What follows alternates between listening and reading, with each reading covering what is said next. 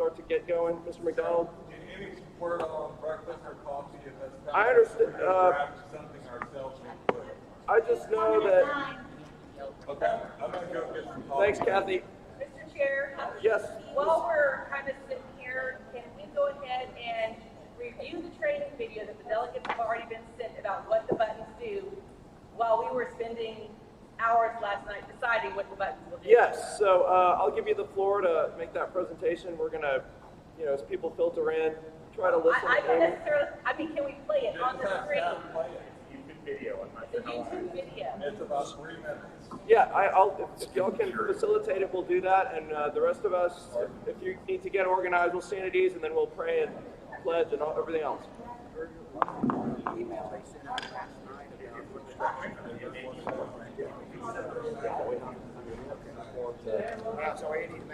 Yeah.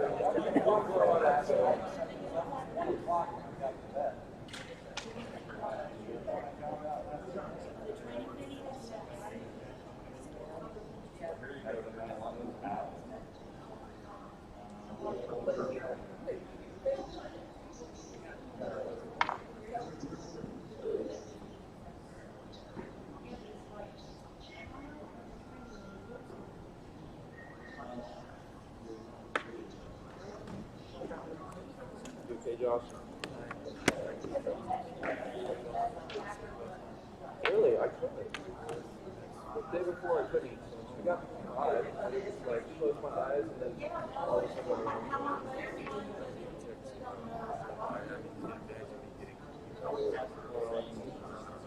sorry about your bad race. Sorry, it's like all my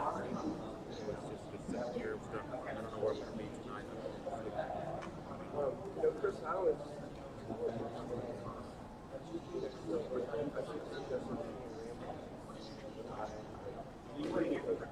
Saturday.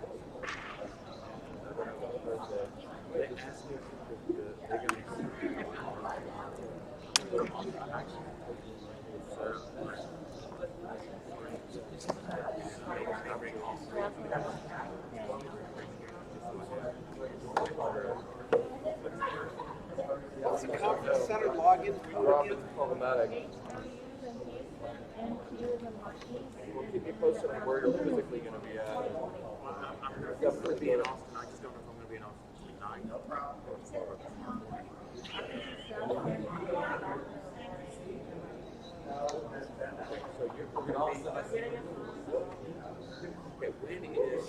What is the first session? Maybe any update on ability to stream it or to show it? What? Any update on an ability to display that video? I would assume that our PT staff has the link to the training video and can play it on the screen. Okay. If that's not possible, we are in a lot of trouble this week. It was sent by Chairman. Yeah, just go to the email and click on the link. Yeah. Do you know anything about that? Yeah, I'm sure Ashley could play it. If you went on a screen, Oh, because it's on her HDMI. from her computer, but she's still setting up. Can we just put the microphone for audio, or how do we do that?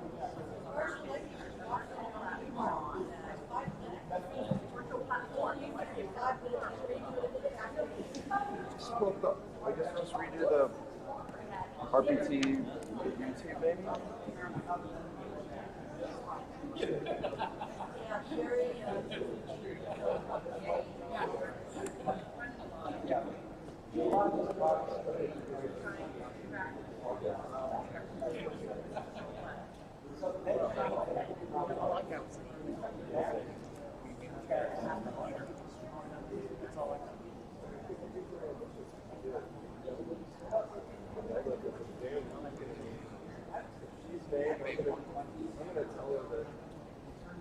I may just stay here and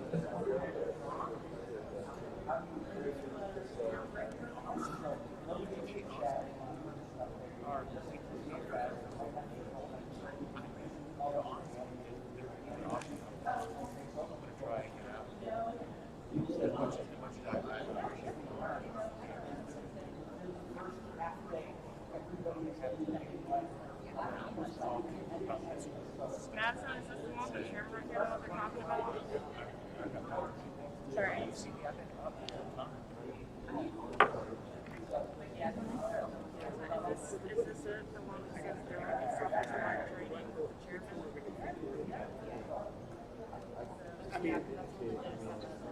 gotta go with the supplementals. You gotta do the progressive general rules. But I can say another day. I might encourage that. You gotta watch the conference.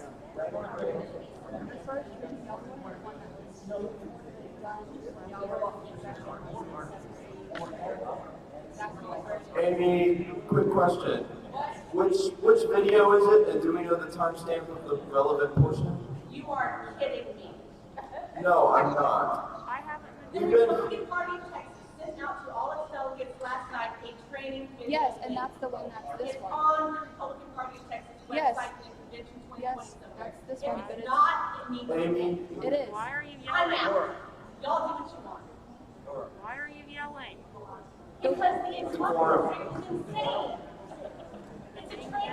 It's party staff development. I cannot comprehend what the party staff can't put it on. It's It literally is. right there. But it's 20 minutes long. That's y'all. We spent 3 hours wasting our time when a lot of that information is in a 20-minute video. Virgil, if I may, if you go to state convention, the TexasGOP.org website, and go to state convention, there's a button at the very top that says training video. Click on that, and it's part 1 and part 2.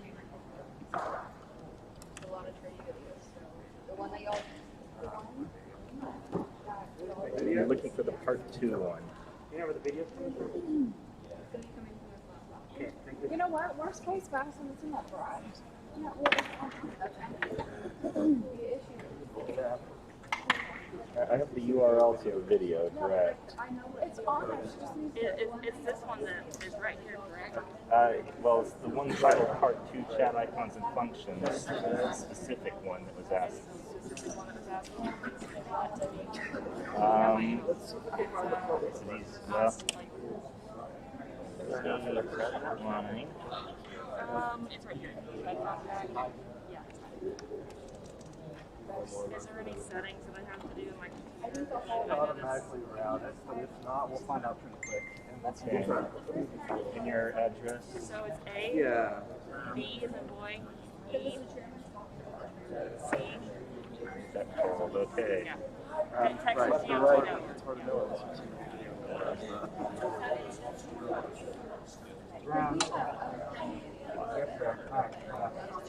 Okay. There's the one that Amy was. I have it over here. Yes, that's it. Yeah. Make sure I received it. Got it. Thank you. Appreciate it, sir. Save you some punting. If you give I do. Because we have a lot of training videos on the web. It's just the one that y'all were wanting to Can I start? Go ahead and play the video. Yeah, Get just click the started? video, that works too. Obviously. Extreme volume.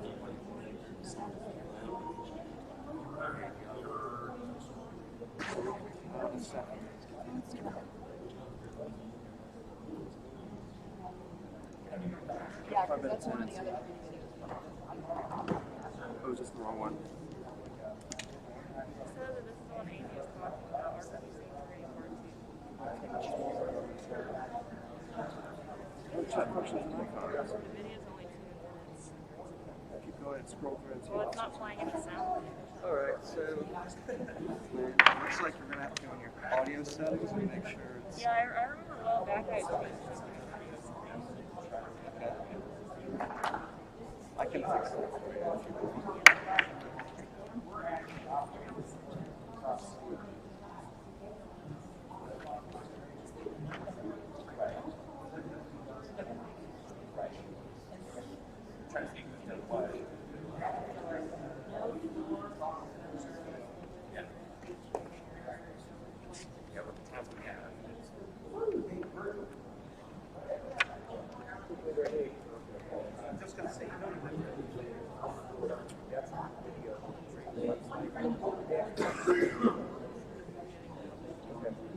We've done so many videos. Yeah, because this is this video that was like last night.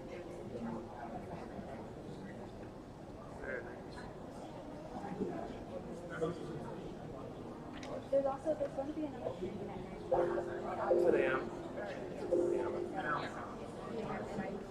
there's 2 more in the afternoon.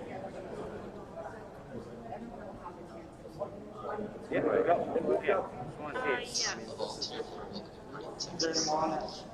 All right, attention committee, direct yourself to the screen, please, and this may answer some of your questions from last night. We'll go back to the start and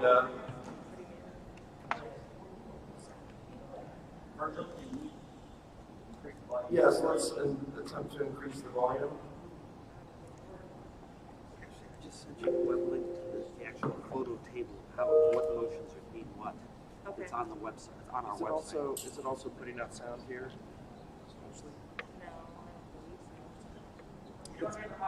Press the chat icon. Hello, this is Jacob Velasquez, a volunteer for the Republican Party of Texas. In this video, we're going to cover the function and use of chat icons in Zoom. In order to find the chat icons, you need to press the chat icon and the participants icon found at the bottom of the Zoom ribbon.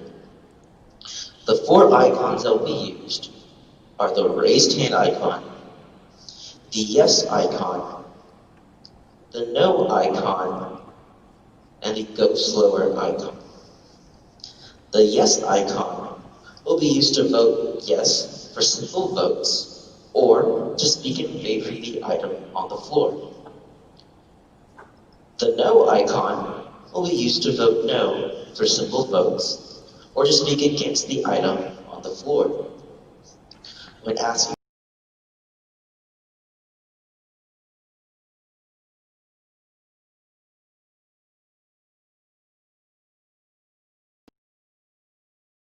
this is done because it has only one icon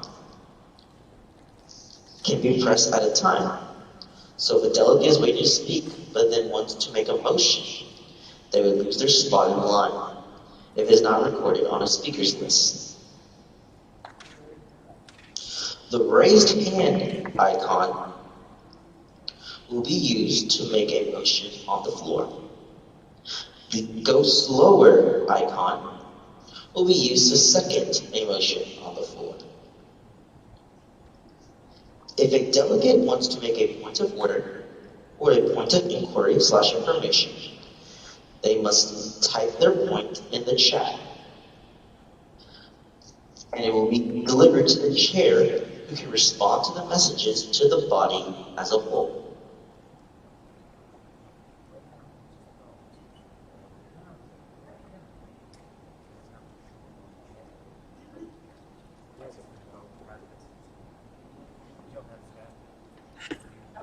Thank you. I think the video's still going. The delegate training video just told everybody to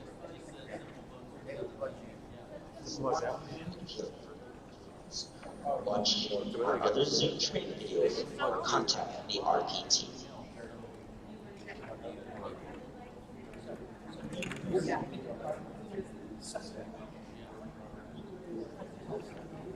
Mr. Chairman? Yeah, I don't have a mic just a second, but yes. Okay. Faith. Oh, hey, I did go over some of this morning with the parliamentarian who was trying to work on this and trying to read the supplemental rules, and I'm hoping that I can bring some clarity to this. May I have the body's permission to discuss some of the things that I'm aware of? Yeah, are you going to be here for a minute? Yeah. Let's get prayed and let's pray and get pledged and Praise get organized, and then we're going to lean on you. We're going to lean on Faith this morning to. Yes, we're going to lean on faith for sure. In more than one way. In more than one way. All right. I've asked Mr. Inge to lead us in prayer this morning. So. All right, we come to the rise. All right. Lord Jesus, we've come together as a group to seek the betterment of this state, of this nation. Yet, Lord, as we look at some of the greats of history, and as you have recorded, even your greatest made mistakes and stumbled badly at times. And so, Lord, we'd ask that you touch the hearts and minds of every one of us, for not one of us is perfect. That you would use us to do something good for this state, for this nation, despite ourselves sometimes in our own stumblings. That you'd have mercy on us all in this land. That bless this gathering, you direct it for your glory and the betterment of all of us. We ask this in your name. Amen. Amen. I pledge allegiance to the flag of the United States of America and to the republic for which it stands, one nation under God, indivisible, with liberty and justice for all. Honor the Texas flag. I pledge allegiance to thee, Texas, one state under God, one and indivisible. God bless America, land that I love. Stand beside her and guide her through the night with the light from above. From the mountains to the prairies to the ocean, wide with foam. God bless America, my home, sweet home. God bless America, my home, sweet home. All right. Thank you, Josh.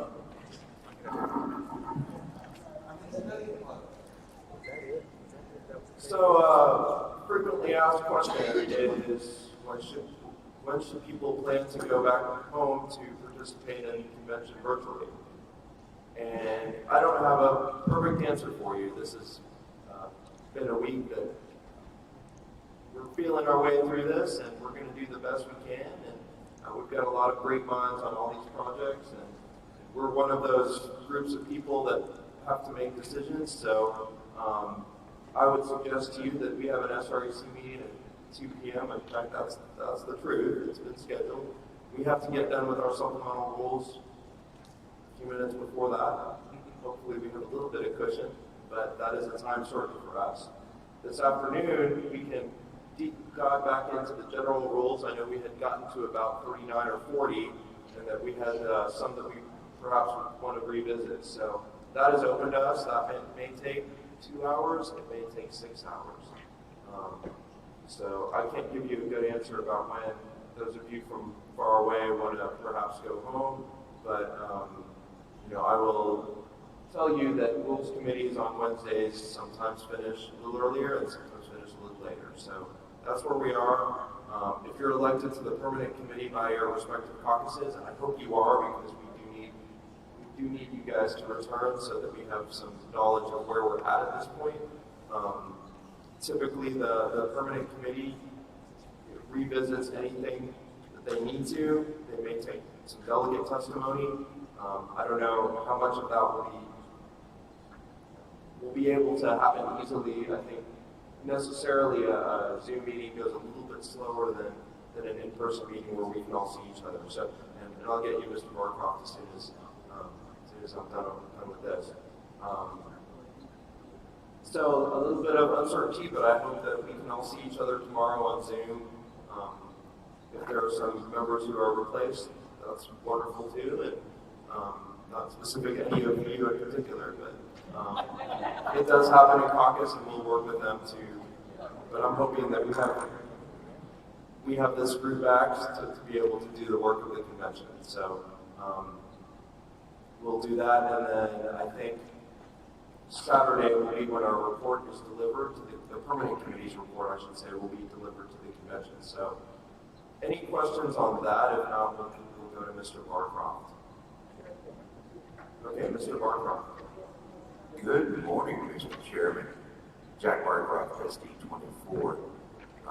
Before we get started, I want to say it's been a pleasure working with all of y'all. We've done up until about 1:59 to get our work done today. So before we jump in and rewrite our Hemingway novel, I want to remind you that at 2 p.m., one of the functions of the meeting of the SREC will be go through the rules that we've come up with and perfect any imperfections and submit them to the convention as a whole. So either we can trudge forward with what we haven't touched, or we can go backwards and rework what we've already done. But regardless, there is still several hours that will be invested in these rules during the SREC meeting prior to the convention. Thank you, Mr. Barcroft. Mr. Russo. Roll call. Thank you. We're just getting to it. Mr. Wright, may I indulge with an announcement? For all the county executive committees that maintain corporate accounts and/or file with the Texas Ethics Commission, your reporting is due today. Thank you. So if you're one of those, make sure you get it done. You don't want those. You don't want to be in violation. Ashley, will you please call the committee roll? Hey, Virgil, can I say something? As a treasurer of about 8 entities, I wanted you all to know that I was done and filed everything on Sunday before I came. Thank you, Mr. Tate. Yep. Virgil Cruz. I'm here. Craig McCarty. Here. Mark Russo. Somewhat awake. Present. Dwayne Wright. Present. Susan Patrick. Present. Did you miss Daniel? You're edit. Chris McDonald. Here. Derek Townsend.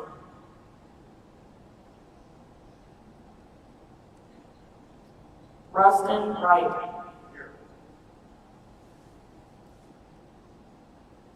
Tina Aviles.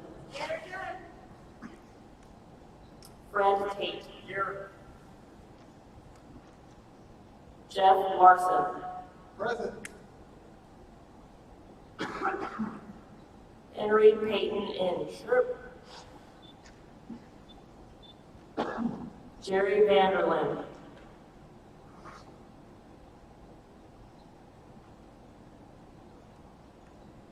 Fernando Trevino. Here. Josh Flynn. Here. Randall Dunning. Bobby Epperly. Sandra Kent. Present. Robert Casillas. Here. Mike Bergman. Kathy Hayward. Amy Hedke. Leslie Thomas. Jack Barcroft. Jeff Barr. Larry Cairo. Morgan Graham. Doug Offerman. Here. Bill Hicks. Eric Marty. Here. Tom Ryder.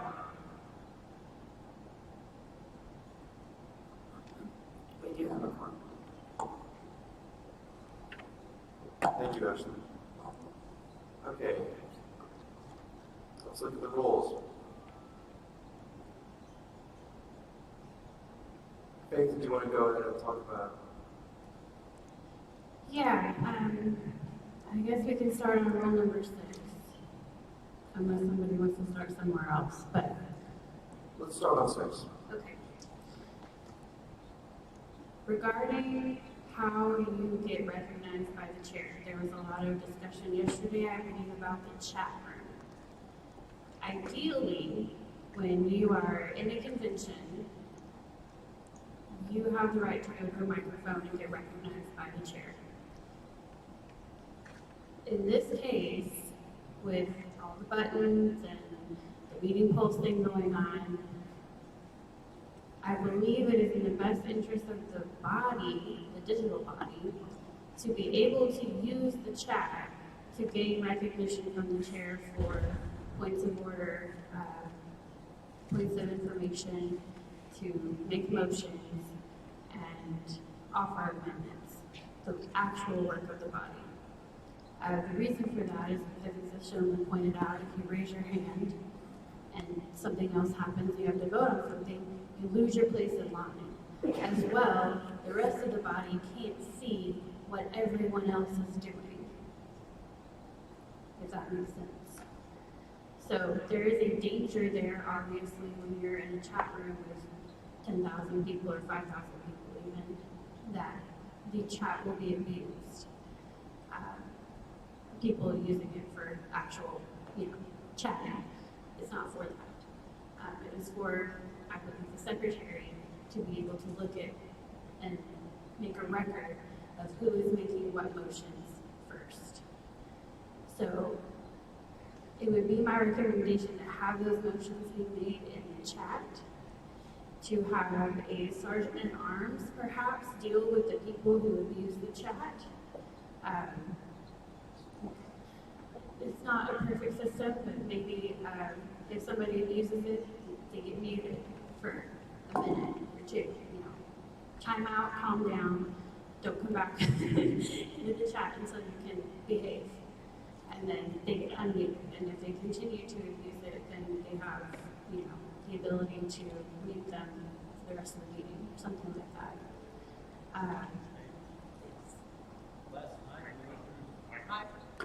Last night we went through the Zoom website and functionality, and there is no way to mute someone from the chat room. We have to kick them out of the convention. They have to be completely kicked out of Zoom, otherwise we cannot do it. The host of the meeting to mute people. In the chat? Not in the chat. Or is it in the chat or is it some other function? We can mute them from the microphone from speaking, but removing them from the chat, according to Zoom's website, it's not an ability. Daniel, you're asking. Mr. York? So what you're saying is chat would only be used for motions, essentially. And if I can say something about that, Mr. Chairman, if that's okay? Amen. We were talking about this morning. Chat is effectively the ability, if it's available to everyone, to address the convention, right? To address everyone or address the caucus. We do not allow people to stand up in the middle of the convention and yell independently about what they're going to yell. So chat is not, we have to, if we're analogizing this to, and we talked a little bit about this. And even in a committee of 31, right? Yeah, even in a committee. We're not allowed to stay up. Point of information? Let me. Chair will recognize the point after Mr. Bureau is complete. So we don't allow people to do that in a caucus or in a convention. And we shouldn't allow it, we shouldn't think that somehow now this is different and people just get to stand up and yell whatever they want. I'm for Dickie, or you can imagine all the things they're going to yell. So I think I'm in favor of this. I think because it brings order to convention and follows Robert's rules. I would yell thank you to everybody who's served on this committee, and thank you to the RPT staff who have worked tirelessly in the last few weeks, and thank you to the delegates and alternates for being patient as we work through these problems, and thank you to all the volunteers around the state who make our party great. That would be what I'd shout, but I'm different. All right, so do you still have a point of information, Ms. Hickey? I was making. Mr. Offerman. And I think we may, after Mr. Offerman, be able to make some quick motions and get this how you like it. From a manager's perspective, I would have to ask, are the caucus chairs, or the temporary chairs for the caucuses and districts getting any pre-convention training?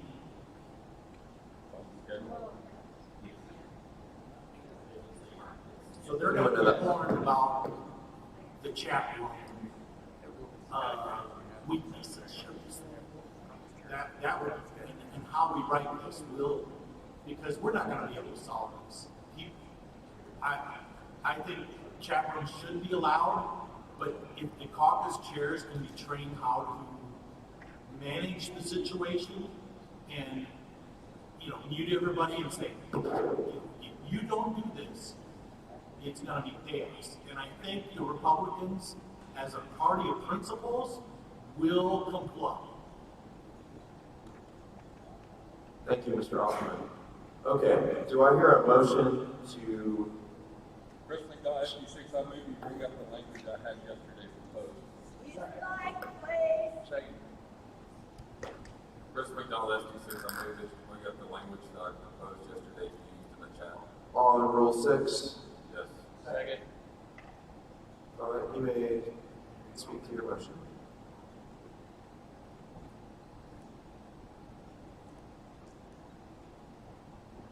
Point of order, Are you offering it for consideration or as a substitute?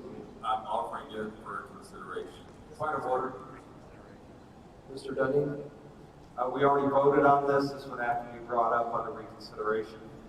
The gentleman's point is well taken. Point of order. Who seeks recognition? Oh, Ms. Thomas? It doesn't have to be brought up on reconsideration. It can be brought up to revisit, which doesn't require the two-thirds vote. Mr. McDonald, is there any way to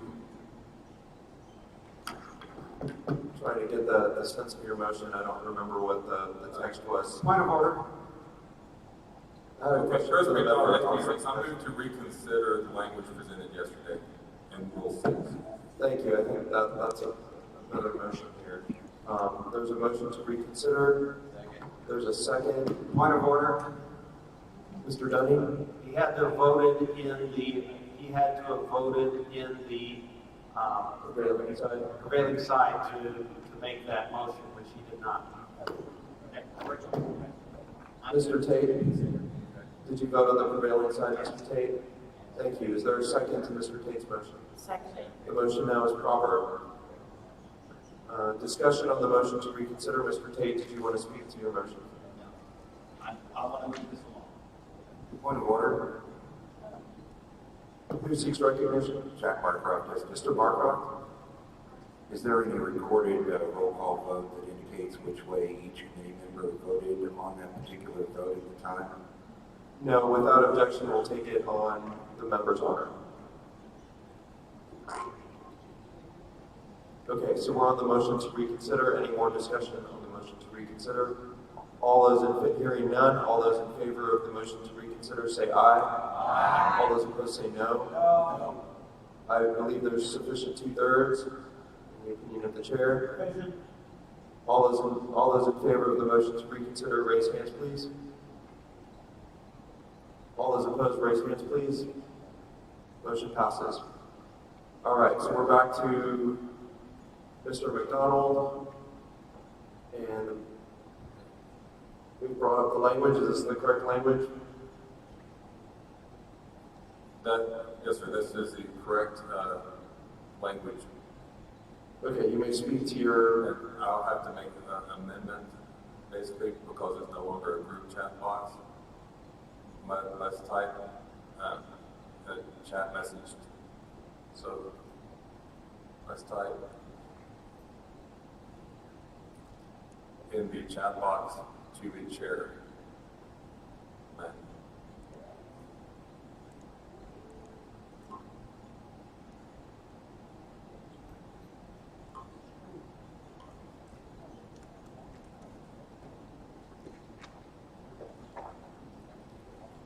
And that will amend this to match what our witness just stated.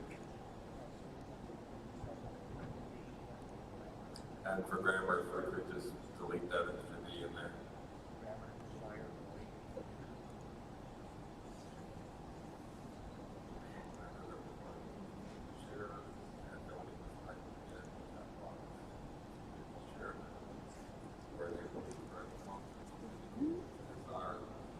Two before the aware, to await recognition, not a chair.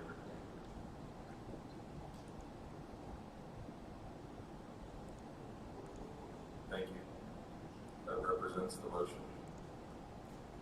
Thank you, Mr. McDonald. And I guess technically you haven't spoken for it. Did you want to speak on it?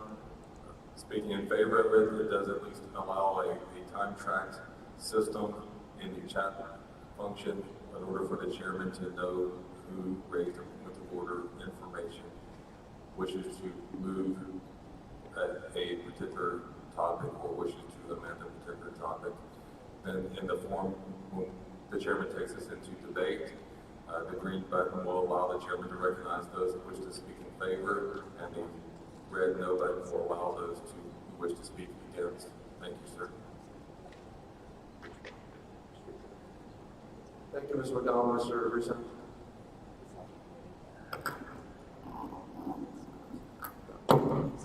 Mr. Chair, I move to amend to strike the word chat log shall be maintained as a permanent record of the convention by the convention's chair designee. Can't be used as a permanent record, so I move that we strike that. It's not going to be a qualifying issue. Is there a second? Discussion?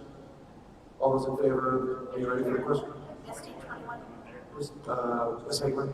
we have to have a permanent record of the convention. We have to. Somebody has to have a permanent record, so we've got to do something to record all the decisions being made and what order they were made by who.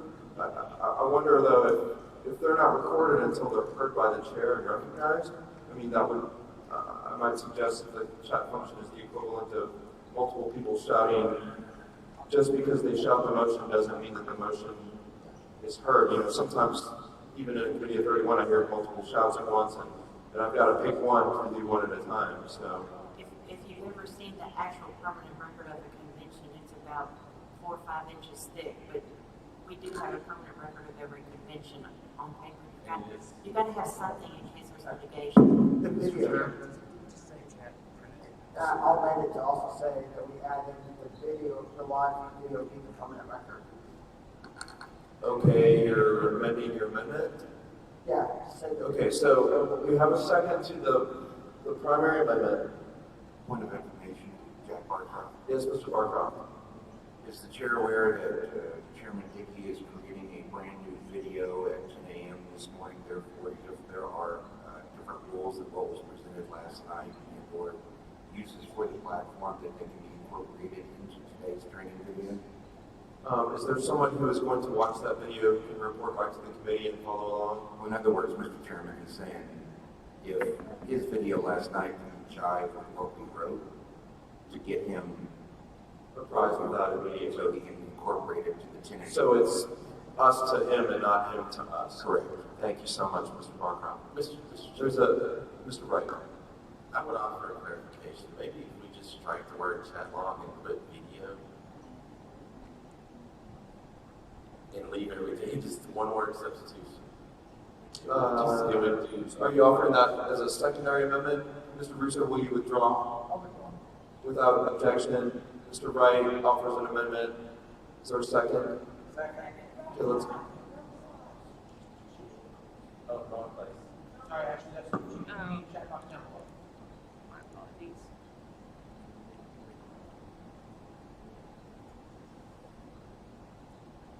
Not a chat box below. I don't, Is he talking where is it, about? Mr. York? We talked about chat box in this. After, yeah, after, I thought we were considering this. Yeah, that's right. Amendment to McDonald. Mr. Wright, where is it? We're trying to find your. Oh, at the bottom. Of McDonald's? Mr. McDonald's? Yes. There's a red line. Below this.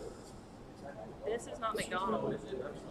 Excuse recognition, Ms. Thomas? Right there, where it says The video would record the video, but it still would not record the chat. Like, we need to have all the chat. We're discussing the McDonald's. Anytime someone's got permission to make a motion or anything else through chat, that has to be recorded. Point of information. Mr. Larson? Yeah, can you describe the process for which the minutes of a virtual SRAC meeting are generated? Because I believe there's a mapping here from preparing minutes for a meeting to preparing an official transcript. The SRAC secretary did step out for a moment. Maybe we can renew the question. the word chat log. Yes, Ms. Wilson. Certainly, I could speak to the bottom portion of it. Without objection. I'm speaking to Mr. McDonald about this. Can you scroll up for me a little bit, Ashley? It's at the top of your screen. But you're talking about old 6. Are you talking about old 6, Mr. Wright? No, we're on McDonald. We're on McDonald 6. We're on McDonald. So, you're. I thought this was part of his. No. He approved his amendment. Oh, we divided. Okay. We're on McDonald. Speak in favor and speak against. Hang on one second, Ms. Wesley. Okay. So your amendment doesn't make sense in the context. Will you withdraw it? Yes. Is there objection? No objection. Ms. Wesley. Okay. On speak in favor and speak against, it was brought to my attention that on the yes/no buttons, we will be having essentially voice votes, and so those motions or the desire to seek recognition and speak in favor or against will be lost with those votes. It is my recommendation that we type in yes and number the motions. So yes, motion 1, no, motion 1.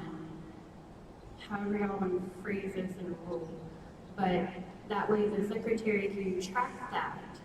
And once the vote is taken on it, however it falls, then that would dispense with the yes for motion 1, yes, motion 2, no, motion 2. Daniel, you're asking for, I don't understand that. Okay.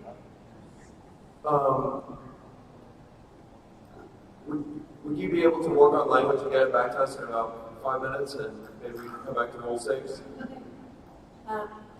Mr. Chairman, Katie Kidd of DAT, may I ask Faith a question? You may. Okay, whenever you talk about numbering them, who's numbering them, the secretary or the one making the motion? I would imagine the secretary, maybe. Ms. Henke? Another question for Ms. Bussey.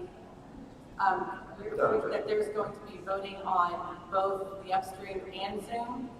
Is it impossible for this convention to do all of their voting on upstream and not do any voting on Zoom? On meeting polls, it is possible, yes.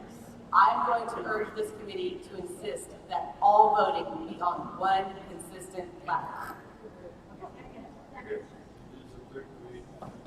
Mr. Dunning? Thank you. Would you, is an amendment in order? To the McDonald? Yes, the McDonald Rule 6. Yes, sir. Okay, under speak in favor, enable green. Speak against, enable red, no button. I would like to add the other two options in the same way that they are in the training, which the first one is raise hand in order to make a motion, then have it say speak in favor, enable green yes button, speak against, enable red no button, and then to second the motion, to go slower. Will you approach Ashley and get that on the screen? Is there a second? Second. Discussion?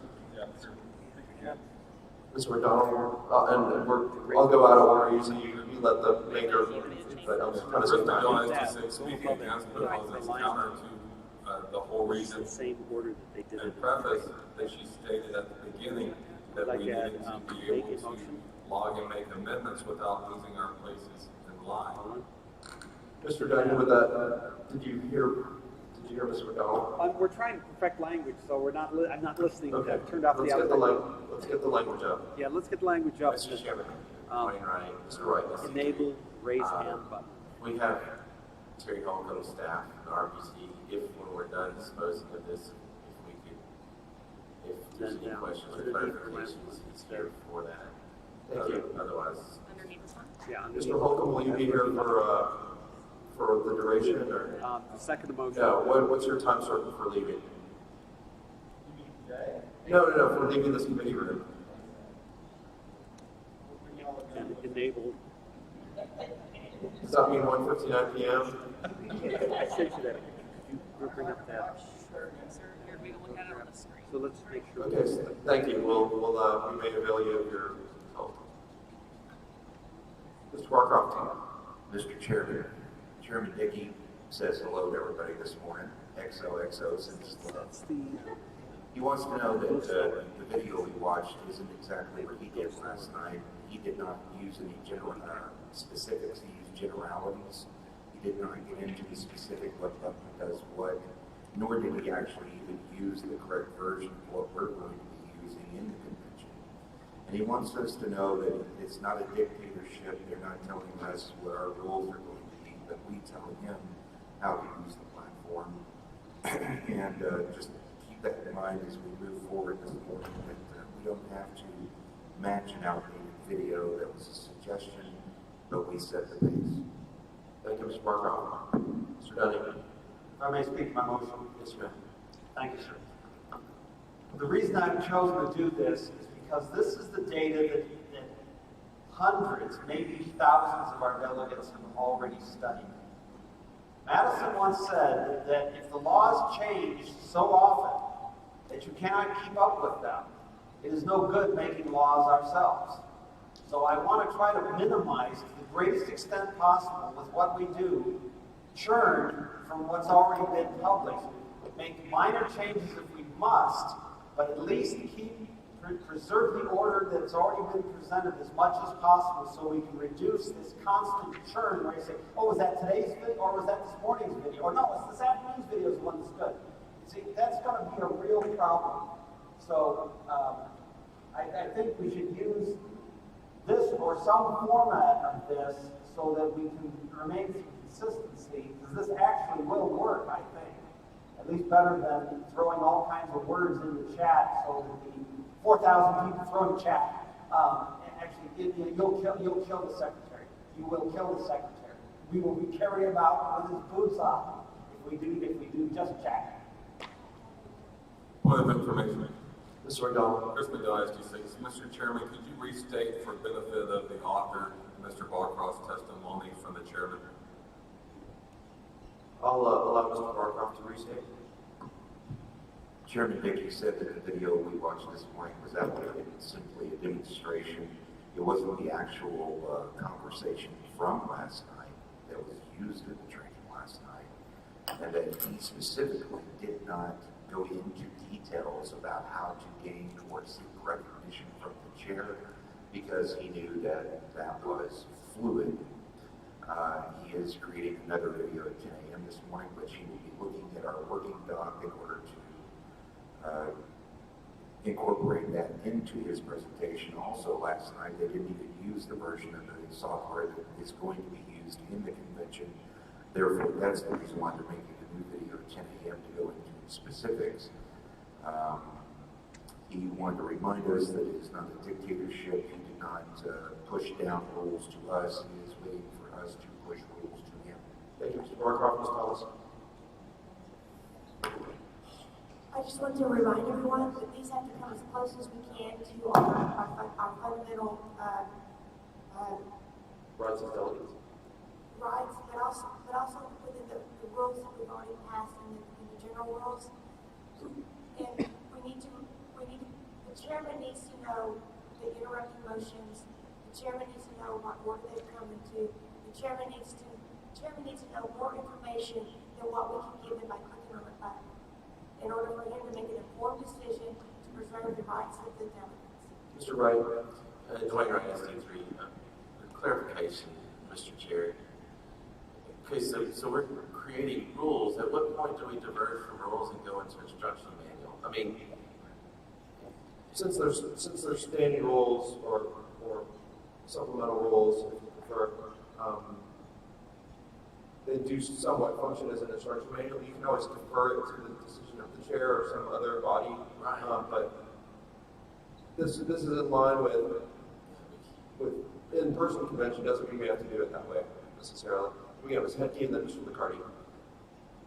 Could we ask Ms. Bussey if the Republican Party of Texas parliamentarian has an opinion on the use of the chat box and whether it should be open or private or shut down? Given that she's spoken to him, it is kind of hearsay, but she's been in contact with him, so I'll allow that.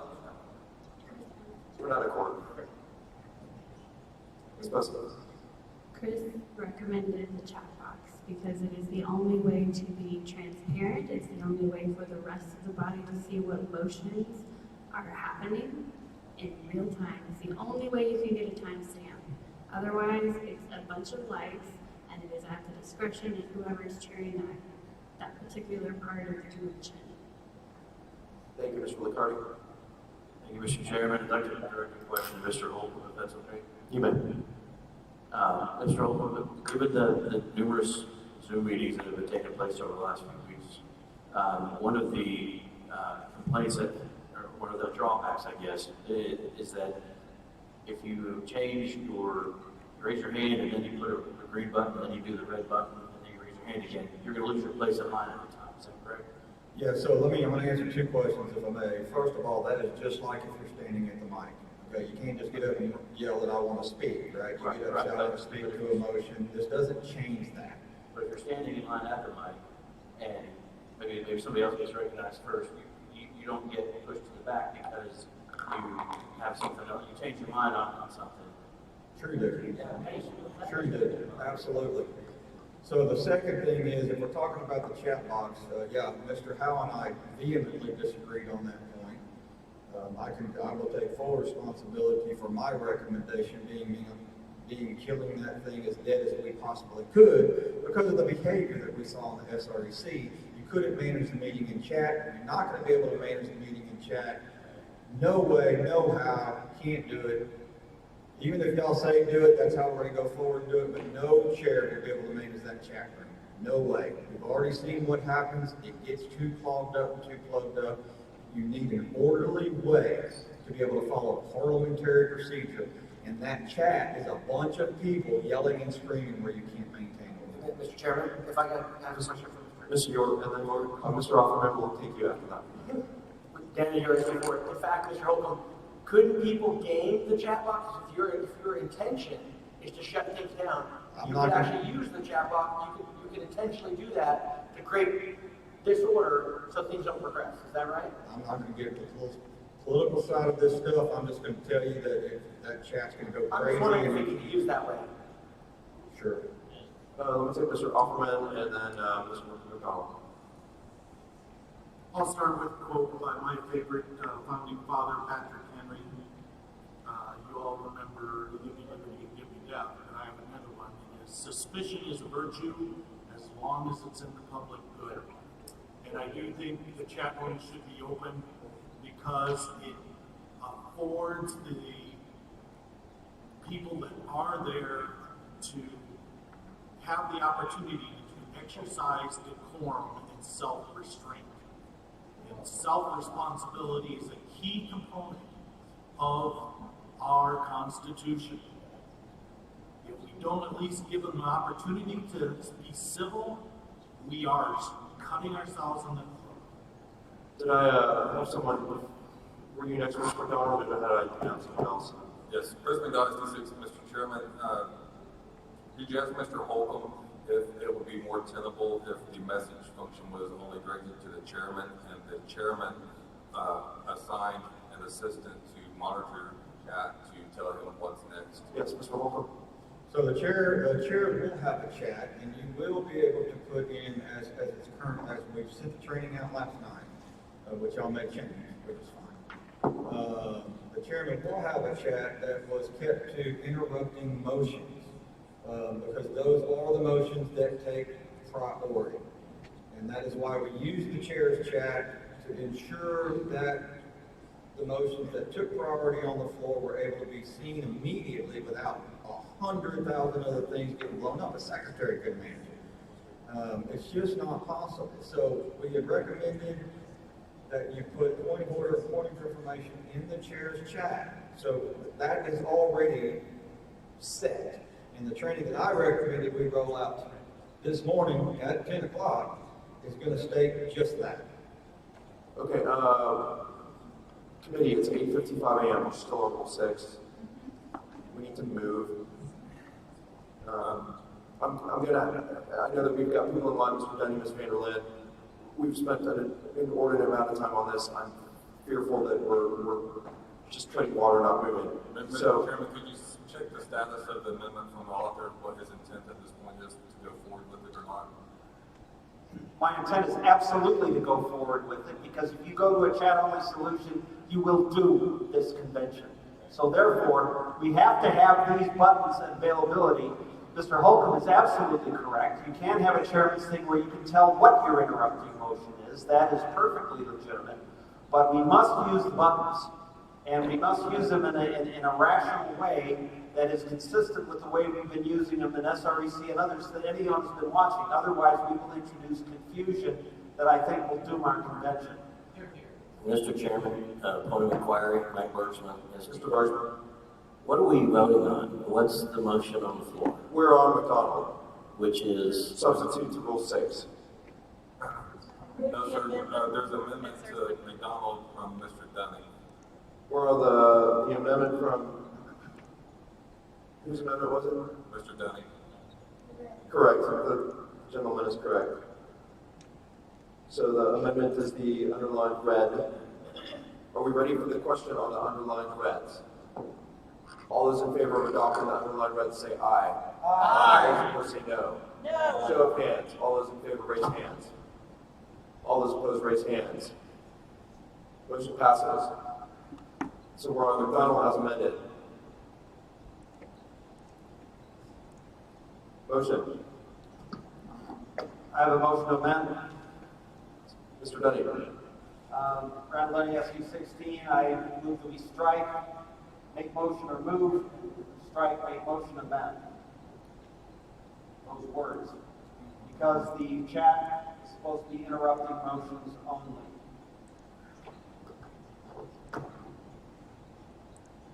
Motions are second. Discussion. Mr. Dunning.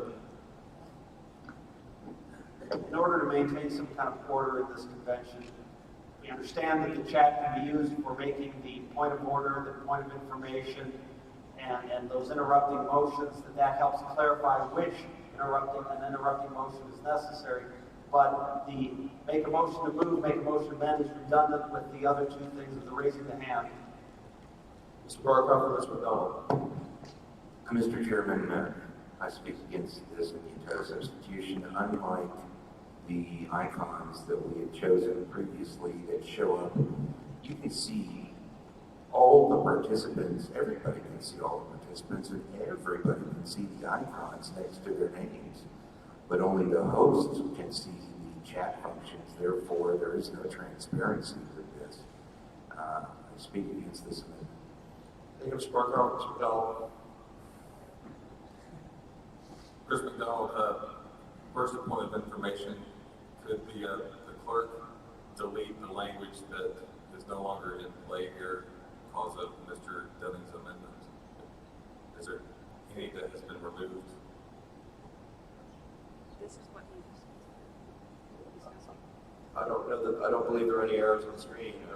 Are you suggesting there's a I'm just clarifying that is the current up to date. This is what he's moving to strike. Is there any objection to This is what he told me. any issues with the language? Are we good, Mr. Dunning, on the language as it appears on the screen as an expression of intent? I think the language, though a little rough, is sufficient. Thank you. Any other discussion on the amendment? Dan, just as well. I'm just concerned that if someone's wanting to speak in favor of this thing, but then somebody asks for a second to a motion or something, you lose your option. We're talking about you're going to lose your spot. Somebody may slow someone down from seconding a motion or doing something else that you're looking for because they still want to talk and don't want to get shoved back. Thank you, Mr. Range. Mr. McDonald. Chris McDonald, SDC, speaking against this for the same reason. By using the hand functions, you do lose your place in line if there is some other thing that you want to do. However, by putting in the chat log, at least it allows those buttons to be used as little as possible, but in the most effective way. So that's speak against. Mr. Wright, is your question pertinent to? I just wanted to get the key. Mr. Trevino. Fernando Trevino, SD14. I'll speak in favor of this motion. I'm not crazy about the idea of having the chat box because, as we've seen in meetings, it'll completely get out of hand. But I think this motion and the previous motion make this almost not much different from what we currently do. Obviously, right now, if someone has their hand up, there's no timestamp on whether or not I put my hand up 10 minutes before someone else to make a motion. But if you are going to make an interrupting motion, you can interrupt the conversation. So having the interrupting motions in the chat box with a timestamp makes much more sense than putting the timestamp on, the move and the amendment motions. I mean, again, it's no different than if, Mr. Wright had his hand up and I put my hand up before him but got recognized after him. So I'm in favor of this motion. Thank you. Mr. Chairman, Sandra Kidd, SJ18, Board of Information. Yes, ma'am. So, Mr. Fernando, did he just say that Rule 6 as McDonald is untenable, therefore we need to go back to the one prior to its code? Mr. Trevino, do you believe it's untenable?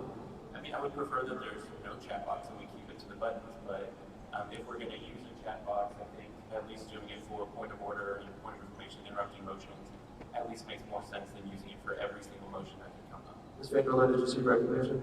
Yes, I do. Ms. Vanderlyn. I would like,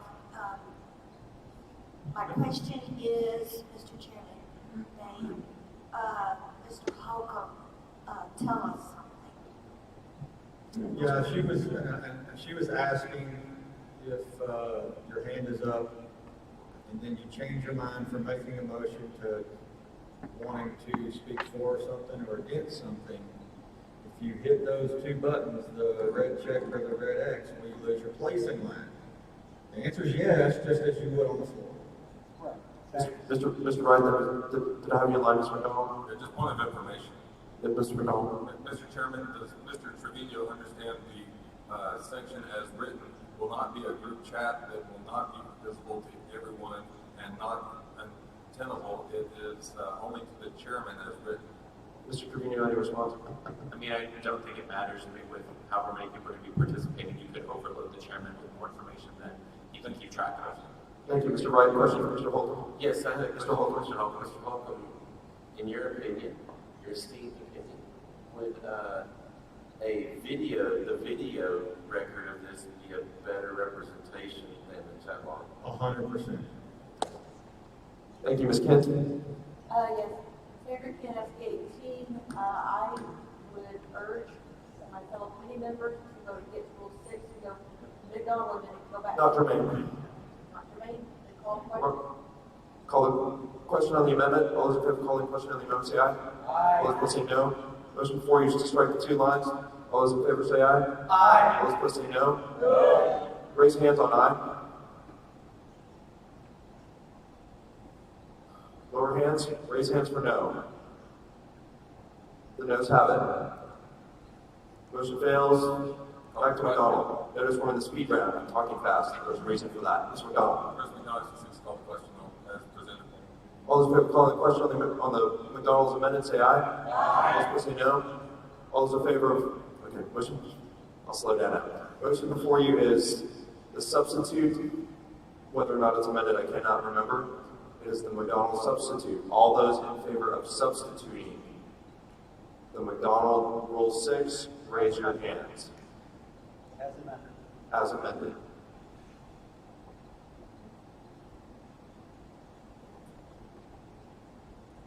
Just for clarification, we're to vote. Mr. Dunning's stuff failed and would need to be deleted. His red passed, the strike did not pass, so I've already corrected that. Okay. Yeah, the strike failed, Mr. McDonald. All those opposed, raise hands. Motion passes. McDonald substituted. We done with Rule 6. Thank you, committee. Let's move on. Mr. Chairman, are y'all done with me? Committee, does anyone have anything for Mr. Holcomb for open committee? Mr. McDonald. Chris Manella, SC6, Mr. Holcomb, is it possible in Zoom configuration that the timer that would be displayed by the hand or green red buttons that the chairman sees can be made public so everyone sees the timer? Give me just 1 minute, please. While we're waiting, does the committee want to go back up or do we want to go down? Mr. Chairman, I have an interrupting motion. Mr. Barcroft. Yes, sir. Jack Barcroft, listing 24. I move we take up a matter previously tabled. A motion to take a matter from the table. Which matter? Rule number 4. Rule number 4. Motion to bring back rule number 4 for discussion. Non-debatable. All those in favor of taking rule 4 back up, say aye. Aye. All those opposed, say no. Rule 4 is back on the table. Mr. Barcroft, you recognize that. Yes, sir, Mr. Chairman. I would like to amend this by adding the words after the word alternate, the first word, alternates seated as delegates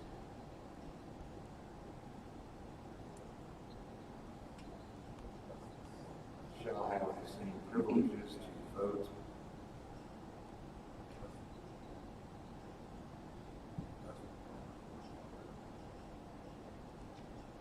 So alternates seated as delegates. You just want to add the word seated as delegates? I have a few more words I'd like to add if possible. Can we take care of this one, or is it separate? Okay, motion before you. Any discussion on this? Mr. Chairman, point of information. Mr. Wright and Mr. McDonald? I initially submitted a complete report yesterday, and it was in queue today to be used. I withdraw my amendment. Is there objection to withdrawal of the amendment? This is correct. Mr. Wright, are you prepared to propose a substitute for Rule 4? Yes, sir. It actually has had it since yesterday in duplicate. I emailed it twice. Okay, we'll put it up on the screen. Is there a second to what we think Mr. Wright's amendment will be? Second. Oh, Mr. Wright, you may speak to it. Actually, can you read it? So at least we get, and then you can speak to it. Basically, what it is added at the end, just something to address electronic convention. In an electronic platform, alternates may participate.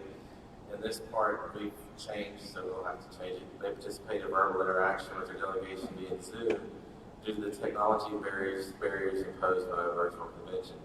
The alternate vote assignments will be an internal function of the RPT adopted software. So since we have, after I submitted that, if we decided that the alternates would not participate, all we have to do is say alternates may not participate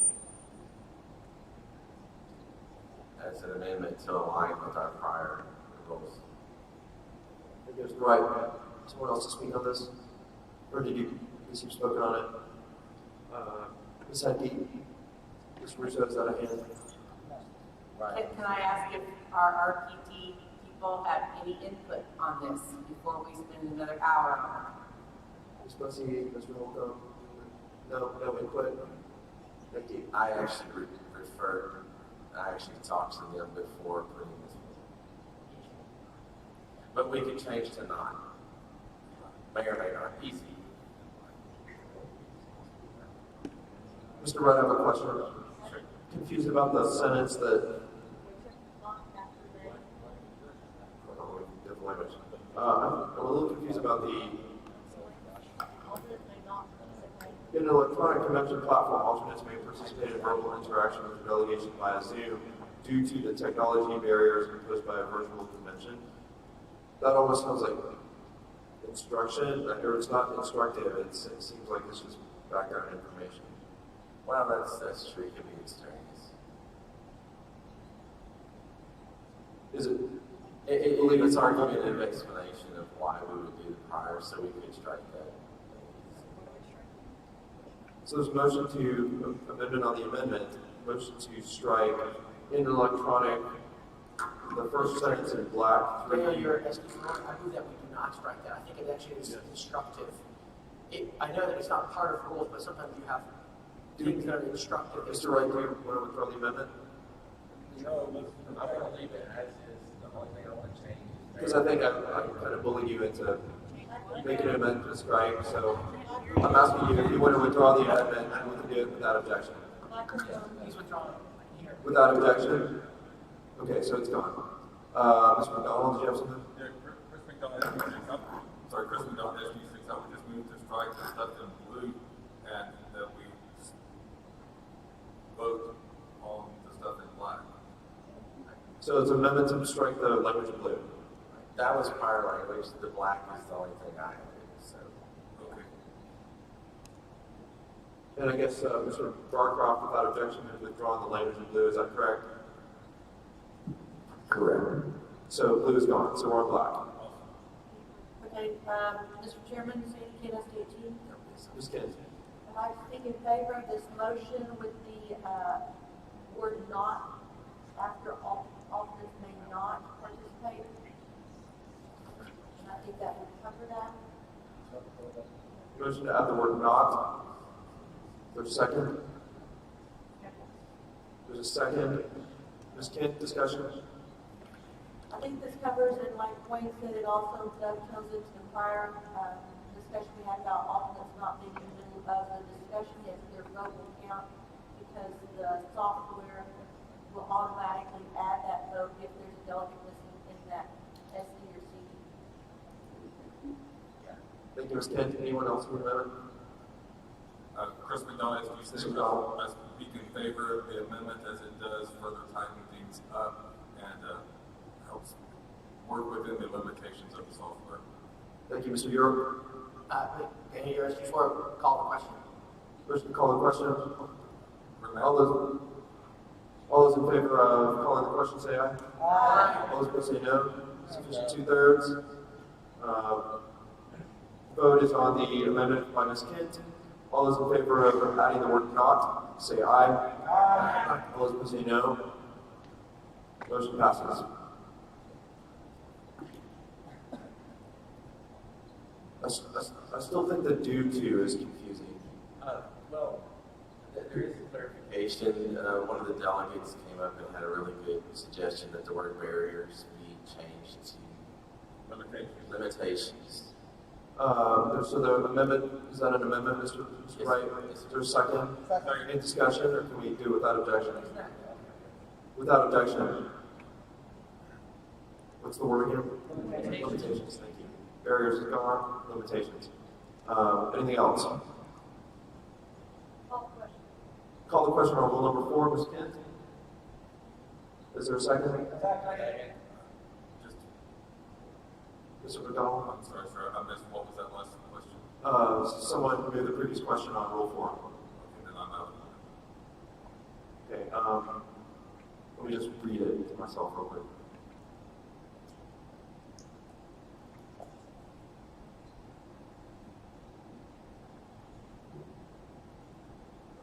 Okay, so the motion is on the previous question. Did we vote on the previous question? Point of information. Point of information. Due to limitations of the software, will the alternate be able to at least be a view only, because in other language, this will permit them to cast their vote at all times. So they would at least be aware of what they're going to be allowed to cast their vote on, so that the software can, in turn, then filter out the delegate alternate. Similarly, as you're not Mr. York, what if we have a language that says something like, alternates may cast votes, but they're only not counted because they are seated as delegates by the software. It's not needed. What if the chairman will permit it, consider more lab in this process, if it would say alternates may not participate in verbal interaction with their delegation via Zoom, but will be allowed a view, but maybe. Well, I could probably let them know until we come to the vote. People don't know, and all they won't know until they're seated, until they come to the vote. And then they may not know, right? There's software on right now, Zoom, right? As a software that's like that, the alternate will need to vote on everything that occurs in the software will determine who's up. And so therefore the alternate needs to be only purpose. So I think we should put language in that explains that. Because this is all good, right? Explaining alternates will vote in every vote, but their vote will not be counted unless the software is seen as a delegate. Mr. Chairman, I agree with you. Anything that you do that's solid and we can communicate will help get convention. Thank you, Mr. York. Mr. Knight. I would like to compliment One order. Mr. York. Has somebody bring the question? I don't remember. You're right. We do have a question on the floor to the previous question. All those in favor of the previous question, say aye. Aye. All those opposed, say no. Aye. All those in favor, raise hands. All those opposed?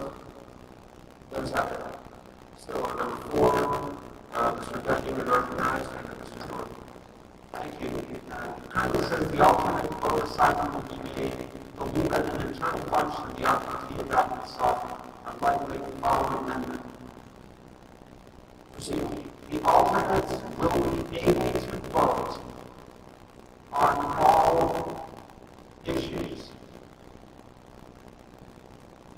However, only semicolon. However, that semicolon, put away one, and I've never lived with semicolons, will be tallied by that we have the rest of the wording of the internal function of the RPG and ballot software. So they're going to count. Both will be tallied. Second. Does that reflect your records, Mr. President? Based on internal function. Those will be tallied based on internal function.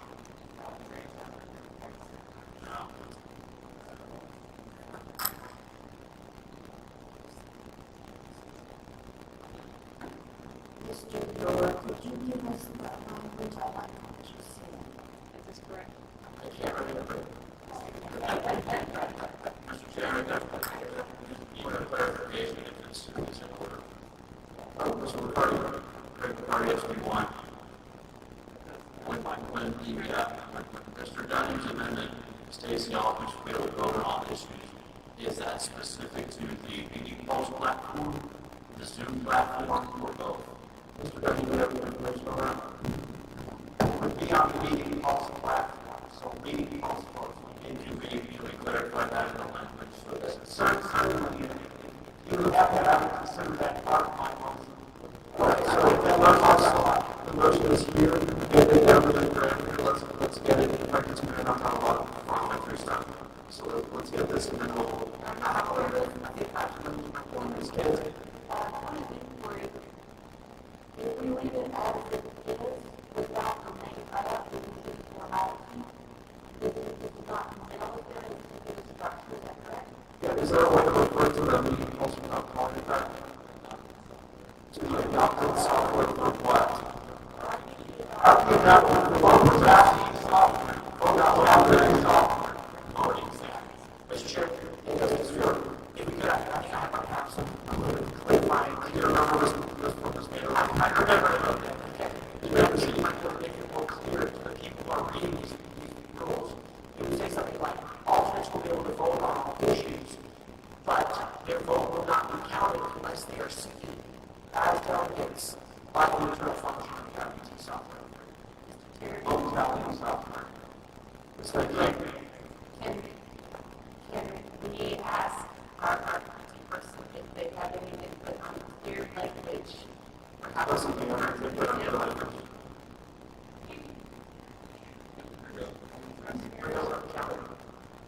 Unless they are seated.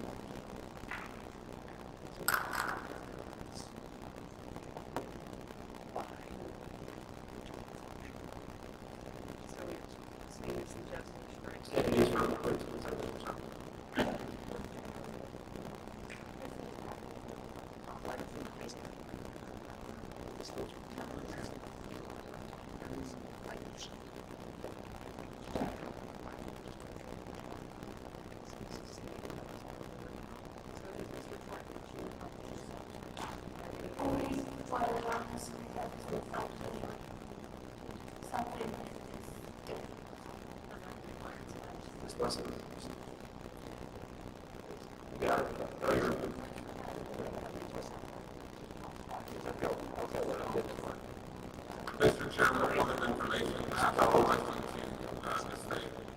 Ms. Faith. Yes, Faith, do we have the option of taking all votes to include what would normally be considered a voice vote via the upstream platform? So this right meeting post means yes. We can't take all of the right meeting posts. Thank you.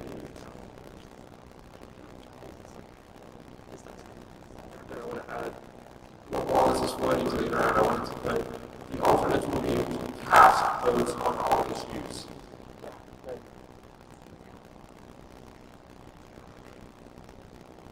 And let's make votes for all. that say that their votes will not be counted. And we're all in grammatical agreement. But their votes will not be counted.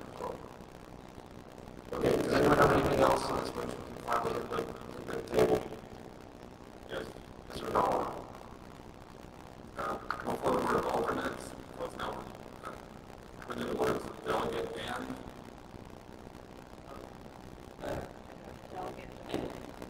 But the delegates are received as They are, but you'll see what I'm going once this is. and this is, we're still actively doing this, so you don't have to waste a lot of time with public committee or so we're not going line. Okay. And it was extradited. We're kind of in the committee of whatever it is when you've separated. Go away.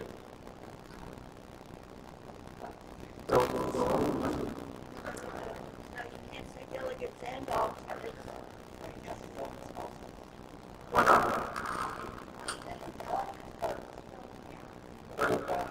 Yes, what I'm trying to do before I get sidetracked by the person whose testimony in my ear, if y'all can tell me, is I want to specify that all votes will be taken on upstream. I was going to put that somewhere at the end until I got sidetracked by this people. So in other words, the vote and only the delegates votes are being counted based on the number. Correct. So this clarifies that all votes will be taken in upstream. If someone can please help me with their meeting polls, if someone can please help me with that. Okay, yeah, this had, it's when this is not say delegates and alternates, it only say alternates. May I, Mr. Chairman? Let's go to you may continue. The way that I saw it on the screen, because it's been changed in the last 2 seconds, it says that delegates and alternates will vote, and then later it says, but their votes will not be counted. This change is federal and now makes the delegates and alternates will be able to cast votes on all issues, but their votes will not be counted unless they're received as delegates by the internal function of the RPT, IPEC, and adopted software based on delegates, based on delegates counting. So when you say that alternates votes, Mr. Chairman, I can fix this with one single word. Mr. Dunn. It says, however, alternates votes will not be counted based on a software. Alternate votes will not be counted. That's the only ones who won't be counted. That's great. Mr. Chairman? You have 1 second. Go ahead. Okay, I believe I have your Mr. McDonald first before. The delegates and alternates will be able to cast votes on all issues via their community polls. Thank you. Mr. Alfred. Upon registration, the software will segregate alternate and delegate votes. Is this a new sentence? Yes. Can you repeat that? It's just in perspective with previous. Let's get on the level of counting. Mr. Chairman, the amendment is like a jumbo amendment that people talk. Mr. Offerman is correct. It's not correct because it's not just on registration. As delegate, you can have a delegate drop away from the convention and then the alternate votes are going to be counted. So it's not part of the registration. There's registration of an electronic meeting that I'm not aware of. Mr. Alfred. I know What's it's the registration meeting? Well, I don't know what registration meetings in these online meetings. but I think it's important for the delegates to know when they register, when they log in, they are credentialed for voting. I believe that will be great. Mr. Alfred, would you be willing to hold your amendment and then get some language in it since it's additional language we can read it separately and deal with it since I think it's extra information from what the rest of this is. So.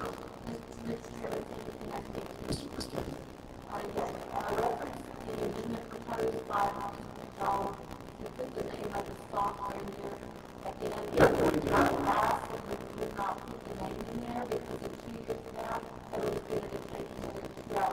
This is all for the rules for this convention only. Yes, ma'am. RPT adopted software. It will be meeting polls. So you want us to be able to do? Yeah, that's RPT adopted.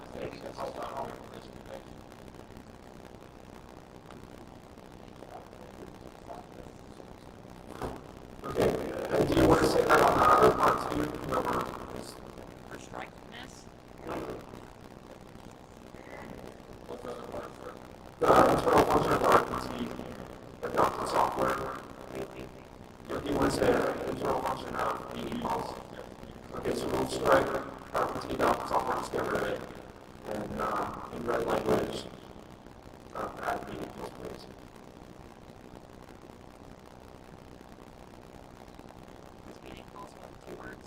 Is it 2 words or 2 words?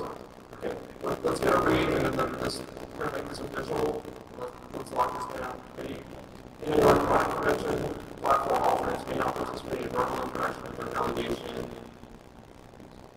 In Zoom, due to technology limitations imposed by virtual convention, the delegates and alternates will be able to cast votes on all issues via meeting policy. Their alternates votes will not be credited unless they are seated as delegates by the internal function of their meeting pulse software of meeting pulse. Mr. Chairman, I suggest you delete that and then pulse the rest of this map. I was thinking that too. Can we delete the based on delegates? Any big objection to that? Okay, is this ready? Is this ready to hit the table? Going once. Going twice. The operator, please.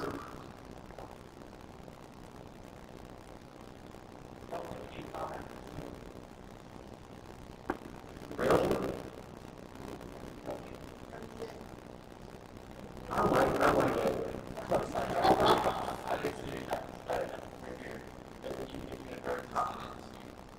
I'll take this up. Remember on the call. Okay, now roll. Let's move the amendment first.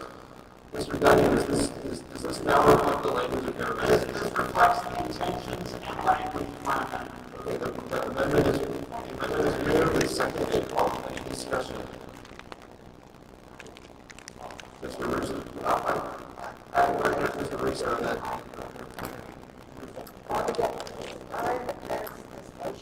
As amended before your grade, but we realize that I was a complete disaster, that I think with category voters and alternates will cast vote on all issues.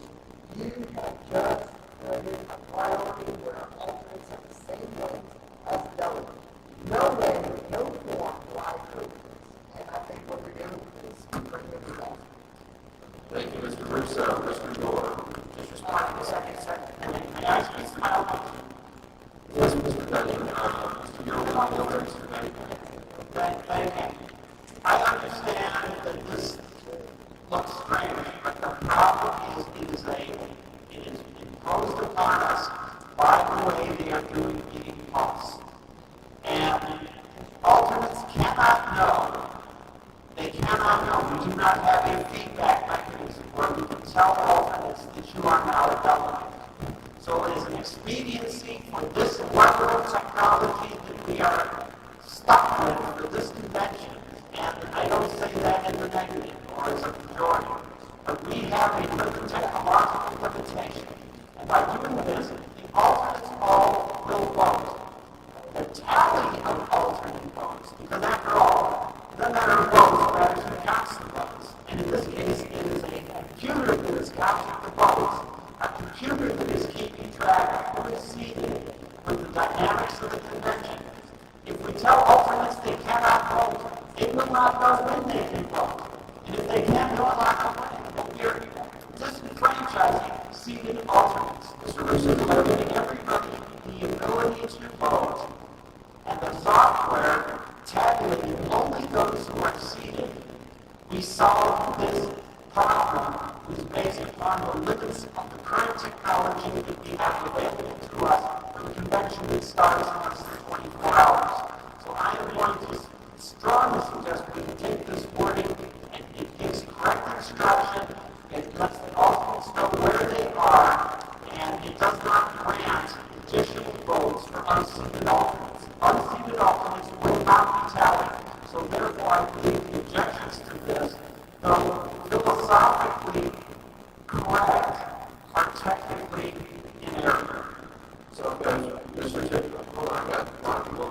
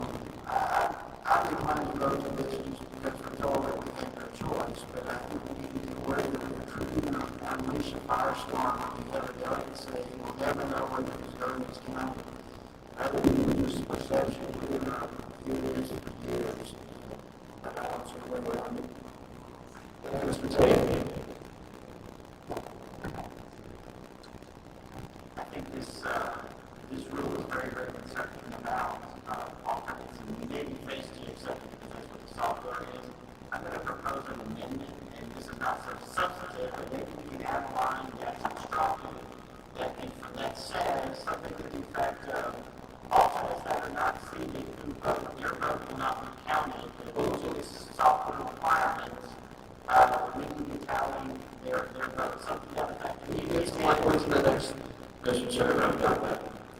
If we, language that you just tack on to the end of it, and the intent is it's instructive because of the software limitations. Mr. McCarty, Mr. Tate, do you want to get the language here? I'd like to, you want to throw it out there for us? It's exactly how it's going to go. You may proceed. Thank you. Prior to one, Mr. Social Fixers, that alternates might with the idea that they have a right to vote and be counted in this thing, so I suggest that I make a motion that we will change the wording. Delegates on this will cast votes on all issues leaving multiple alters votes will only be counted if there is a deficit in the voting strength and early account voting strength. Something to that effect. I'm not saying yours, and then we'll work with it, and then we'll keep up with some of the amendments up here now. We'll do that again until it gets the floor, but Mr. Kate's consultation for that. Just want to work on it. Yeah, I think we have to do something like this. I realize the comment was made earlier that the fire a little bit. We have to explain in the rules what's going on. I appreciate the committee's trying to do that. We might also, when we make the delegations, here's the point, when we talk to them about what's going on and why we want to do this rule. Mr. Barstow, explain. Since this section here, Mr. Chairman, is discussing electronic convention and there's a lot of detail, would it be appropriate in this section, and I'm not making a motion out of it, in this section to address the permanent record of the convention here? I believe it would be appropriate. You want to work with Mr. McCarty and Mr. Russo, like Mr. Tate, Mr. Tate?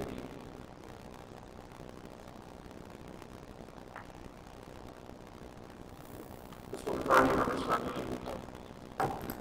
Yes, we'll work on that. That's not a problem.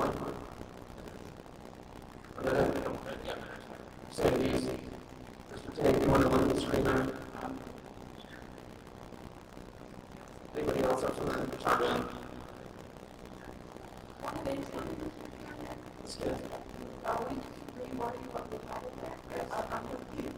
Do you think that kind of thing? Only if we word it. Maybe you can see what it looks like under that.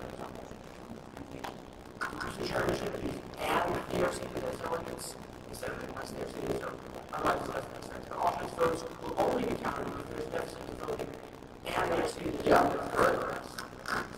And they are seated by the software and delegates.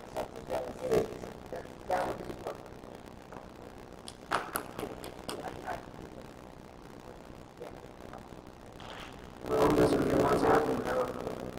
We'll get some ones there.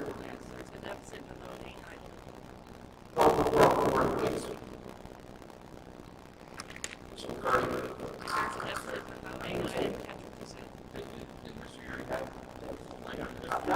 I'll say the rest of the delegation. Deficit in the voting strength of the delegation.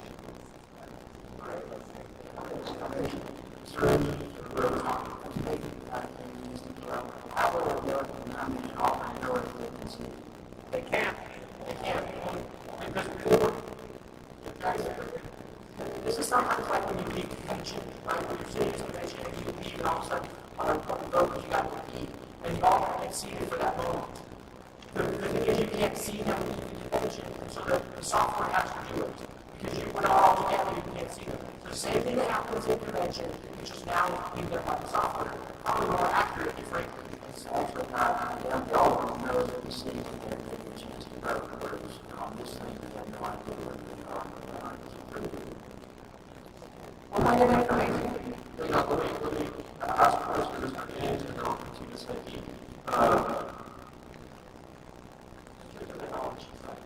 I forgot my question.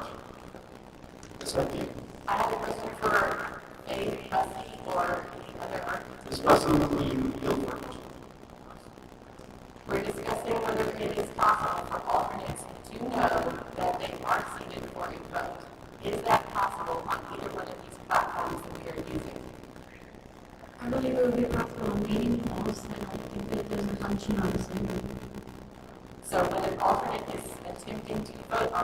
voting, will they know that their vote is being counted? After it is cast, yes. After it's passed Because it will determine, the way that will be determined is how many delegates vote. And then if all the delegates vote and cast their vote, then the alternate vote doesn't count. Will that vote information be available to the caucus or to the convention immediately after the vote, or will we have to wait until the permanent record is done a week later? You'll be able to see the unique ID for everyone immediately after the vote. It's just like Chinese have a name. no, they don't have any. Well, actually, that's not true. You will be able to see the name, and you'll be able to see your own unique ID match. It's just like an electronic vote where we have the clickers. Your name is on the board, you click your vote, and it tallies that you voted. Not how you voted, but that you voted. And you will be able to see that in real time. Thank you. All right. Time is 9:39. Who moves AGR 64? There's a motion. Let's get the motion on the floor. So the motion is the language in red. Who's making the motion? Whose motion was this? Does this reflect your intent? I've got the language, but will someone move the language? I'm moving the language. Second? Is there a second? Second. Are you ready for the question? Yes. Just like anything, when it comes to being seated as delegates, that's going to be very difficult for a caucus chair to enforce and to do that. Software will figure that automatically. Yes, perhaps. But the chair is going to have a hard time keeping track of how many boxes. Does the chair have to keep track of that? So in other words, they're going to be automatically seated by the software. Yes, and it is. Okay. Are we ready for the question? Yes. All those in favor of substituting the language of Clerical number 4, say aye. Aye. All opposed, say no. Is there a motion on rule number 4? Mr. Chairman, Ms. Engler? Mr. Chairman, I'm happy to make the motion to amend by adding this sentence at the end. You may proceed. The video and meeting polls data should be maintained as a permanent record. Shall be. Second. There's a second. We're inviting around any discussion. Yes. Mr. Hoffman. Right. So, and actually, let me recognize Ms. Engler first, and then I'll come back to Mr. Hoffman, since she made the motion. Again, I just think it's really important for litigation purposes, which I expect today, that we have a permanent record of everything that we can do exactly what happened. Ms. Bussey, is there any, quick question, is there any technical limitation to maintaining a video record and a meeting pulse record? No, it's all data. Thank you. Ms. Taylor, anything else? Mr. Hoffman and Ms. Henke? Mr. Chairman, I would move to amend and insert after the word video, comma, and I'm sorry, no, one, comma, chat log, comma. Can you repeat that, sir? We just said some time. We just said, do we accept the language in the previous amendment? All that in red is being black except for which part hasn't been read enough? We just everything compulsed before that is now part of Rule 4's amended, and then we've got Ms. Taylor's motion underlined at the end, and then Mr. Hoffman was preparing to offer an amendment to the underline. Mr. Hoffman, you were recognizing it. Okay. After the word video, insert comma, chat log. I do think that's significant. Is there any technical limitation to that? Is there a second? Is there a second? Mr. Chairman,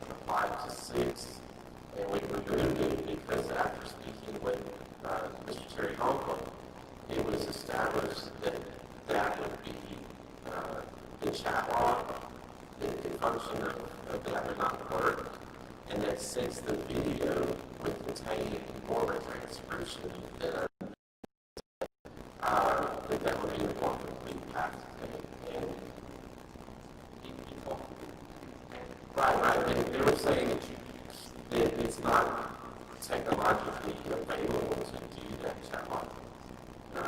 Because that's what the original motion was. Okay, so, discussion. Motion to recall. All those in favor of calling the question of the amendments.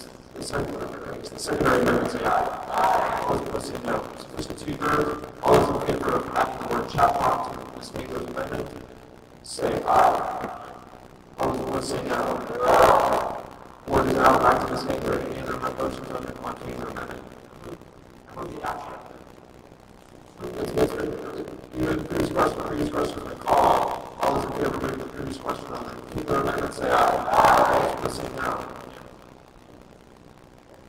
Say yes or no. That's an easy thing.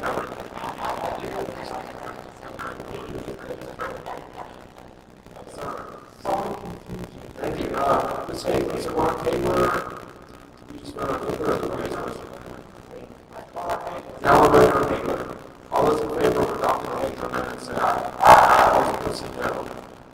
We're back to Rule 4. Are there any other amendments to Rule number 4? The time is 9:45.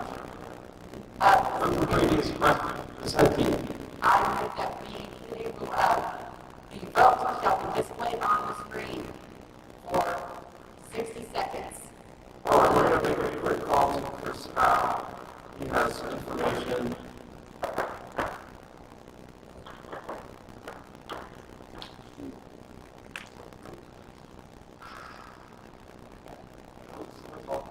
Thank you, Dr.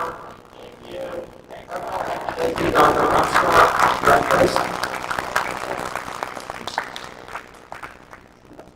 Say at least 60 seconds. Okay, I've got you on speaker. We are on rule number 4. I don't know if you're watching us. Is it possible to display the vote on the screen for 60 seconds? When meeting closes?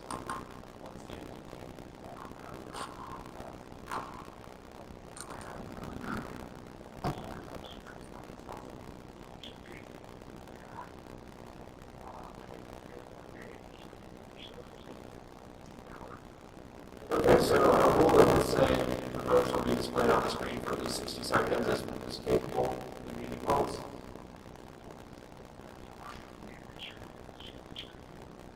Okay. For the rule, yes, but if we're meeting people, somebody's going to have to take that data. Sorry, Eric, I see 30.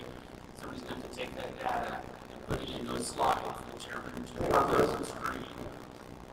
So, putting time limits on it, things like that for logistical hardships, but sorry, Chris, I guess one of our members says, one thing, I missed it.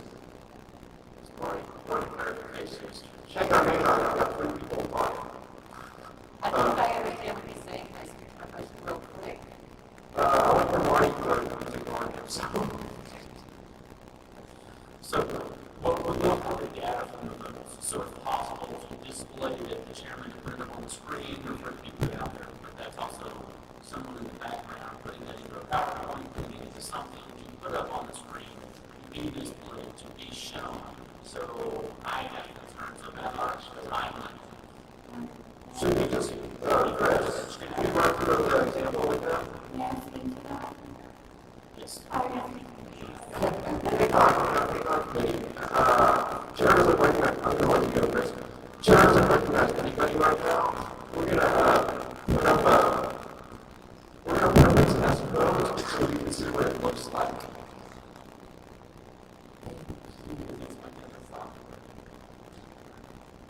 And then hopefully we're not spending a lot of time on the Rule 4. I'm not going to say this out loud. It's a temporary thing here.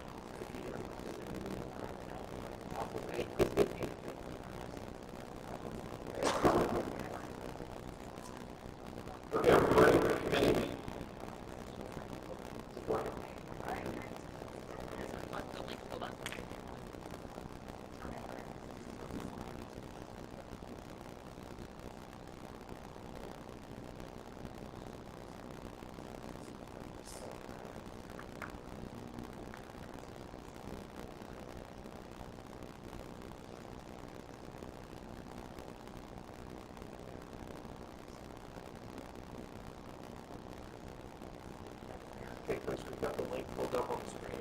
What do you want us to do? Go down to yes. You want to talk to me or want to talk to Housekeeping?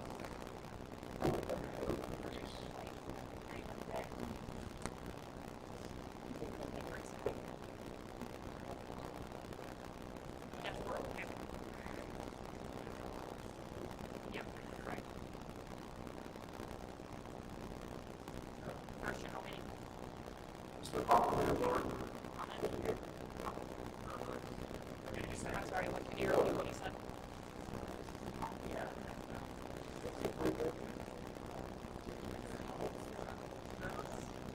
I'm sorry, votes.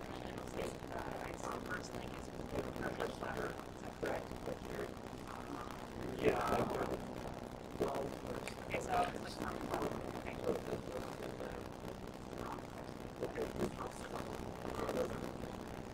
That was I'm sorry, I'm something else.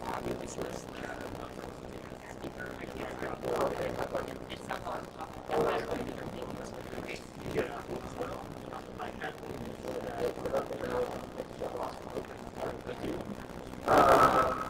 This is the keyboard. Since you're not there, it doesn't matter. The text. And that's what we're going to add.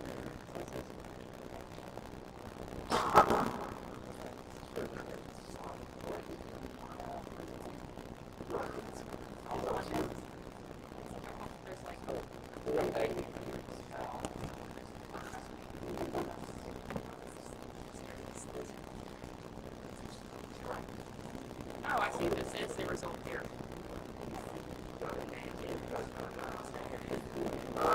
Let's get back to the while we're getting this up. The amendment is removed. The vote shall be displayed on the screen for at least 60 seconds. Second. It's seconded. Is there any discussion on this that we want to speak to? Yes, says the only way for our caucus and convention chairs to know who is seated in each vote is who voted. This is a good way to get that information and get it to the convention. Ms. Bailey? Ms. Bailey? I'm opposed to the town hall. I think we should have a time chair. Can I speak to that, please? Yeah, Ms. Bailey, what you done? trying to let Ms. Wilson. Okay, but I don't believe I got the page. You will be able on your dashboard to go and see every vote that you did. And it doesn't. Go back to previous votes from the session. But you'll be able to. So if I want to know what happened on, General session meeting 1 and then is that three of also your caucus? So we'll be able to see who voted on each vote. Does Not that just one vote, but I can see the whole caucus on each vote. that Correct. Mr. Chairman, Jack Barkov, Whiskey 24, also want to remind the audience that there are standing rules further down in the document. It does state that the vote will be closed as declared by the caucus chair unless contested, at which time the vote of 2/3 can keep the vote open. Is that possible? Mr. Chair, if the platform itself offers to the convention a way to see who is seated and voted at each vote, I'm happy with drawing this. Are you satisfied with that has been met?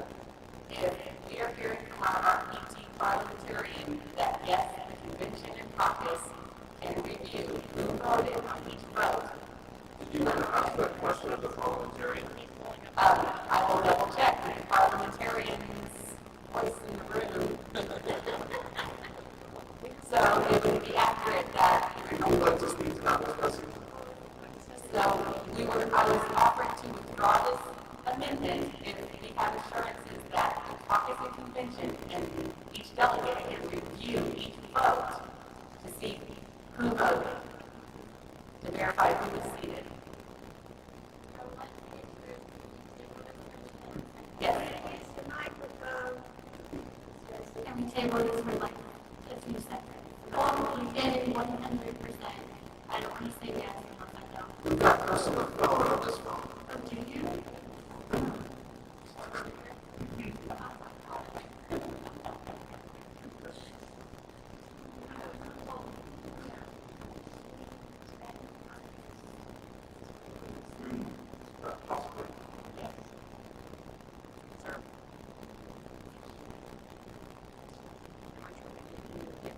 I would like for you to speak to this. I have it on the screen where you can see whose vote did and did not count. So I will return it over to you. Okay, Chris, I'm going to try to attempt to get you on audio. Chris, can you say something? Can you hear me? Try again. Say, please, Chris, or something. One more time. Yeah. Should I copy that?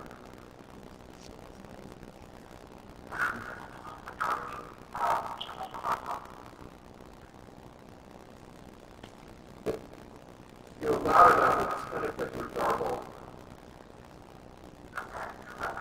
That's better. So, what is the specific question, Ms. Hickey? We were double checking that each delegate can see who voted and each caucus chair, each convention chair can see who voted on each vote without me to. And it sounds like there is a record available to each delegate that they can see who voted. And just wanted to verify that that's what this platform is capable of doing. Did you hear the question, Chris? Ms. Hickey wants to know that each delegate can see not only what the vote was, but also who voted. Is that correct, Ms. Hickey? Who was seated for this particular vote?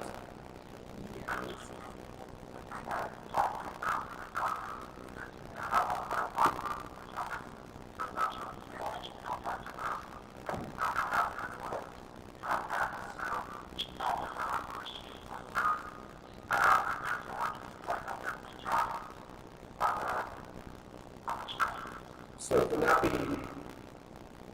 That can be used to verify who was seated in each vote, correct? She said, can that be verified? So that verify who was Will that verify who was seated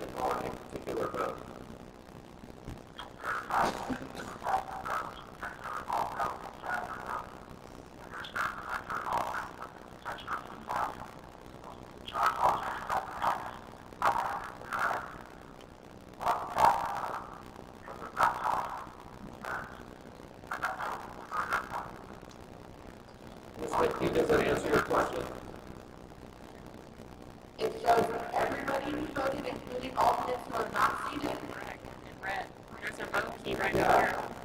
Right there. Yeah, there are X's and checks. You see that, Chris? So we still don't know who was seated before the vote. Yes, the X's were not seated. X's, okay. All right. X and red.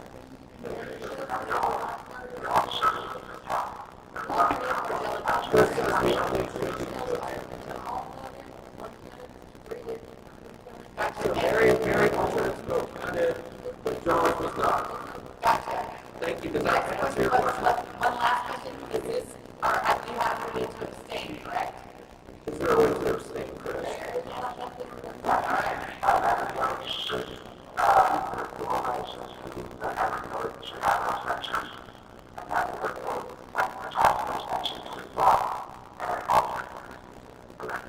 Does anyone have anything else for Chris?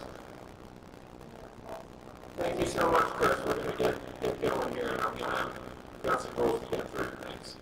Okay, for these clarifications, I hope they mentioned that in the night stop. The amendment be withdrawn without objection. Object amendment to withdraw. Front you have a motion. I move that the section will be passed about records. So Front is offering the section E shown on the screen. Scroll down. Is there a second? This is gone. Discussion, Brett, quickly. It's two separate concepts. I think it needs to be section. Can this be done without objection? But we don't read the record. Okay, no, I was saying. But you can't have it without a meeting, Brett. Motion withdrawn without objection. So run on. Okay. Well, it's not a run-on, it's just law. Charles Brennan, good. Okay, anything else on Rule 4?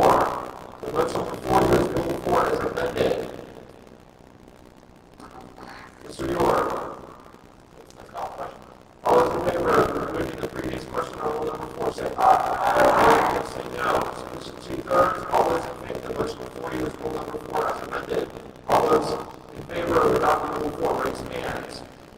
All those opposed raise hands. Motion carries. Thank you. 2 rules, 2 hours. Let's move. First, put 3 back on the table. Is there a second? All those in favor of putting 3 back on the table say aye. All those opposed say no. We'll 3 back on the table. Mr. McDonald, recognized for a motion.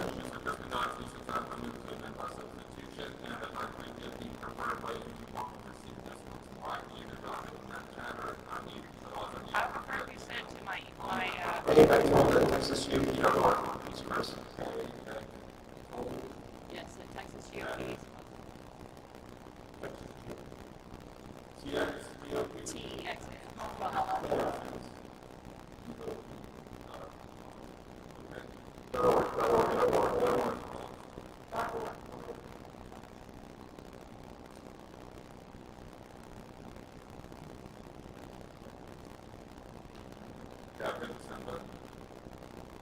I have a comment for whoever wants it. We need to verify all the scheduling information that we're just going to have to drop in for the caucuses. Would someone like to verify that information for the caucuses? Okay, so Ms. Kin, can you compare the schedule? The revised schedule? It's not ordered. Thank you.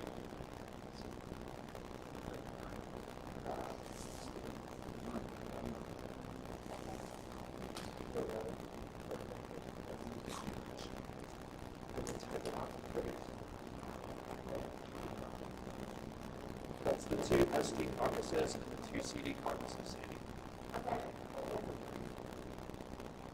Are we ready?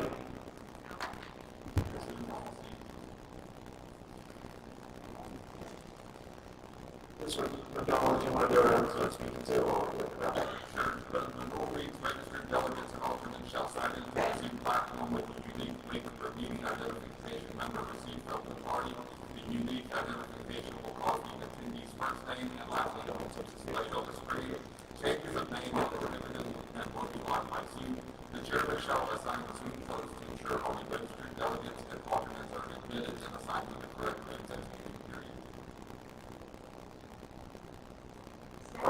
second. Want to speak to it? Do you already speak to it?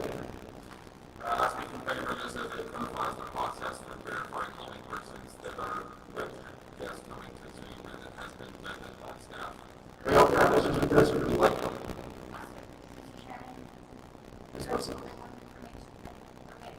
My understanding of the verification process in the convention is that if you are already registered, you will be emailed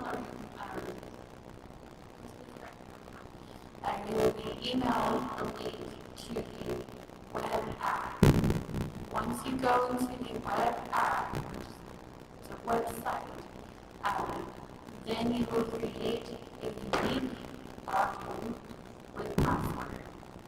And that will then go to basically the credentials committee of your email matches. The email you're using to create the unique ID matches. Then there's not as many steps to making sure your credentials are correct. But if it doesn't match, then there's a process the credentials committee goes through to verify your identity. And only once your identity has been verified will you be sent a link to the Zoom meeting or unique Zoom meeting ID. Mr. Chairman, want to recommend for this visit. We've had issues in the past with the Secretary of State when we were trying to give passwords and identifications at the last minute for chairman. And it was really a mess trying to certify elections. Do we have an idea of when we're going to be emailed this information so that we can kind of not slam the system?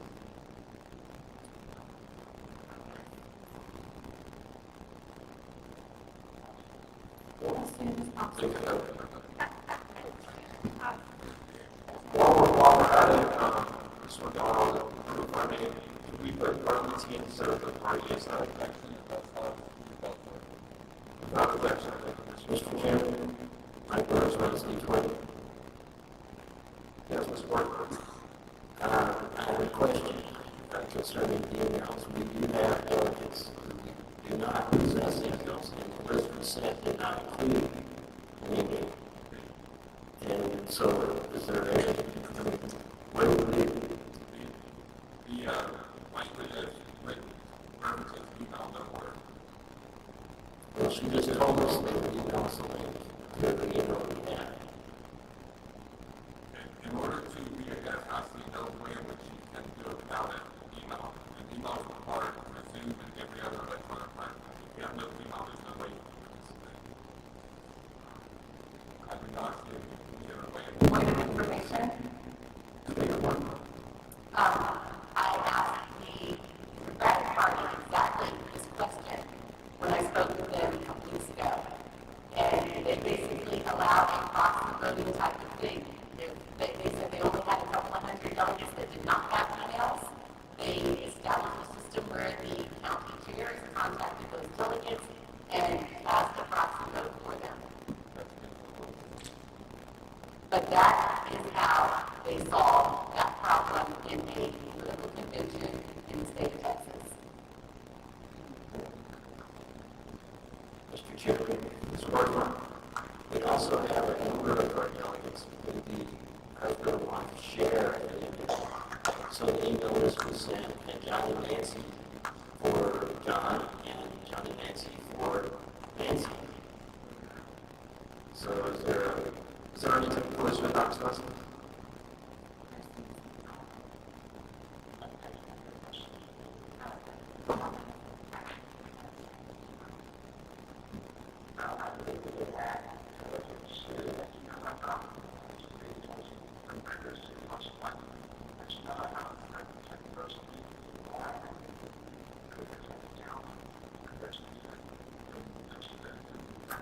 If you didn't hear what he said, I believe when you go to create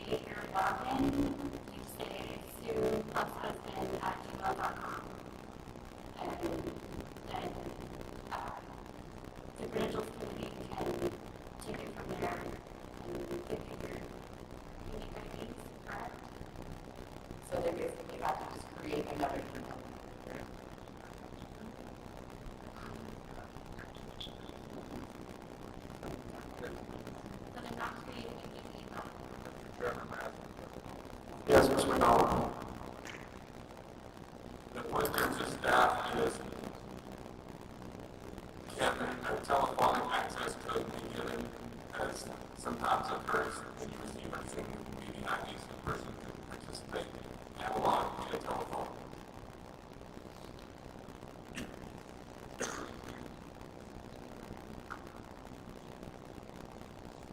Question, SD21. Say what? If we have a case of John and Nancy who shared an email, even though they both sign in on that email, how do they each get, how do you go two votes on their one email address? Are we ready for rule number 3, or can we make progress on the rules? Point of information. Mr. Barcroft? Yes, sir. Paragraph 24. So far, when anybody has been emailing delegates lists, they're getting about 30% counts back. Is it the role of this body to kind of rule the United States that RDT will individually contact each delegate and obtain proper email addresses, or is that somebody else's? I would suggest that that belongs to somebody else. Thank you. And is there all the executive committees, is there voting for this? I leave the questions to the members to answer on their own. Are we ready fully with point 3, or can we put it back on the table for a little bit? We're ready to go on? Okay, let's proceed. Time is 10:11. McDonald's substitutes on the table. Are there any other motions on McDonald's substitute? The motion before you is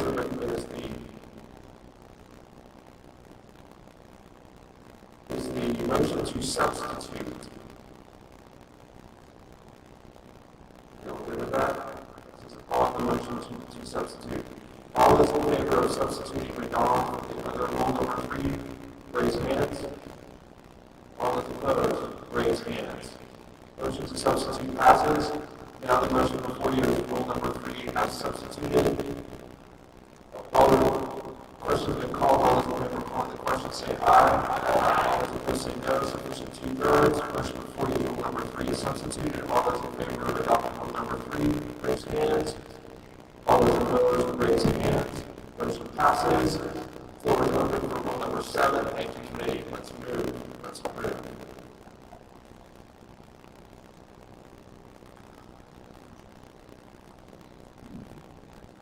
I'm going to drop some text in there. Someone can do that or not.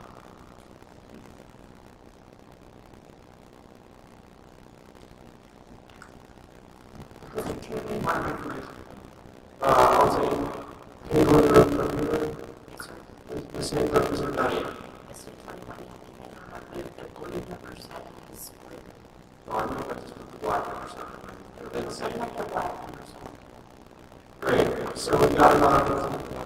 Yeah, okay. What do you see? Is there a second?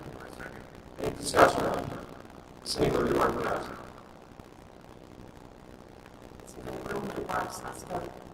Thank you. Great. Is there any other? Okay. Ready for the question?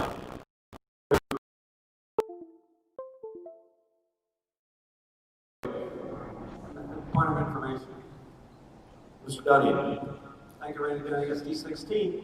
Are we forwarding our output up through Rule 6 so that it can be incorporated in the training? Mr. Barcroft, can you answer that? I personally shared the link with Chairman Dickey so you can watch it in real time. Oh, so you tortured it as well. Okay, thank you. The training hasn't started yet because the link that was shared yesterday in the email is expired. Nobody can log into it. I'm going to throw a rule number 8. Mr. Chairman. Ms. Hagler. SD21, there's a Rule 7A that's in blue that I think we should include. Okay. I would like to move Rule 7A as written. Okay, I'll throw it in there. I'll do it. Move that we call that rule. Yeah, just for future consistency, not that I don't think these are rules, because I think they're very year specific, but I would suggest to Mr. McDonald we preserve the historical record of it, unless you have strong objection. Just wanted to renumber it so it falls in line with what our grown rule, this would be what, 5 now? Well, we deleted number 2, so we'll catch up there. Oh, did we? Okay. Crazier than numbering. Yeah, I'm not reading. Identify this as 2020 rules. I'm going to be an iconoclast here and suggest a rule number 2 reserved. No? Y'all don't like that? Okay. We'll renumber them without objection. So this is going to be, yeah, we'll fix those. So, Ms. Hagler, you moved 6A? 7A, well, what used to be 7A. What will be new 6A, correct?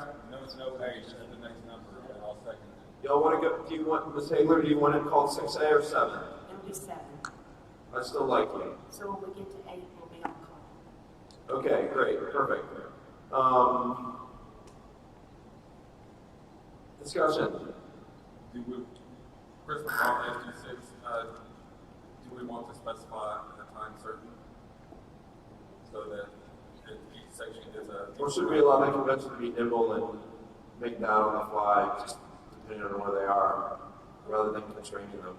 I believe there's a time limit per section somewhere else. It may be in the RPT rules. There's no time limit unless we create one, because we're writing the rules today. Floor is open. Mr. Chairman, Who speaks? Doug from Oh, E28. you're behind head. Yeah, so, yeah, for lack of time, I think there will be a fish to fry, we should move on. Thank you, Mr. Offerman. Okay, anything else on 7, new 7? All those in favor of adopting Rule 7, say aye. Aye. Those say no. Motion passes. Floor is open for new Rule 8. And remember, blue is 2016, so sometimes the new Rule, the 2018 may be better. While we're Everything that's currently 8 should just be deleted. It doesn't, it's not out. Is there anything in 8 that we want in old 8? Wonderful. I'm going to ask, Josh, can you yield for...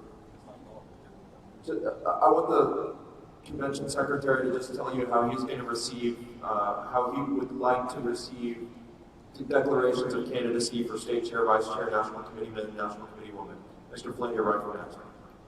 I believe we're going to be sending an email to the staff, and then the staff will give it to me where I'm certified in such rules, or whatever certification is necessary as a convention secretary.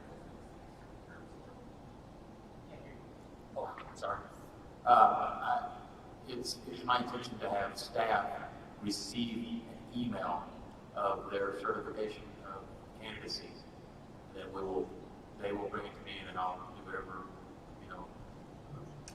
it says it's certified from the secretary.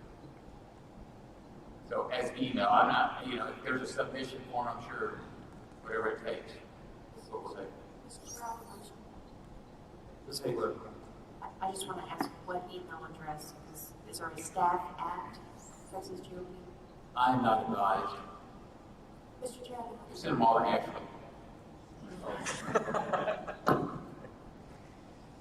We do have a general convention email address, but it would have to be actively monitored during the receipt thereof. Mr. Chairman, motion.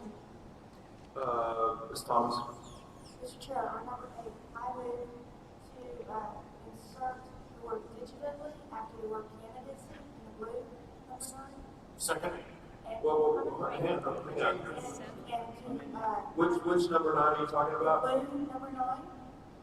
And after convention secretary, put in brackets reference here in the email, and that tracks the language from above that we did in a previous rule. Ashley, are you following? Because I'm not. Just give me 2. Rule number 9. Got it. Blue. Got it. Let me put it in here. The third line down. Hang on, let's Please get it let in me there. put it in there. Thank you. Okay. Proceed, Ms. Thomas. Okay, the third line down. I'm tracking the line previously done. Candidacy digitally. Add digitally? Yes. With the convention secretary's already there. And then put reference here, the email address when we give it.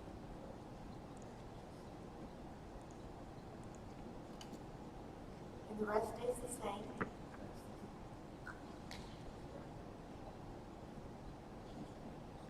the last line, any part of the candidate's time may be assigned to one or more circuit speakers. Move to add time for the separate speakers begin when they begin to speak, and that's to take into consideration switching over the media if there's technical difficulties.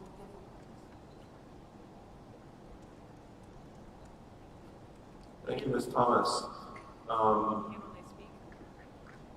And it needs a second.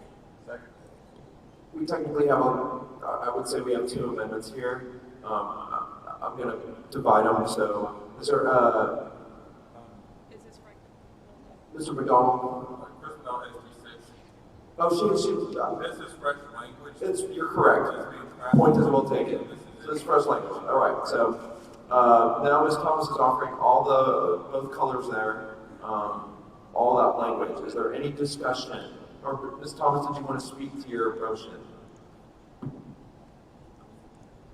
first part just tracks with previous language. Correct. It's consistent. And then the second part just takes into consideration that when you're switching from speakers, there may be some technical difficulties, and I don't think that their time should be penalized for that. Thank you so much. Any other discussion on this? I think we've got a consensus item. All those in favor of adopting rule number 8, say aye. Aye. All those opposed, say no. Floor is open for standing rule number 9. Mr. Chairman, Mr. Donald, Mr. McDonald. I propose that 9 and 10 both be stricken because they aren't relevant. We've already established the voting process in a previous rule via the platforms. Rule 9 and 10, as I understand, all speak to the elections process.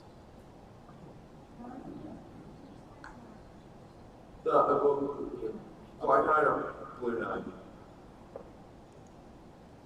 Looking at the old rules.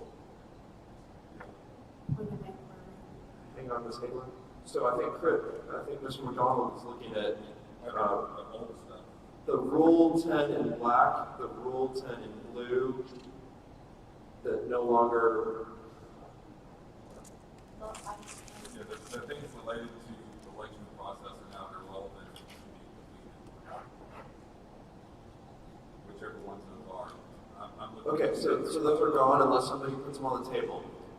We're going to move on to 2018 rule number 11. Now, sorry, who was first? Ms. Penke? When we were discussing the email for candidates to declare, I'm very hesitant to have an email that goes with hundreds of others to staff to have to sort through. Can we establish a dedicated email for state convention candidates at texasgop.org? All staff.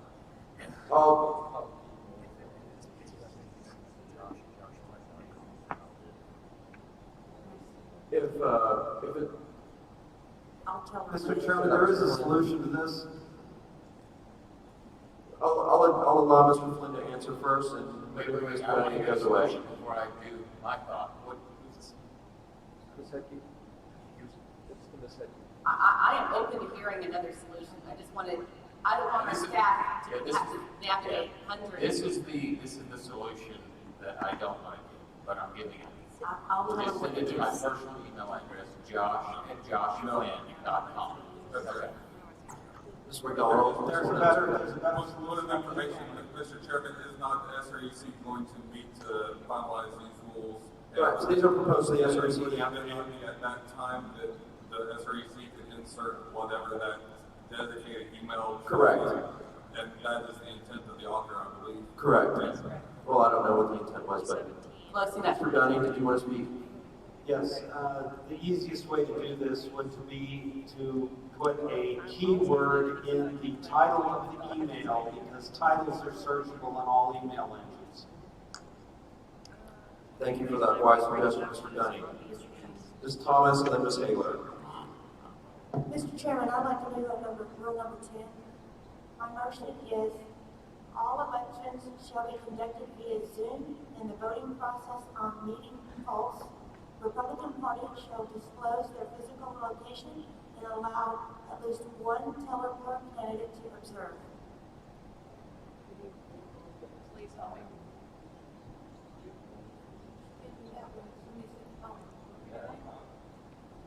If I'm assuming the staff is going to be somewhere. People can do this from their home. I know. This has to deal with the tellers, and it's preserving the opportunity for our candidates, should they wish, to have a teller around somewhere where they're seeing votes, doing things. It's transparency. So if they're all going to be in their homes, then disclose that they're at their homes, and this doesn't really. I don't know. I don't know that they can see the votes. I don't know what their capabilities are. Mr. Barkoff? I believe that the request is obtainable. Well, it may be, but we don't know that it is, because we haven't been told. And I've been asked by some candidates to be allowed to have a teller or someone to observe the staff as their. Ms. Thomas, would you be willing to get the language on the screen, find answers to that, and then bring it back to us when you have the answers? No, when I have answers? Yes. I've asked, and I don't get answers. Let me recognize Ms. Hagler and then Mr. Wright, and then we'll figure out what we're going to do with what. We have to preserve the tellers. Ms. Hagler. SD21 Kathy Hagler. I have a problem, but I don't know the solution. In all contested races in our convention, it's supposed to be by secret ballot. So if we're going to be seeing how everybody voted on every vote, how do we preserve the sanctity of a secret ballot in a contested race? Is Ms. Bussey still here? I believe that I'm online with reading Pulse right now and a representative and talking back and forth and asking these questions, and they're providing me answers right here in my chat. So can you ask them if there's a tellers? I already did. I've asked several of the questions that just keep seeming popping up. Can we get through some of the rules that are? Could we continue to work on this sidelines? Time is 10:27, and perhaps work on the rules that we're ready to go. And I will honor coming back to it at a later time without objection. I'll create a report. Thank you. Okay, let's get some of these standing rules that we can get in there. Or, excuse me, supplemental rules. With regard to rule number 11 in black, 2018, I think some of this goes away because the general party rules now authorize grammar, spelling, formatting. I might suggest to the committee that either the first paragraph, well, I don't know. Someone have a motion on 11? Help me out here, please. Sorry. Mr. Ewing, do you have something? Mr. Chairman. Hang on, Mr. Ewing has the floor. I move to strike rule number 11. It's entirely based on. We don't. It's already the general rules now, right? No. Yeah, the general rules aren't specific, but if we don't have a motion to put it in, it just dies. So I feel with one in. Excuse me? We want it in, you're saying? Struck. I personally don't, but we don't have to. Let's strike it. I move to Ms. strike Kent? it. I agree. All right, there's no motion on 11. Moving on. 12. Ms. Hager, this is your time to Looking at 2018, number 12.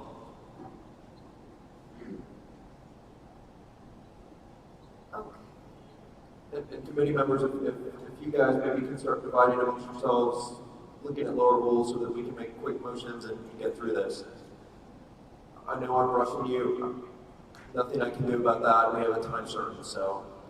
Okay, on rule number 12, these are procedures for adoption of platform and legislative priorities committee report. Do we need, is this all the specific information about how we did it 2 years and 4 years ago? That's exactly what it is. Okay, so do we need to put the electronic method for doing this in these supplemental rules? If it's germane. I have a strange question for the committee. Does someone have Karen Marshall's number?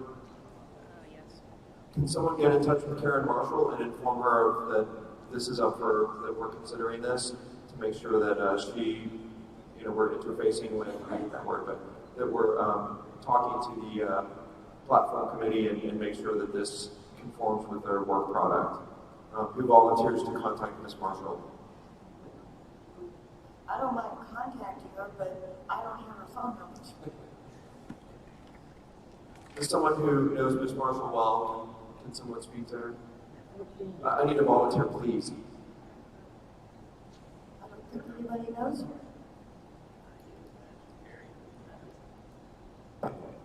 Where is she assigned, sir? She's in platform committee. She's assisting them.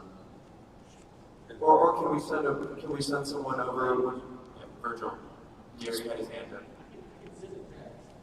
Thank you, Gary. Mr. Teal. We're on supplemental rule involving platform. If you could please send someone, we'd be most appreciative. Mr. Chairman. Mr. Wright. I'm real time with the software vendor right now. Are there any pertinent questions? Does the committee have any questions for the software vendor? If so, walk up to Mr. Wright and give them to him. Committee, someone move old rule number 12 as new rule in sequence.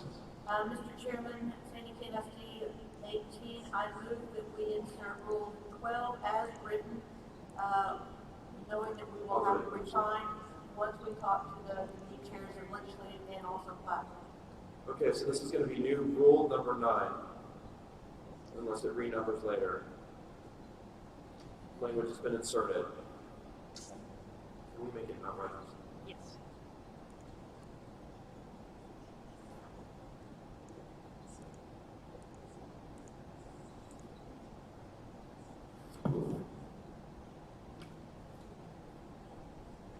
Do a motion to amend A.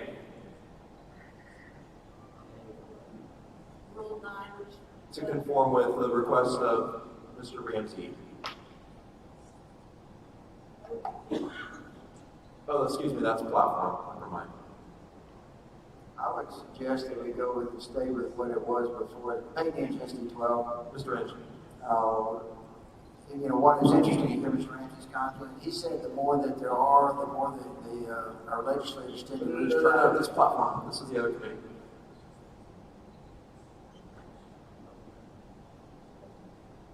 I just don't know if they have 11 sections. That's why we need Ms. Marshall's or Mr. Grazier's input. I apologize, I just read them. Mr. Chairman, can we accept the verbiage as is and go back and... We can if we need to, yes. Is there a motion on B? Thank you. Is there a motion on B? Ms. Thomas, who are you checking there?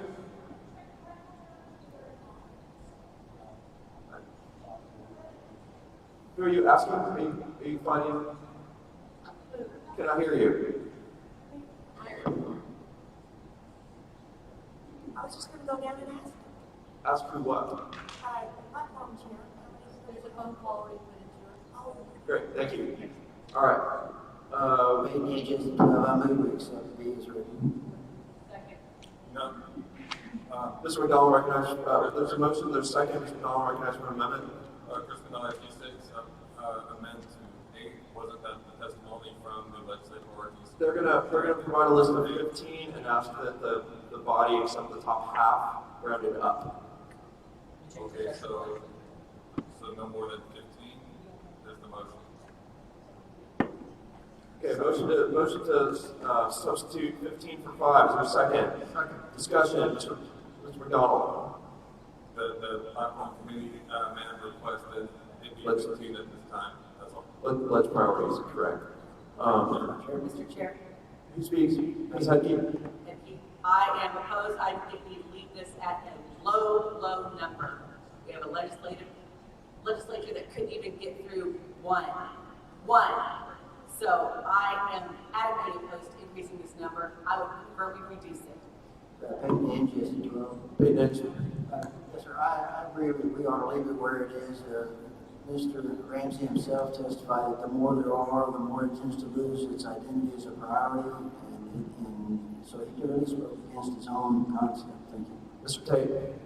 I think the number needs to be low, so we have something to focus on. We also do not want to give the press failures, because if we pass 15, even with the super conservative legislature, they're not going to pass all 15, and the press will use that against us.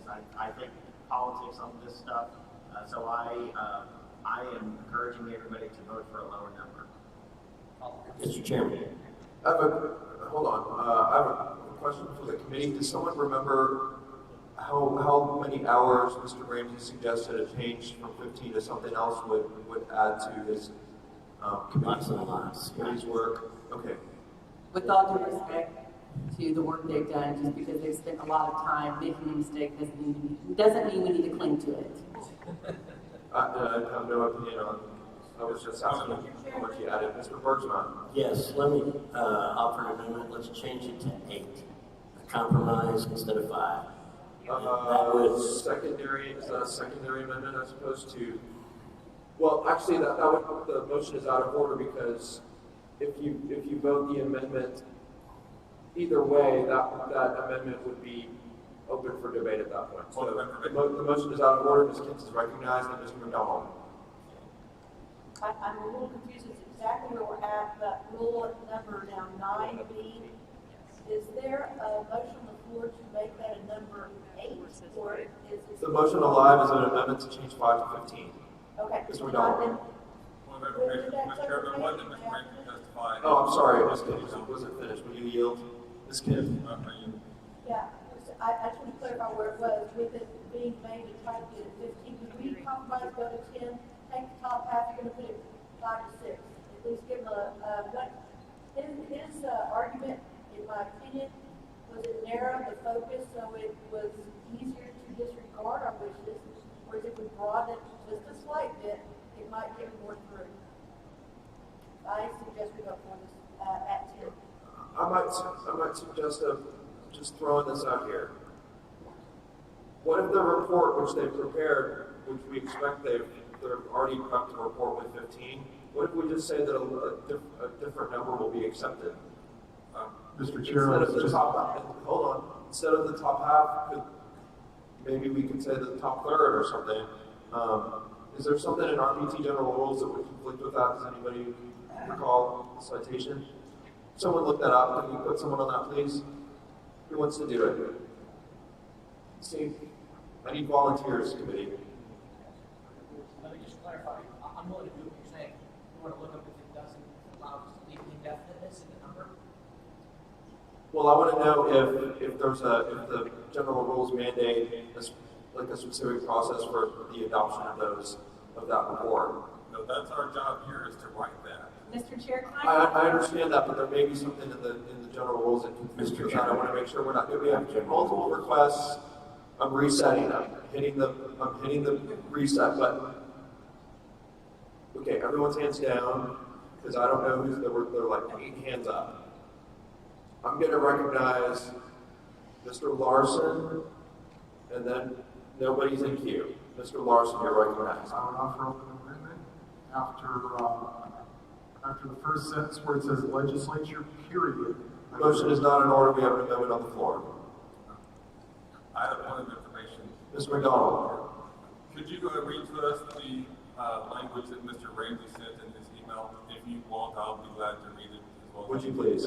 Mr. Ramsey's suggestion to remedy this was the LPC will forward up to 15 priorities to the full convention delegates. Delegates will vote on 0 to 15 of those, with all votes on non-votes being valid. The top half, rounding out in the event of an odd number of priorities submitted, will become the official legislative priority until a new convention replaces them. So they submit 15 to the body, but then the body votes on the 15, and those with the highest number of votes gets the 8. The 8 highest votes become the priority. That was what his suggestion was. Thank you, Mr. McDonald. Are we ready for the amendment? No.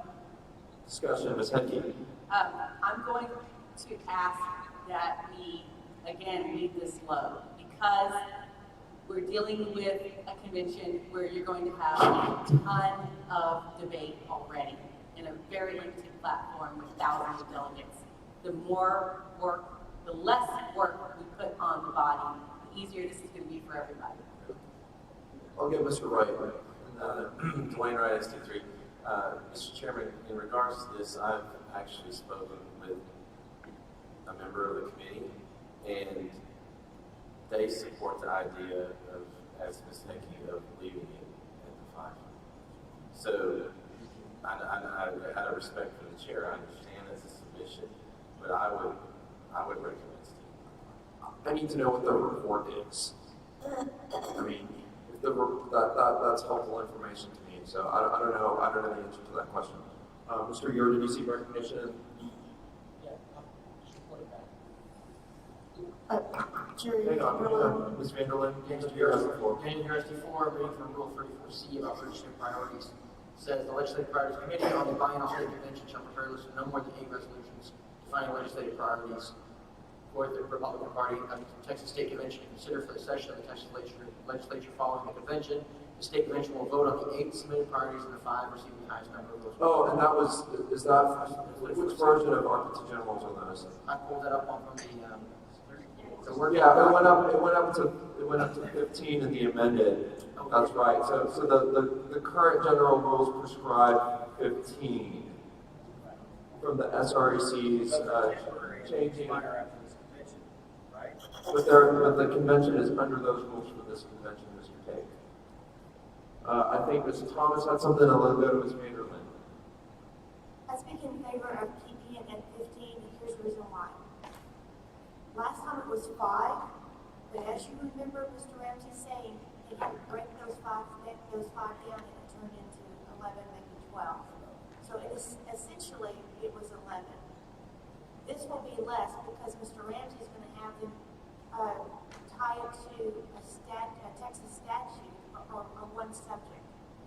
So it will be less. It will be going from essentially 11 to 8.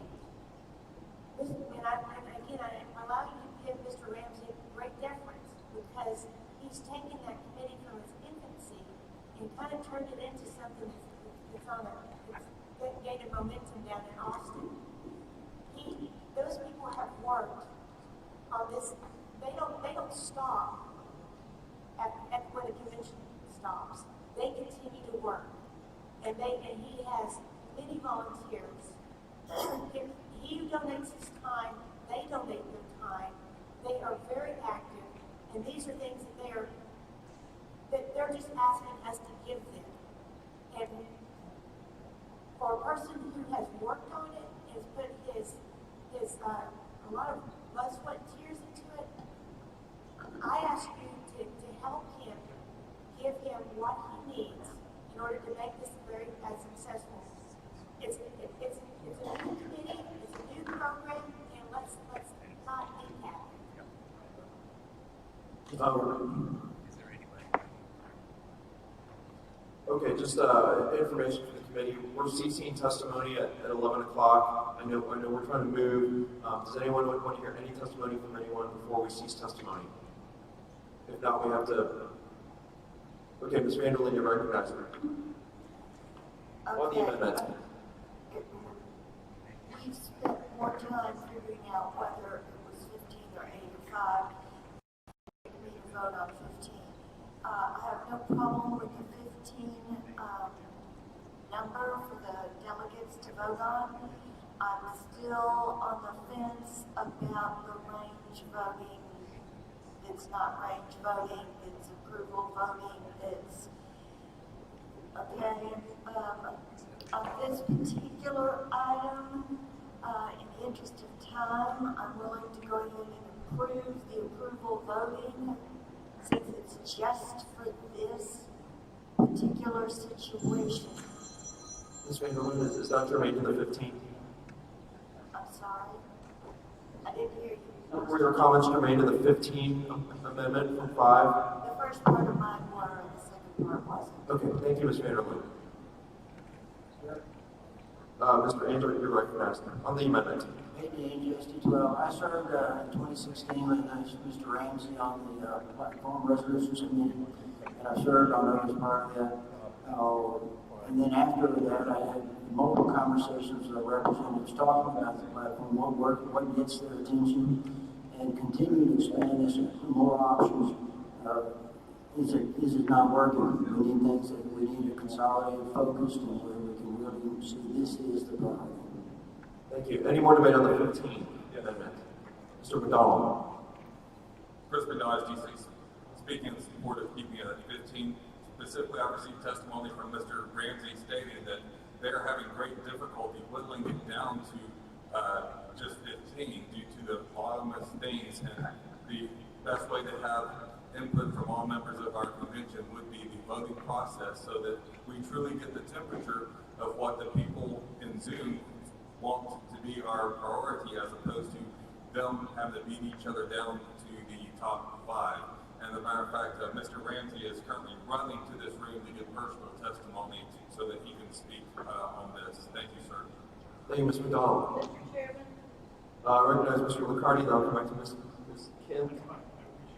And then Ms. Hedke. Thank you, Mr. Chairman. Gary McCarty, SD1. It's my understanding that each of those committees, legislative priorities, platform, and rules, operate under their own set of rules inside their own committee. They're going to come up with a work product by 15. I think our rules need to reflect the reality of what their work product is going to end up being, and then let the convention delegates determine what those top 7 areas are. Okay, I've got Ms. Kent, Ms. Hedke, Mr. Dunny in that order. This is Ms. Kent. Ms. We've Kent. heard from them. With all due respect, I think we need to follow that piece. Craig, I call the question. Mr. Ramsey's here. Yes. I have a. Did I hear a motion to permit Mr. Ramsey to speak on the amendment? Is there any objection? So the amendment on the floor, Mr. Ramsey, is to strike a 2018 proposal of 5 and amend it to 15. So the motion on the floor is to amend to 15. And it's on the screen. I don't know if you can see the screen, Mr. Ramsey. I can't see. I cannot. Is it substantially what the SRAC passed? Mr. Chair, We've got the first half of it. We're going to have to put an amendment in there to get the top half of them. But Mr. Chairman, there was an objection. there was an objection. Okay, we'll take a vote. We'll take a vote then. All those in favor of allowing? The objection, or is that not an order? State the objection. My objection is, I think we've gone around this table many times. I think there's a lot of deference for Mr. Ramsey. I think it will come in his favor if we just call the question. Is there any objection? Okay, so we're gonna. There's a motion to call the question, Mr. Ramsey. I'm gonna take the motion, and we'll see where we are in a few minutes. So, all those in favor of moving the previous question on the amendment for 15, say aye. Aye. All those opposed say no. No. Ayes have it. Question's been called on the amendment to change to 15. All those in favor of moving to 15, raise hands. We'll get a count. All those opposed, raise hands. Motion passes. Amendment to 15. I have a question for Mr. Ramsey. Yes. Question is, the language as amended now, is there anything on there that does not conform to the processes that your committee has been operating under? Is there any other additional language, perhaps with regard to taking the top half of something that would need to be added by this committee? Correct. The language that we have been operating under the assumption of is that the vote from the delegates would discriminate as to which of the top 8, or the top half, I should say, would actually go forward as the legislative priorities.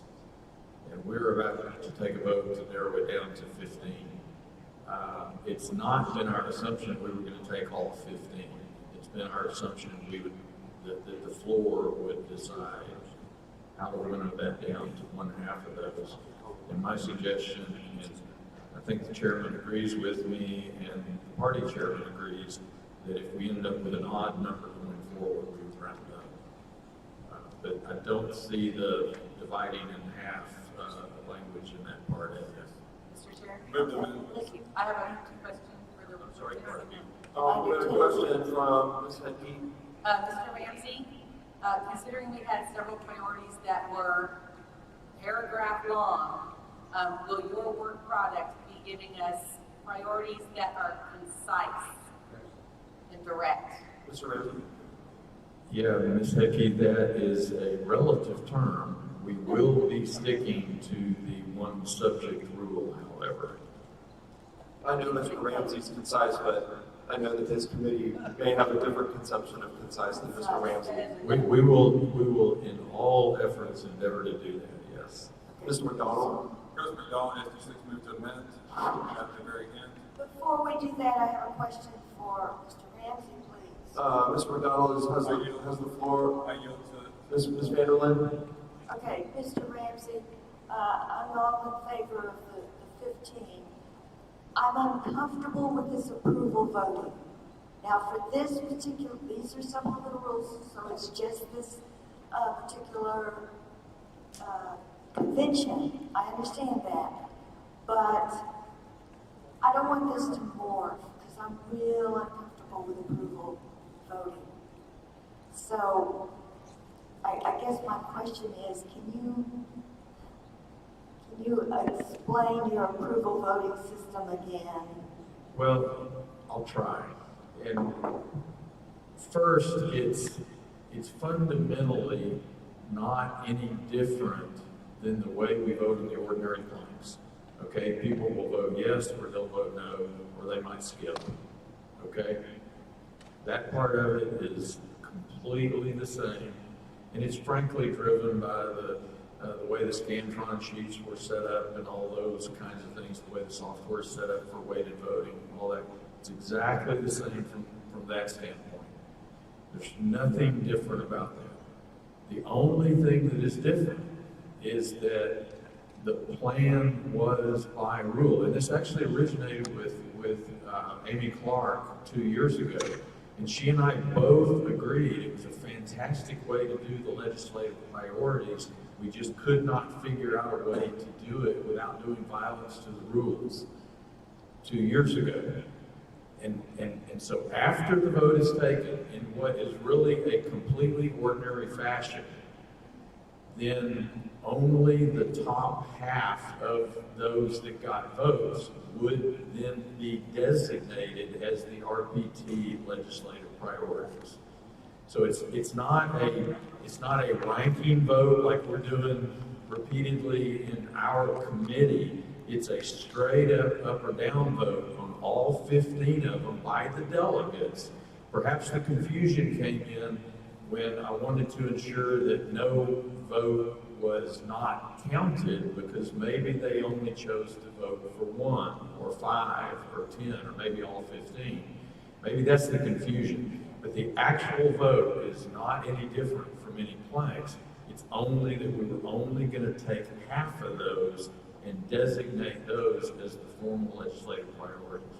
Does that clear things up a little? That clears things up a lot. Thank you, Mr. Ramsey. Thank you, Ms. Vanderlyn. Are we ready for the question on item B? No, I had the floor. I yielded to her for. That's correct, Ms. McDonald, you have the floor. I'm going to amend language B. I'm trying to get sent over to Ashley real quick so that I get her email. It's short. I will. You'll email it? Okay. I will speak it as I'm trying to get her email again. Mr. Teal, are you in the gallery? There you are. Okay, it's coming to you, Ms. Ashley, and the language will say.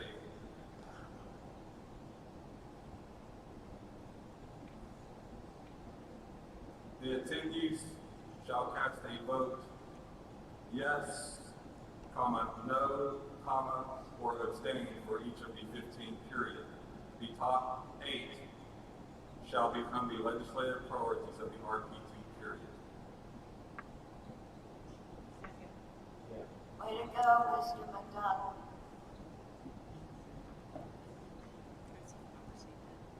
Is there a second? Did it come through, Ms. Ashley? No, not yet. Just waiting on electrons. She said all submissions must be by email.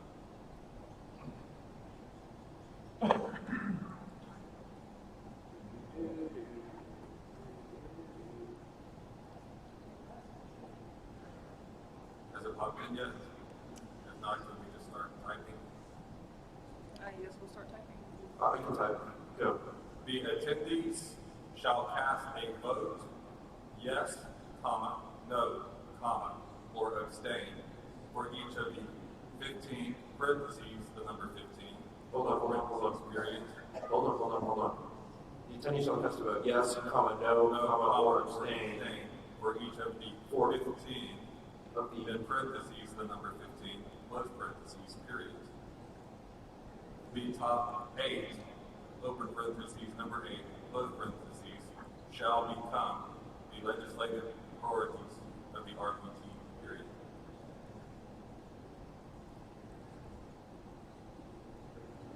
In the interest of consistency, Mr. Chairman, you said use RPT in prior rules. Okay, thank you. Do we have to say, okay, the top 8, we're not worried about what a majority is. We've defined how many we're taking. Thank you, Ms. McDonald, for the amendment. Is there a second? Second. Discussion. Ms. Hedke. I'm going to speak against this. Did I let Mr. McDonald speak for it first? I wonder. Sure. I yield. Ms. Hedke. Not only do we have to deal with the priorities that we send, the SRAC is also going to have their own list. I urge you guys to keep the final tally that this convention passes to a low number. We had 5 last time. Mr. McDonald. Mr. Chairman, wasn't that right stripped from the SRAC last time, so we don't have that anymore? Yes, I believe he's right. Sorry, I missed. Yes, sir. As I recall, was not the right for SRAC to have priorities stripped from the SRAC last convention? I believe it was, Ms. Hagler. Do you concur? I still want a low number. Ms. Hagler? Another question. So will they be saying this is legislative priority number 1, and then we all vote yes, no, and then this is number 2, we all vote yes, no? Are they going to give us a list of 15? Mr. Ramsey, do you have any information on that? I didn't quite understand the question, but yes, each of the legislative priorities, it'll be like we did plank by plank voting, where it'll be on the screen, it'll list what the priority is, and you can vote electronically, yes or no. I visualize it'll have to be just an upstream, and either it'll be typed out what they are, and we'll have to vote on like blanks, or they'll be given a reference number in a sheet, and you'll vote as listed here, and then the computer will calculate the percentages, just like last year's little clicker votes. Thank you. Mr. Bufferman?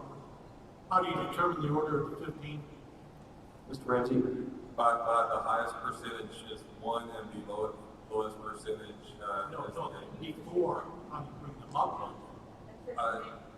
that's already listed in here that they presented to it. That's elsewhere in rules. I mean, I guess we're just getting the report. Like someone else, LP is seeing the report. It's the body that just. Are you talking about like this person on the ballot? However, the report states it. Legislative priorities already put it in order. Yeah, I mean, they've got to put it in some order, so the report is presented in order. No, it's just random. Yes. Mr. Chairman?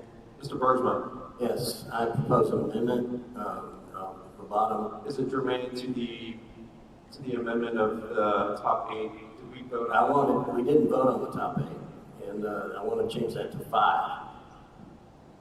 Okay, so we have an amendment to the amendment. You want to speak to your amendment, Mr. Bergman? Well, I'm just, once again, agreeing with Ann here. I know Jesus is coming, right? But we will get better results with the legislature if we have a focused list.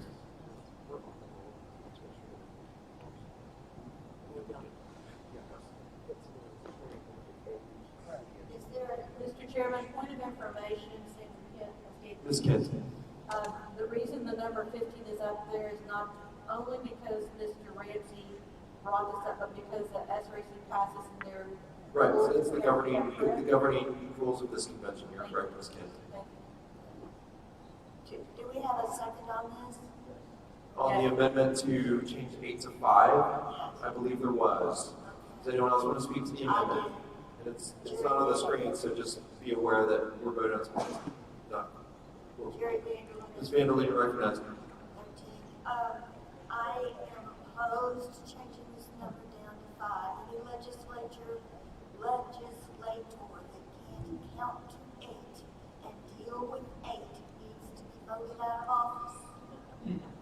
The chair would ask Mr. York, oh sorry, while you're occupied, Mr. Tate, do you have the language of the rules on the website as they are stated right now?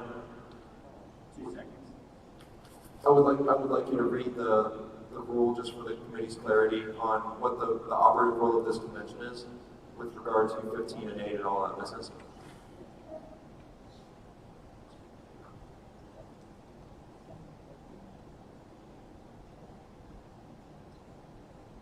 Are you ready?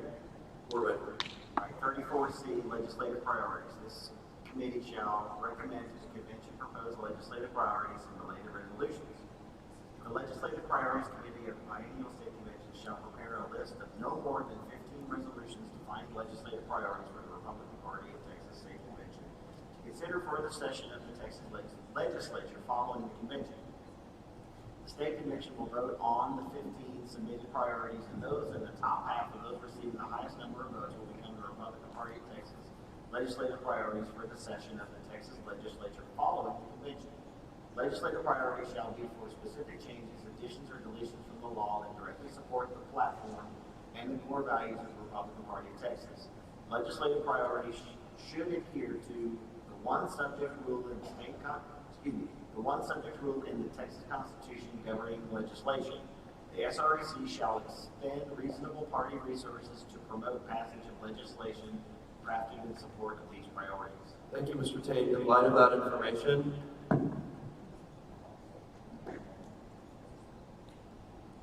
the chair rules that the secondary amendment and primary amendment are out of order. Mr. Chairman, call the question. The chair has ruled the question out of order. I'm seeing if someone's going to appeal me on this, based on the information in Rule 34. Does anyone appeal? I'll appeal the decision just to hear the explanation. Since we have a lot of time, but so my explanation is, given the words that from Rule 34 as operative from the changes that the SRC made, i.e. what governs this convention, I believe it would be out of order with the language to have anything other than 15 in the top half as what we're authorizing the convention by supplemental to do. So our supplemental needs to be in conformity with Rule 34 of the general rules for the time of this convention.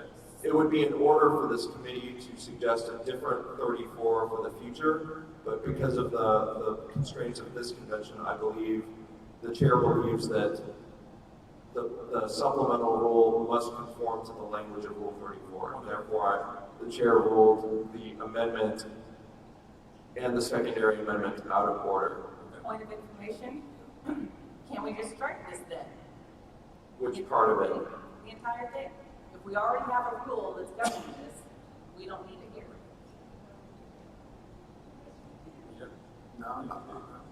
The committee could do that. I think sometimes we do echo ourselves in case people are looking at the supplementals and need guidance with regard to how legislative priorities are done. So I say this is not something we can change, that we don't even include it. is that a motion to strike? No, Mr. Chairman. Point of order. Mr. McDonald. The motion on the floor is to appeal the decision of the chair. I think you call that to a vote, sir. Is there anyone who wants to speak on the motion to appeal from the decision of the chair? So the motion before you is to appeal the decision of the chair. A vote to sustain the chair will eliminate the votes on the number in the last sentence. A vote not to sustain the chair will allow that debate. Are you ready for the question? All those in favor of sustaining the decision of the chair, raise hands. All those opposed to sustaining the decision of the chair, raise hands. And the motion to Chris McDonald, amend. The motion to sustain passes.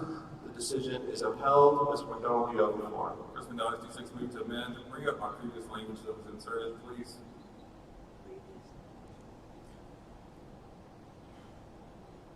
I don't know where it is. I don't know where it is. I don't know whoever cut and pasted it. Needs to hit the back button. I'm afraid to hit the back button. Did the email ever come through, Ms. Bechtel? No, it did not. You might have sent it to the TX. Yes, but basically, what would change is it would say instead of the top 8, it'd say the top half shall become the legislative priorities, and then it all conforms with the language. Mr. Chairman, for information. Mr. Inge, and then I have a question for Mr. Ramsey. Yes, ma'am, if you would adjust the language so it says the top half. SD12, I mean, this question with all due respect. Are you talking about right here where it's highlighted? We're really going to Change pattern 8 to half. We're going to pattern our rules after what the various committees are wanting to do. And if we're going to just do what is the SREC passes during the year after these events, when we just save a lot of time by simply copying those and also having the committees just send up what they want. We'd save an immense amount of time and just paste it in. Yes, thank you. Mr. Ramsey, do you think that in your opinion, does the supplemental in order to include 8, need any clarifying language on the definition of top half?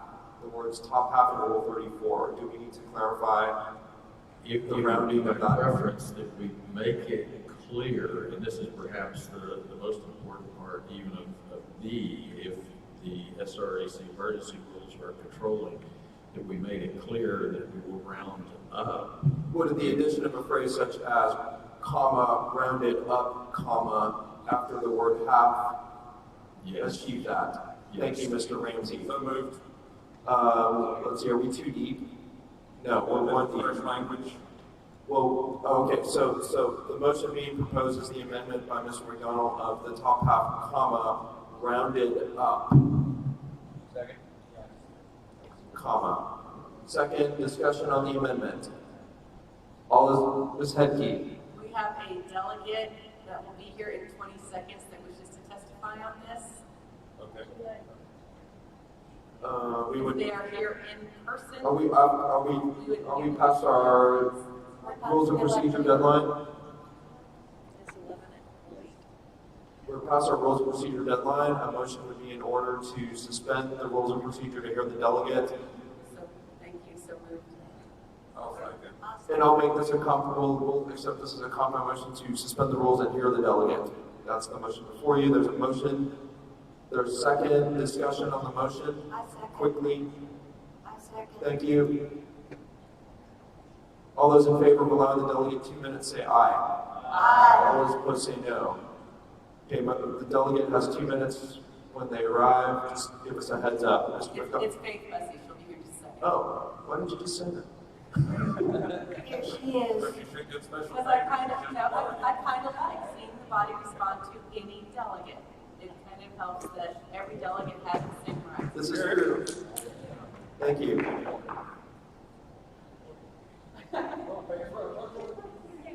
Does Ms. Bussey need a second to catch her breath?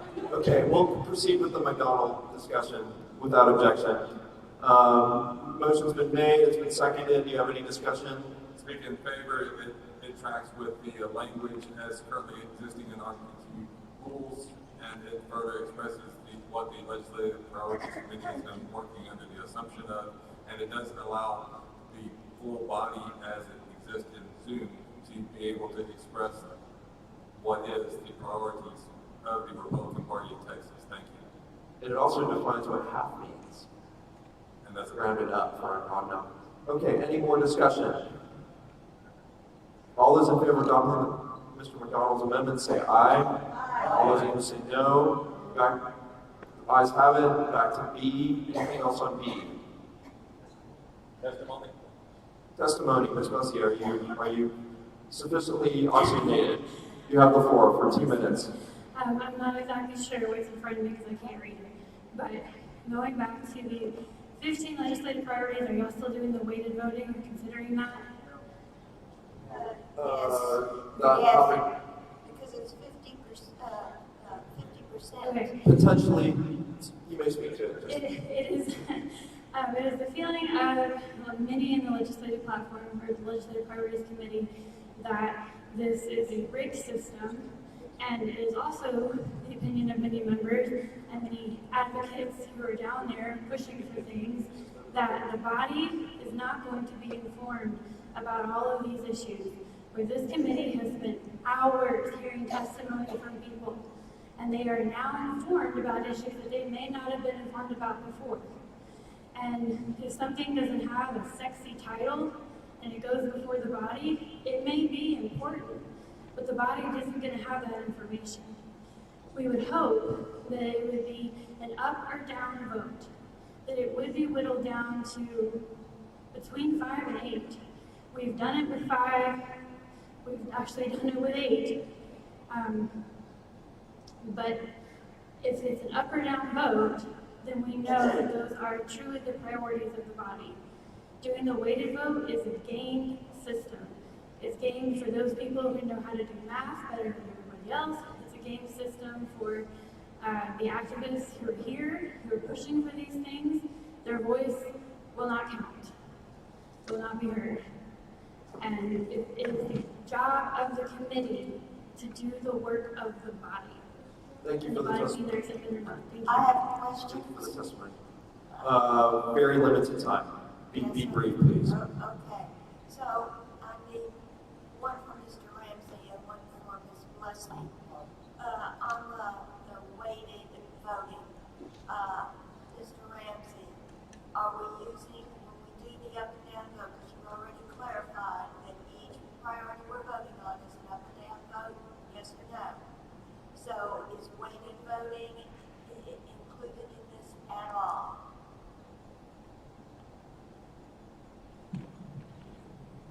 Not sure I understand your terminology.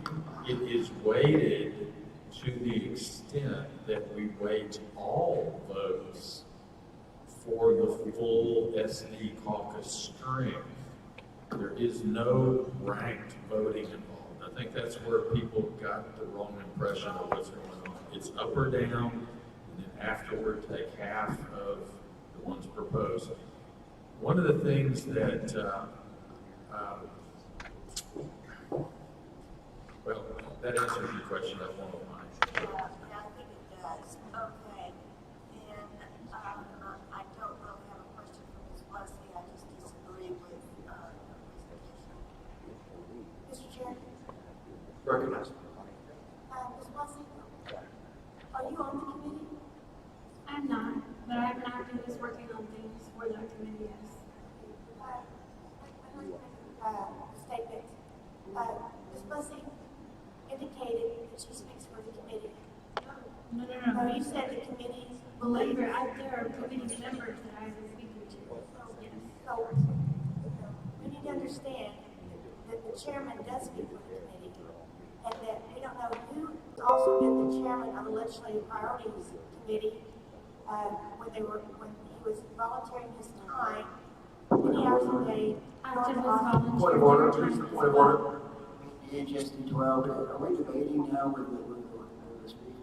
Yeah, I think we're having. No, I was bringing a clarification on who spoke for the committee. Is the committee happy with the clarification?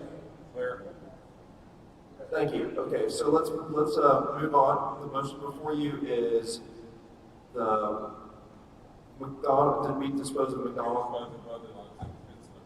So B is approved. Yes. Thank you for reminding me. Chair recognizes Mr. Trevino for a motion on A, C, and D under Rule 9. Thank you, Mr. Chairman. I move that we adopt Rule 9, A, C, and D. As indicated, there were some changes from 2018 that removed. Mr. Trevino was working on removing discussion about paper ballot, preserving paper ballot. So it's not applicable. Not applicable language. Is there a second? Did we vote on the amendment for top half? Yes. I believe we voted on the amendment for top half. That's why. Mr. Russo?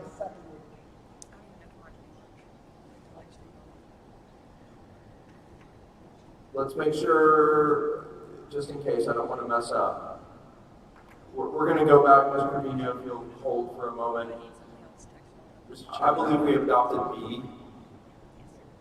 We did vote on that. We voted on the amendment, and then we voted on B as amended. So I stand corrected, Mr. Tate, we did vote on those. So Mr. Trevino's motion is in order for A, C, and D as thrown up on the screen. You're recognized for, if you want to speak, on A, C, and D. It doesn't chime. She was just here to testify. We have a motion that she testified. Mr. Wright. I know I'm hungry and I'm tired, but that doesn't make sense for I'm sorry, my tone sounds negative, but it's not. That doesn't make Where sense. does the gentleman think that? I think we need to re-vote on the amendment to make sure the record is clear, because otherwise we let her testify and suspended the rules after we voted, and she was testifying on a particular topic. If there's no objection, we will re-vote on B amendment and then B if amended. Is there any objection to that? The motion before you is the addition of half comma rounded up comma. All those in favor say aye. Aye. All those opposed say no. And then on B as amended, all those in favor say aye. Aye. All those opposed say no. Thank you. We're on Mr. Trevino's motion. Been moved and seconded. Is there any objection to where we're at now? Mr. Chair, point of clarification, please. Mr. Wright. Dwayne Wright, SCG. Was there a time limit on asking a question? Because We suspended. Like Committee, time is 11:17. Just be aware of that. We can have discussions with witnesses and so forth. Keep it tight, please. I don't want to have to tell the SRC that we're not ready. And I know we want a perfect product. We may not get a perfect product. Let's get a good product and that's done. Okay. Getting off the soapbox. Mr. Chairman, Ms. Kent. actually, it's fine. Mr. Chairman, Robert Casillas, SB 19. I'd ask that the chair enforce these people that are not members to stop harassing our members, and if they want to address this body, address you, please. And keep order for what we're doing. So ask the witnesses will be reminded to address their remarks to the chair, and members of the committee will address their questions through the chair. Thank you, Mr. Casillas. Back to Mr. Trevino on the A, C, and D. And precedent seems to work out with the way that we will be voting, so just want to keep things moving. Thank you. Any discussion on A, C, and D? Are we ready for the question? All those in favor of adopting A, C, and D say aye. Aye. All those opposed say no. We're done with Rule 9. Thank you very much, committee. Is there a motion on the next rule? Okay, this is Jerry Vanderlyn. Ms. Vanderlyn, you're recognized. I am totally confused as to, because we changed the numbers. And so we're now dealing with number 10, I guess, but I can't see anything real time. And If somebody would share a screen with Ms. Vanderlyn, that would be very helpful. Thank you, Ms. Vanderlyn. I'm going to ask the committee to consider Black Rule number 13 from 2018, inserting that as the next rule in the sequence. So moved. Thank you, Mr. 16. There's a smooth motion and a second. Ashley will insert the language from Rule 13. Old Rule 13, Black Rule.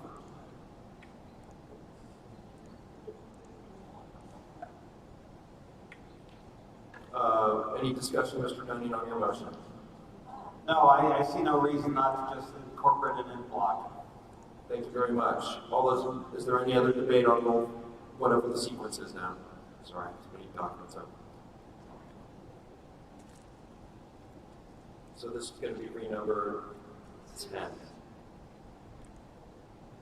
All right, any other discussion on new rule number 10? All those in favor of adopting rule number 10 say aye. Aye. All those opposed say no. Committee, you have completed the rules on the general session. Unless there's anything. Mr. Chairman, I'd like to... Sorry. Mr. Flynn is recognized. I need to make a rule number 11. Real simple, no ghost voting. What does that mean? It means that if you're sitting next to somebody that they're not allowed to go and vote yours and then go. Let's not use colloquialisms. Do you have phrasing that, I suggest you phrase it. Mr. York? Dale, you're SD4. In voting, delegates may not exercise voting privileges on another delegate's electronic device. Point of information. Could we possibly say no proxy voting? Or I think Mr. Flynn's motion is trying to explain it. These are explanatory rules to help people understand. So I'd say voting delegates may not exercise voting privileges on behalf of another delegate on another delegate's electronic device. delegates may only vote. Delegates may only vote their own ballots. A delegate may only vote his or her own ballot. So just the word attending. Mr. Sorry, a lot of. I'll recognize Mr. Larson, Mr. McDonald, Mr. Larson. I believe that motion is out of order because we have no way of enforcing it. Right. You can have, with all due respect, Mr. Chairman, with all due respect, this is an explanatory rule. We're not trying to enforce it, we're just explaining. But Mr. Chair, point of order. Hang on, I'll let Mr. Larson continue. Well, I think the statement that we have no way of enforcing it is all we need to know. I mean, someone can be sitting in their home with another delegate 100 miles away from any member of the RPT staff. One of them can get up to go to the restroom, the other one can vote their ballot. How would they ever know? I don't think knowledge is one way. Yeah, I mean,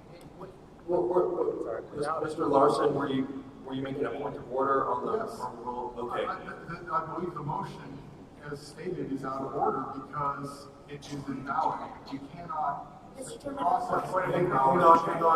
One at a time, please. Mr. Larson, anything else? Thank you. Hey, whoa. Let me get Mr. Offerman, Ms. Kent, Ms. Patrick, Mr. Offerman. Mr. Chairman, thank you. I'd like to get the Secretary's interpretation of why this rule is necessary. Can I get my cue? You're getting in the queue. Someone, you have to write this down. I had Ms. Kent, someone else, and then Ms. Patrick, and then Ms. Thomas, and Mr. Offerman had a question for Mr. Flynn. I'll allow Mr. Flynn to answer the question. Mr. Flynn. In the absence of this rule, then it will be plausible for people to think that it's okay to do that. Right. And so if they know that it's not okay, then we may be able to avoid a certain amount of fraud. And I'll rule that the motion is in order. One information. Mr. McDonald. Miss, what's her name is Thomas, I think, but I do have some. Okay. Can we go in order, or did you have a? Okay. One information. I'll get you in the queue, Mr. McDonald. Ms. Kent, have you spoken? No, but I think Ms. Thomas was before that I will defer to her. I will allow. I had a different order, but Ms. Thomas, you're recognized. Thank you, Mr. Chairman. Mr. Chairman, I would like to make a motion, and it depends on whether I can make the motion. And then Is it an amendment to Rule 11? It is a new rule in the general. Is it germane to Rule 11? Yes or no? I don't know what rule 11 is. Yes. Okay, make your motion. Mr. Chairman, I move that voting, this is an amendment, voting must be done while the camera is turned on and the face is seen in Zoom. And that way you know that that person is at their device. Does that mean, Ms. Thomas, that if someone's camera is disabled, like I have a piece of tape here, if someone's camera is disabled or if it's not functioning, that delegate's disenfranchised by the functionality of their computer? This is what this committee has to weigh. This is what this committee has to weigh. The committee has to weigh verifying the person who's doing the voting is voting, or technologically. Okay, I'll allow you to say that in debate. I'm just trying to roll on the point of order. Is there a second on the motion, on the amendment? And you're doing this in the form of a substitute, or is this an additional language to propose rule number 11? It's additional. Okay, so this is an amendment to rule number 11, the language having been proposed and seconded. Mr. Russo, did you have a point of order? All right, Ms. Thomas, you may continue on your amendment. When you're on Zoom, there's a camera, and there's all these little blocks, and you see the people's faces. You can turn the camera off, and one of the things that we had in SREC was that there was a voice vote, and it was a female, and a bell came over and said the vote. So we automatically knew that wasn't the person. And so so that indicated to me that during the vote, it is very helpful to see the person. Now, I know that in rural counties, they're going to have bandwidth issues. So what I'm doing is I'm throwing this out there as a way to verify the vote. You vote it down, you can amend it, but that's at least a way to verify it. Or you can say if the bandwidth isn't available, then you're excluded from this requirement, and that is up to the chair of the caucus because he knows his area. But I'm telling you, in the urban areas, it would be very doable. Thank you, Ms. Thomas. I've got the following order to speak on the amendment. Ms. Kent, Ms. Patrick, Mr. Dunning, Mr. Tate, Mr. Wainwright. Ms. Kent, you're recognized. Yes, Chairman Sandy Kent, SD 18. With everything we've been asked to do, and we've been asked to be brief, concise, not overly broad, to ask someone to either show their driver's license or their face is an infringement upon my right to privacy. I don't allow cameras in my home. I'm not going to do it on a Zoom. I use a backdrop. And if I tell my husband I have to go to the restroom, please vote yes on this vote. It's very important. Then that's my prerogative if he's a delegate. Thank you, Ms. Kent. If we want to do no proxy, no proxy. Ms. Patrick. That's still a proxy. I said if there's a proxy, you can do it. If no proxy, then let's vote no proxy. But don't be telling me I have to put my face on it. But no proxies already in the general rules. Well, then they need to be in the supplemental if that's what you want. One at a time, please. Ms. Kent has the floor. Mine is for Rule 12, Mr. Chairman. Susan. Oh, you're Strike me for now, I'm next. Okay. Then I'm going to Mr. Dunning. Thank you, Brandon. Dunning, SD 16. There's so many things wrong with this proposal. I'm not sure I can address them all in 3 minutes, but let me start. First off, this particular thing has a technological limitation. I think we're going to get crushed on bandwidth by having 4,000 people in the same meeting all trying to stream data of their smiling faces. I'm prepared to offer a rule that they turn off the cameras just for the sake of bandwidth so we can hear what's going on. Secondly, this is proxy voting. It's already disallowed by our general rules. I see no reason for us to enable it in this rule. And the other problem, this rule is not even doable. With 62 members of the SREC, I cannot see them all on my screen. I have to thumb back and forth through them to see all the smiling faces that have decided to show their smiling faces. With 4,000 plus, this will be crushed under the huge numbers of people. You will catch no one doing this by any practical measure. So therefore, this just increases bandwidth. This is itself an attempt to make something enforceable that's unenforceable by making it even more unenforceable. So therefore, I strongly encourage that we just vote down this amendment and get on so we can get through this thing. Mr. Chairman, I move we table this motion. Table until when? I move the question. Second. Previous question has been moved and seconded. All those in favor of moving the previous question say aye. Aye. All those opposed say no. All right, on the question of the amendments, I think it was done as additional language, not as a substitute, Mr. York.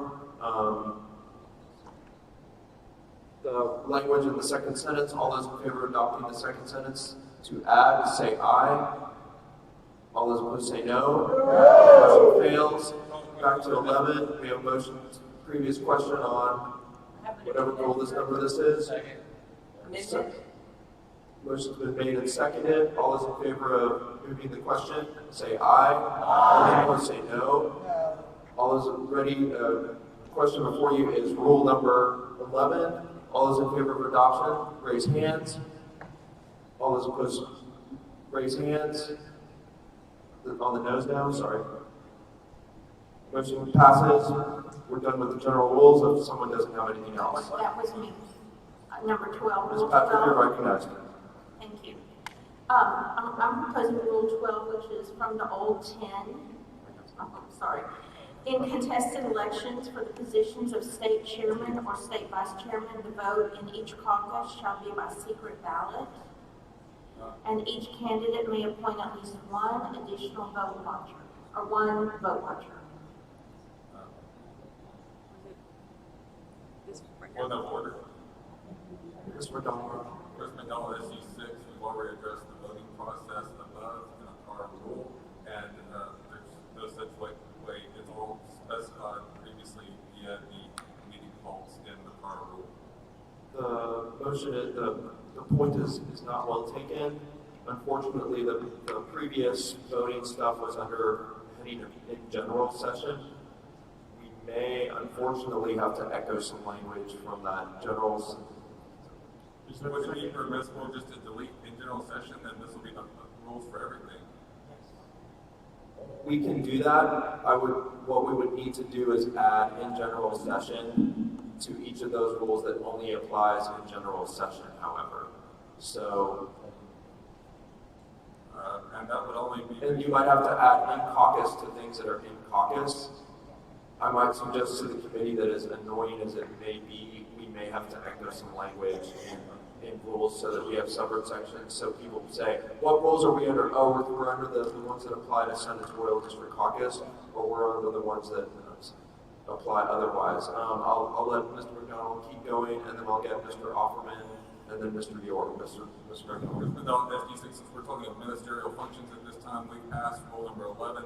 It really relates more to number 4. Could we copy and paste it as the last sentence to 4? 4 is what relates to voting. Yeah, Ms. Patrick was actually recognized, but I don't think we had the language up. Is that correct?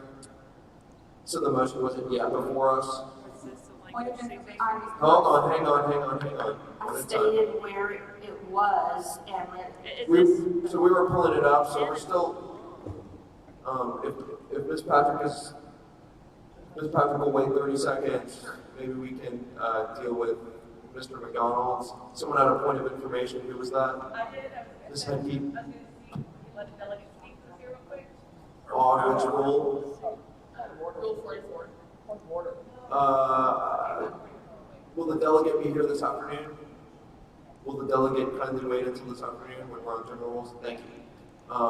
Back to the supplementals. Mr. McDonald had a motion to move. No, it's not there yet, Mr. Russo. Mr. McDonald, motion to move 11 to different places in the sequence. Is that correct? No, just actually copy and paste the text and make it the last line of Rule 4, as Rule 4 relates to all the voting processes. So since to delete it as separate, put it in Rule 4. We have motions made, seconded. Are we cutting or copying? Was hers second? No, we're not live yet. Any discussion? Let's not overdo it. It's 11:34, committee. Without objection, it's moved. The end of 4? Move to the end of 4, and then now we're under the heading of in senatorial district caucus. Have a motion? Chair recognizes Ms. Patrick's motion, and then Mr. Dunning, just remind me your cue. Ms. Patrick. do we have the wording? Yeah. Correct. I just think, each candidate may appoint a vote watcher, one vote watcher. Without objection, I'm going to add a heading in senatorial district caucus. Any objection? No, that's fine. Not tellers. We're taking out that tellers for each vote shall be appointed. I thought we don't need that because that's being done by our equipment or the software. Each candidate may appoint. Okay. In contested elections for the positions of state chairman, state vice chairman, national committee woman, and national committee man, the vote in each caucus will be by secret ballot. And then we skip to each candidate may appoint a vote watcher. Point of information. Recognize for your point. How will that be done if someone's sitting in their home? It would be each candidate can appoint one, and they can, I understand, go in person and just make sure that as the vote comes in, it's recorded if they want to. That's my point. If we're all sitting in our own home and the candidate wants to verify our vote, with that language, they would have to come to our home. Is that correct? No, I believe it would be to just verify that what comes off of the software is what's actually recorded, kind of thing. What she's suggesting is that. One time, please. One time, please. Who has the floor? Point of information. Ms. Kent, were you speaking? I was just asking for clarification, and Ms. Patrick clarified that for me. So y'all, you got your question answered? Yeah. I'll recognize Ms. Hetke and Mr. Tate. Did you see her? Ms. Hetke? I'm going to say, I'm a candidate in a contested race. I don't see how this is even applicable based on what we already saw in how the meeting house operates. Because anybody can go back and check all the votes immediately. Does anyone have information about whether all the votes will have all of the names displayed and the vote, or just the names displayed? Do we have any information on that? Mr. Wright, maybe? Sorry to interrupt. Do you know if there's any information about whether certain votes will be public, as if showing hands, and other votes will be secret, like in contested elections? According to the software, I'll let Mr. Wright speak, and if according to the vendor, you can do both. It's an administrative decision with the RPT whether to enable the ability to do that. That's why I was wanting this from the RPT here. So they can preserve secret ballot in contested elections for people? Yes. Is it all or nothing? What do you mean? Like, is it individual votes, or do we have No, it's not like the basics. I mean, look, if we're in SDRCD caucus, we're only voting on people, right? Right. Yeah, but they're people. We're voting on people. You're not voting on questions like, commas and stuff. Is that, do you have any contrary information to that, or? I have only one additional clarification. Any objection to hearing it? Continue, please. There is a firm that will be watching the back end, I believe it is Upstream Communications, and that is to prevent staffers of current Vice Chair Alman or current Chair Dickey from being able to see who votes for who. Point of information, do we know who this third firm is? I believe it is called Upstream Communications. So we have Meeting Pulse and Upstream and Meeting Pulse is the software. Yes. And we have, the RPT has contracted with this consulting firm to be the observers of the back end and make sure that only credentials are they going to be observing from one central location where tellers can actually... Ms. Thomas asked this question before and it was shot down because if we allow a campaign to put a person in the room with the consultants, they will see who I voted for, not just the tallies, not just the totals. It will de-anonymize the vote. That is my understanding. So the answer, I am leading to where I think you were going. You can't put someone in that room without de-anonymizing and the person in the room being able to see who everyone has voted for. That's why we're hiring the firm, so that it can maintain a barrier of anonymity and transparency of people running for re-election, their staffers not being able to see that info. Question for witness. Ms. Thomas, what was the question? I have a question. So, quickly, please. You say that they will be able to see who voted for whom? This is not guaranteed, but that is my understanding. Questions to the chair, please. Yes, direct your questions through the chair. Thank you. So, it is said that they would be able to see that, or he thinks, he's not for sure, that if you're in that room, that you'll be able to see who voted for whom. What I'm suggesting is what we do every election with True the Vote. We go down to the county and we watch them take the electronic things, we watch them record things, we watch them load things. We're just there observing the process, and we're not looking at any data. We're just observing the process. We know where it's at, and we have access. I'm not saying people are going to be there. I'm just saying that we should be as transparent as possible. Where are they? If someone wants to go and observe them, then they should be allowed to observe them, but not see any of the data. Like a poll watcher, but more than a poll watcher, it's True the Vote people. It's people that are watching the system, so that we can say there were people there and it's honest. Thank you, Ms. Thomas. Do you have any questions about Ms. Patrick? I would just say the most important thing about this to me is that it's by secret ballot. And second, I see no harm in allowing a candidate to appoint one person to go do what Ms. Thomas just suggested. So, I mean, they may or may not do it. Mr. Chairman, point of clarification, please. Yes, Mr. Murphy. Drawing right as and then this is a question, if the information is allowed to be an anonymous vote, would anybody at a later time, whether it be candidate, campaign, or whoever, be able to pull that data, and will it have just numbers, or will it say names as to who voted for you and who voted against you on that report? Mr. Flynn, did you have information on that?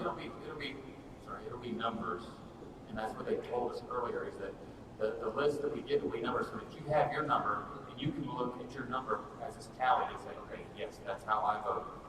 Okay, but nobody sees that, but there is an attachment there. There's a list somewhere that somebody can go back and get that. That's right. So in other words, it's not. Ms. Vanderlyn, you're recognized. Sorry. It's not a completely anonymous system. The witness may speak. It cannot be a completely anonymous system if you want to make sure only delegates vote. If we want to make sure only delegates vote, someone has to check that only delegates are voting. That's the consulting firm that will check that. If we want the staffers that are working for people running for re-election not to see who's voting for whom, we need to have a barrier so that only those people that are under NDA not to disclose this private information are seeing the answers. Every person that is a delegate will be able to see the teller information, the counts as they occur. That's what we saw on the screen up before with who was seated and who was not seated. So we'll know the anonymous totals. All delegates will be effectively tellers. Poll watchers inside the room with Upstreet is the second question, which has not been addressed by the body or any rules as far as I'm aware. The risk is that if a poll watcher peeks at the screen of one of the Upstreet people, they will see who voted for whom. So it's a de-anonymization risk if we allow poll watchers unless we're very careful. Thank you. Committee time's 11:44. We're not done with the general session yet. So Ms. Patrick informs me that this rule actually should fall under in general session, the proposal. If there are, I believe there's is the A article in Rule 11, was that an amendment that somebody proposed? I'm just wondering about the color there. No, that was how it was differentiated from the original rule. Okay, that's fine. I'm not worried about that. So it's being offered blue plus red here. Is there any other discussion on blue plus red or black now? Thank you. We'll proceed to a vote if there's no objection. All those in favor of adopting Rule 11 say aye. All those opposed say no. No. All those in favor of adopting Rule 11 raise hands. All those opposed raise hands. Motion passes. Down to in senatorial district caucuses. Is there a motion, Mr. Gunny? Yes, I'd like to move. I called division on the last vote. We did a show of hands. But you didn't announce the number and request it. Okay, well, let's, I will return to that. Let's get a show of hands on Rule 11. All those in favor, raise hands.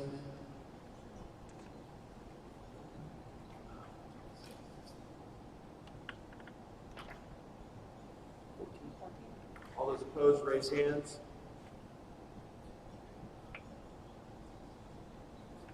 Motion carries 14-8. Mr. Dunn, you have the floor. Yes, the former Black Rule 14, I've sent the text to the secretary. Please put up on the screen.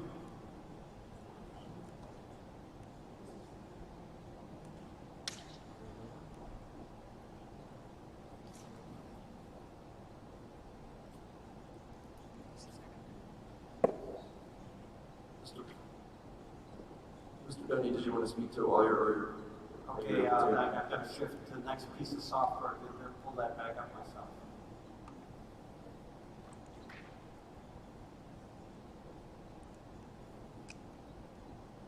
Okay, seating of delegates and alternates shall be done by the Meeting Pulse software. All delegates that sign in will be seated. Alternates that sign in will be seated to fill any unoccupied or abandoned delegate seatings by Meeting Pulse every time a vote is taken.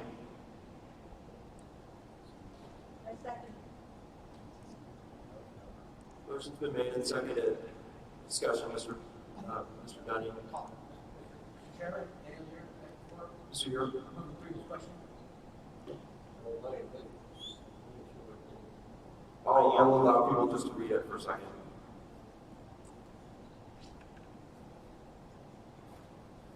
Thank you.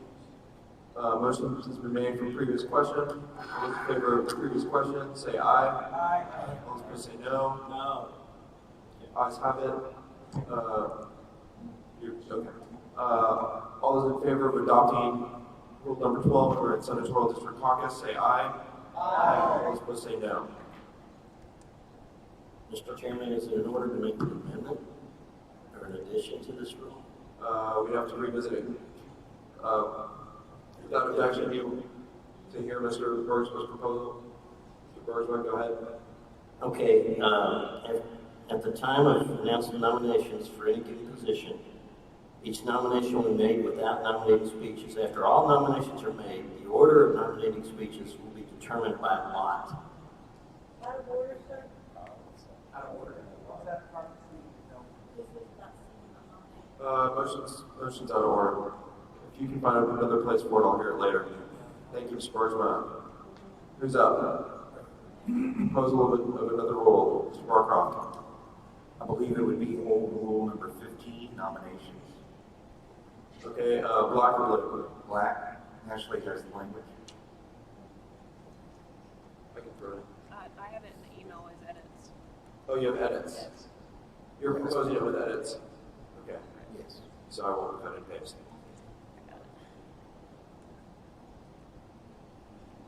Everything I've submitted has edits. So, the only change that I've added to this, Mr. Chairman, is by adding the words, after all nominations are made by and for delegates, the nomination speeches. So the language is pretty simple, and just so the body understands the intent of this language, for some reason, at least as far as I can find, there's no rules in our rules that say you must be a delegate in order to be nominated to inter-party office at the convention. So I just wanted to see if this language could possibly solve for that. Okay. Point of inquiry? Yes, Ms. Hagler. Oh, that was me, Ken, SDAT. Curious, can people outside other than alternates and delegates be invited to the Zoom to do this? From what I understand, if we were in person, a non-delegate could be nominated for SRAC, committee man, committee woman, you name it. And it's like old laundry that's never been cleaned or fixed. Okay, I just wasn't sure. point of information. Ms. Vanderlyn.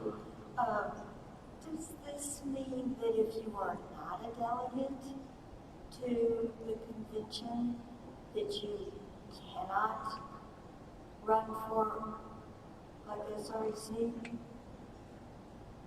Someone have information on that? Mr. Chairman, the intent is that if you are running for the position at the convention, not necessarily being appointed or elected sometime outside the convention, but if you're running for the office during the convention, you must be a delegate and or alternate in order to be nominated and or voted on. I wish we had that 2 years ago. Point of information, Ms. Hickey. election code does say that when SREC chooses proxies, they don't even have to be a qualified voter, just a resident of the area. Yeah. So keep that in mind. Mr. Robert. It's been pointed out that last night James Dickey made a stipulation that anyone registering for participation had to be on the delegate list. So no one who is not part of the delegation could get in to participate. Point of information. Hang on, I have a question for Mr. Barcroft. I'll come to you, Mr. Inge. Mr. Barcroft, do you, hang on, people. Oh, it's me. Oh. I would gladly remove my language and just adopt the rule as is. No. I was going to suggest removing that last sentence about written material, unless we've decided that digital, I don't know. I would be amicable to strike. Any objections to strike in the committee? Okay, we'll strike it. We're back to 13 with the language added in red. That's not an amendment, that's the original language. Just noting that it's different from before for informational purposes. Does anyone have Point of information. Yeah, Mr. McCarty. By striking that we just did without objection, does that preclude anyone from the ability, if they're meeting in a large group, from passing out written or removing it? Is that? I would say it's, well, that's not a meeting. That's not, it's. Not under a committee. Yeah, that's not a meeting, so. It's not in the caucus. So I can't, Mr. Larson would say it's unenforceable. We can tell anything that a birthday party does. Exactly, their birthday party, you know, maybe they're, yeah, we know, okay, got it. I'm not gonna belabor the point. Chair? Sure. Name yours if you want to call the question. Thank you. Motion been called. Second, all those in favor of moving to a vote on Rule 13, say aye. All those opposed, say no. Rule 13, as proposed by Mr. Barcroft, is on the floor. All those in favor, raise hands. All those opposed, raise hands. Motion passes. Mr. Barcroft. Yes, sir. Mr. Chairman, I have the next one in line, which I suppose would be rule number 14. Okay.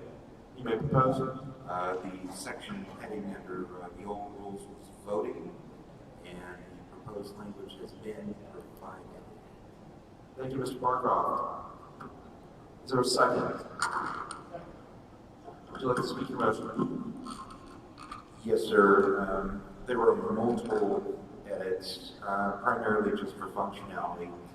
The very first one will be seen in the first sentence.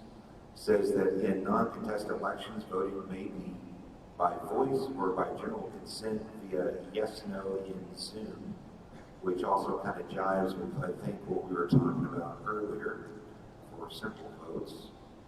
As you can see there, there's the red language. And then there's really nothing substantive until we get to the third paragraph where we strike out tellers that have been appointed, because as someone else mentioned earlier, that really doesn't apply. And then the next sentence after that paragraph, each delegate is seated alternate. Each delegate or seated alternate for a delegate, I felt was, I don't know, that was really needed, but I'm not going to cry if we decide to keep that language, so I've stricken that. And then number 1 shows several strikes. Number 2 has new language. Should we start at the top before we get too far into this? Or just Start at the top of what? should we divide? Hang on. Repeat your question. Should we just start with the first edit and go on through the process divided? Well, you're offering clean language, so just give it all to us, and you can explain what changes. Okay, so number 1, electronic voting shall be used. I just said period because there is no discretion for anything else. And number 2, I changed the word devices to electronic services because it was originally written for handheld voting devices. And number 4, the caucus shall be provided a means of voting via electronic services, striking out the remainder of the language. Number 5, each individual participant, striking out the voting device because that's not applicable. And then further on, device with a unique machine address was stricken out, and I said username instead, and then struck out the rest of the language on 5. Number 6, again, device assigned is replaced with electronic services provided. Number 7 is struck out in its entirety because it says electronic voting devices that are not in use by the delegate shall reside with the county chair. That is not applicable to this situation. Number 8, we removed unrelated language by a method other than electronic voting because that is not possible. Number 9, every vote recorded is secret ballot, period. Number 10, vote results shall be made available to any delegates that would like to confirm the accuracy of their recorded vote. Number 11, I got rid of projected for all on the screen. One moment, Mr. Markov, the committee will indulge. I have a question that's relevant to a word that we're using in this. If the committee will indulge me to make a quick phone call, but you may continue, Mr. Markov. Yes, sir. So when available, final results will be made available, period. And then number 12 says all laptop devices used to capture electronic voting data will be networked. Well, that's no longer required either, so I struck number 12 in its entirety. And I hope the body can use this language. Thank you. I second.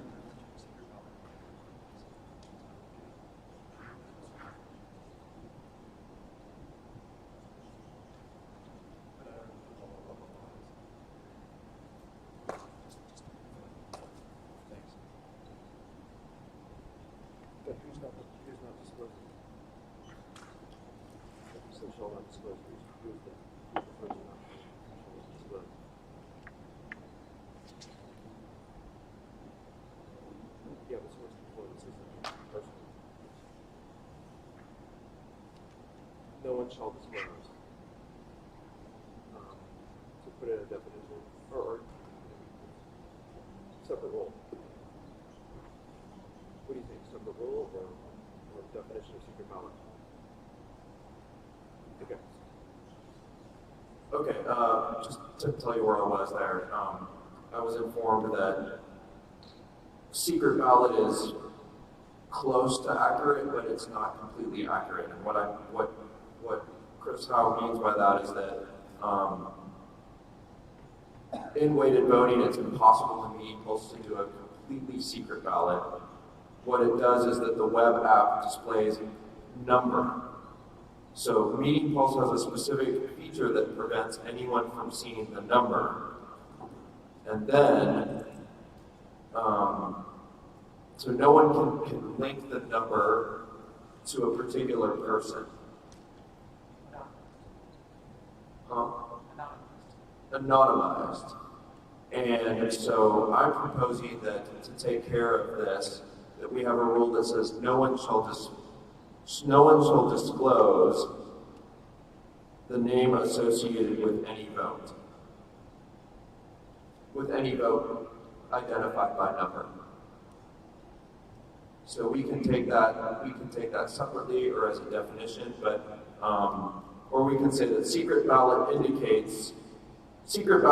rules indicates that no one shall disclose the name associated with a vote. And that takes care of not having to fix 5 million citations of secret ballot. I second that. It's not in order just yet, but we can do that as a definition, and that way we can consider that the secret ballot in the rules anywhere cited has a specific definition. Mr. Barcroft, were you done with your layout? I am, if it would be amicable to the author, who is me, I would have to replace the word secret with electronic. The solution that I'm proposing would be to define secret in a definition. Ms. Hickey and then Ms. Hagler. Can we use the term proprietary? Where? Work now? Where are you putting proprietary? I'm not. I mean, we have the list. Somebody has that list of names and numbers. Understood. I'm just seeing where you want to put the word proprietary. It's a great word.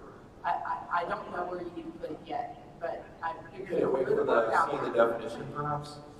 Proprietary electronic voting. Whoever owns that list, somebody owns that list of names and numbers. Who owns it? Okay, we don't have an answer to this question. Mr. Chairman, Ms. Hagler?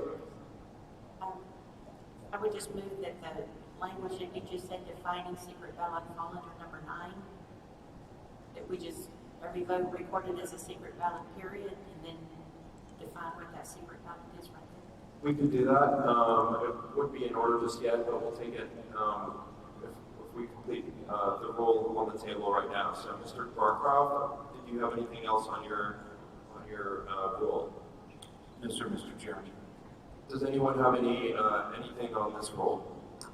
I second the motion. The motion seconded. Any discussion? Mr. Gear calls the previous question. All those in favor of moving the question say aye. Aye. All those opposed say no. And the question has been called. All those in favor of adopting Rule 16 as proposed by Mr. Barcroft say aye. Aye. All those opposed say no. Motion passes. Let me get the next one going. One second. Mr. Chairman, I do have language for the next one. You may lay that out, sir. Okay, it would be old rule number 17 in black.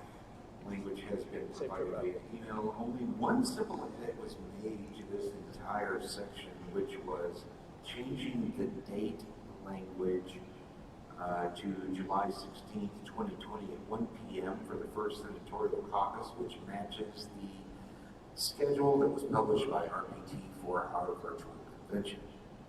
Mr. Chairman, Sandy can SHG. I did provide Ashley a list of all those that you assigned me to. She goes through the SDs and the CDs, updating all the time. Excellent. Thank you, Ms. Kent, for your work. And thank you, Mr. Barcroft, for marking those up for us to save us time. Much appreciated.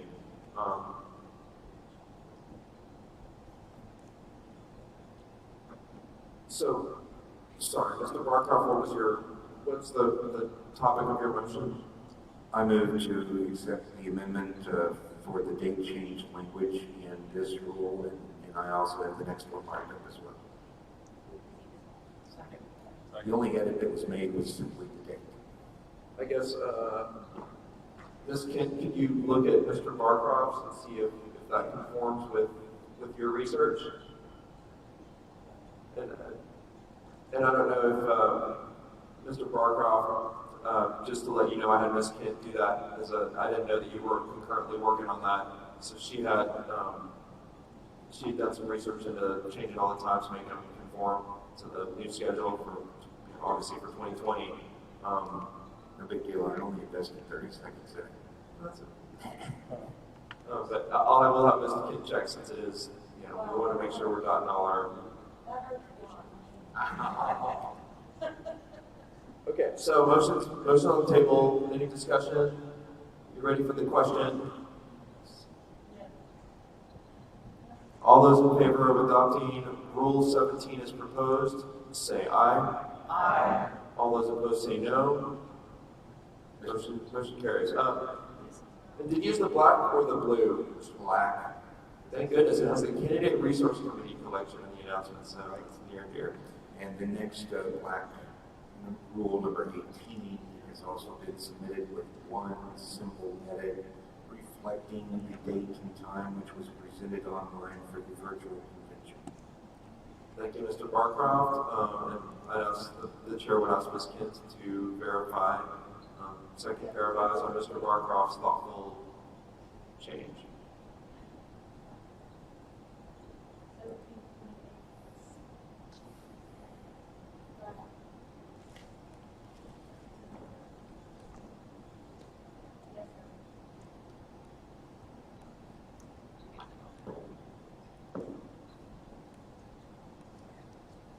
Personal privilege.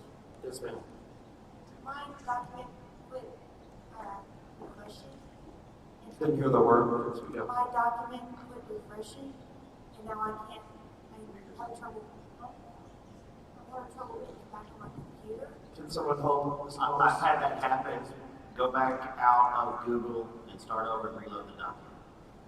Go to the list and go to the live document. I have had to just refresh also.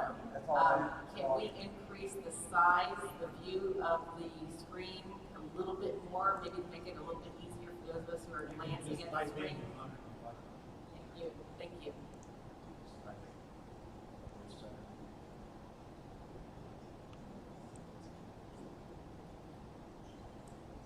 Is this better? Sure, can you do 125 center? 125. Ms. Kent, is that best? Thank you, Ms. Kent. Thank you, Mr. Barcroft. All right, motion is on the table for a rule. Is there any discussion on the rule? And I guess it's been appropriately numbered, correct? Thank you, Ashley. Any discussion? All right, are we ready for the question? The question before you is on the Senatorial District Caucus rule order. There was no motion for an amendment on that? I thought, is Mr. Flynn in the room? Mr. Flynn? He's coming. No, other way. Mr. Flynn, did you have a motion on the second Senatorial District Caucus? Yes. Amendment? Motion, the floor is open for an amendment. I move to move the SREC members ahead of the chair and vice chair. There's a motion and a second to move 7 and 8 to 5 and 6 and move 5 and 6 down to 7, whatever it is. Yeah, let me make sure I'm looking at the right document. So moving, the order would be call to order, roll call, and read a minutes announcement, state committee woman, state committee man, state chairman, state vice chairman, is that? Correct. Would the gentleman also want to? We need to flip the national. That was what I was going to say. Do that all in one fell swoop. Yeah, do it all in one fell swoop, and also, so included in your motion, Mr. Flynn, is to change it to committee man, committee woman, as is the custom in presidential years. Thank you, Mr. Flynn. So there's a motion and a second. Is there a second? Second. Oh, I'm sorry. There is a second. Motion has been moved to on the amendment or on all pending questions? On the amendment. All pending questions has been moved. So the vote before you is to move the previous question on the amendment and then on the rule as possibly amended. So all those in favor of adopting Mr. Flynn's amendment, excuse me, I have to vote on that previous question. All those in favor of closing debate on these two items say aye. Aye. All those opposed say no. Sufficient 2/3. All those in favor of Mr. Flynn's amendment moving items around as stated. Does everyone know the items, the order of the items? Okay. Order, Mr. Chair. Hang on, let's get. Yes, Mr. McCarty. Craig McCarty, SD1. What is the purpose of changing the order? I'll let the mover speak to the. Not to belabor the point, I'm just curious why you want to change the order.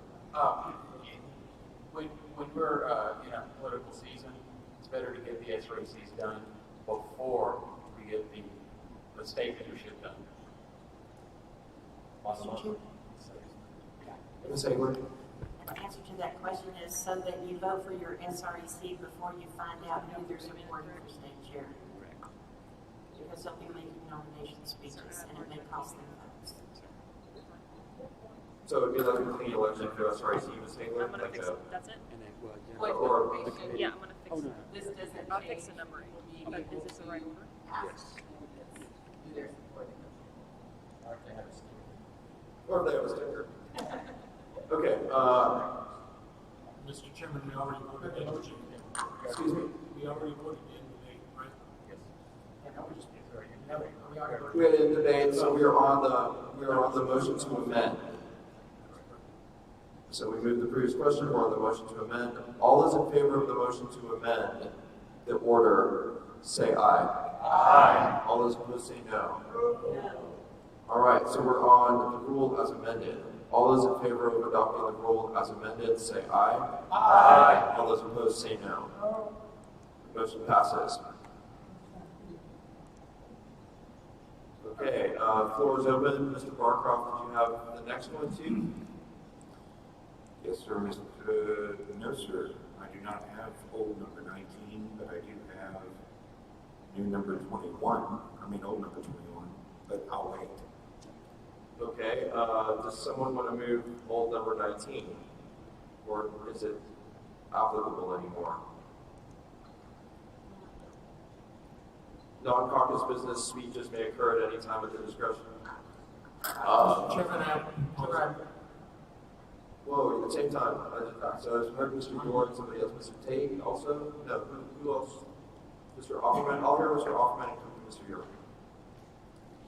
Mr. Chairman, thank you, Doug Offerman, SD 28. Regarding number 19, I would propose an amendment for non-caucus business speeches because with this technology move, we need to recognize non-floor communication. So I would just say that my amendment would be non-caucus speeches may occur at any time through phones or text or email. You want to just move that as clean language, Mr. Offerman, since technically 19 hadn't floated down to the table yet. Point of order. State your point of order. This isn't the committee's purview. Give me the text that you're proposing again, Mr. Offerman, and then I'll make a ruling on Ms. Hankey's point of order. All non-caucus business or communication may occur at any time through text or email, and there was one other method.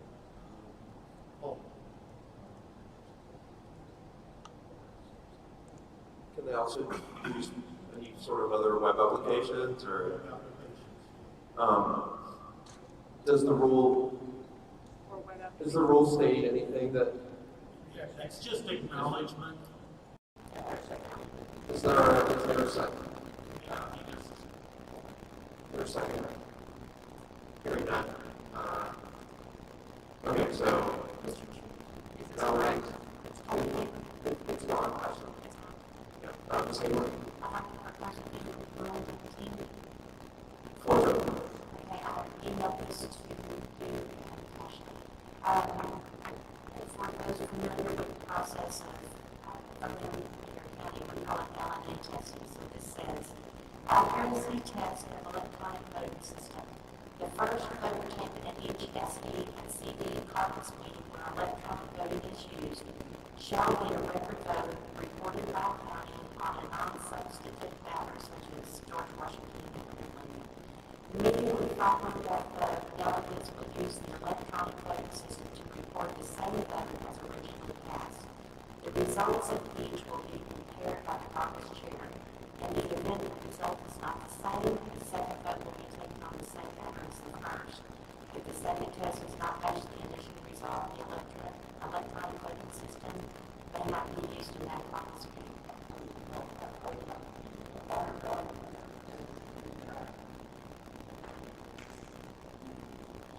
Ms. Stigler, what would the remedy be if it fails the test? Just like in real life, if you're on a test, you cannot start running the body check until you want to record every single step taken until you got it to where it matches correctly. That's what we do with Ballot in real life.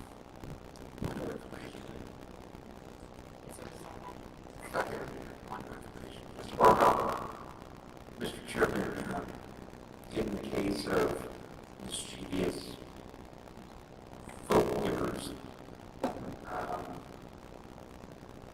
if someone changes their vote from the first vote to the second vote, the results not match, what is the remedy? Does anybody know?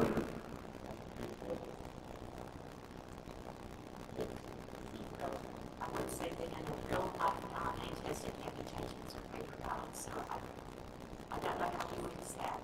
But I do think we need to take some kind of dummy test on our equipment before we start running real to make sure. So, okay, are you asking them to do that on a test? You ask the participants to vote, and you ask them to vote the same way out to the question, or? Yes, What if someone needs to bring over something you don't know? Well, the thing is like when you're testing votes, then each of the signatures would say, do you prefer paper or purple? And he knows what the answer is, and then they go into your electronic voting, and they know in advance what the answer is supposed to be. As long as they voted what they said. Mr. Chairman, anybody else get the one day recording? Is there a second? Yes, second. Okay, Ms. Keith. Yes, one day recording.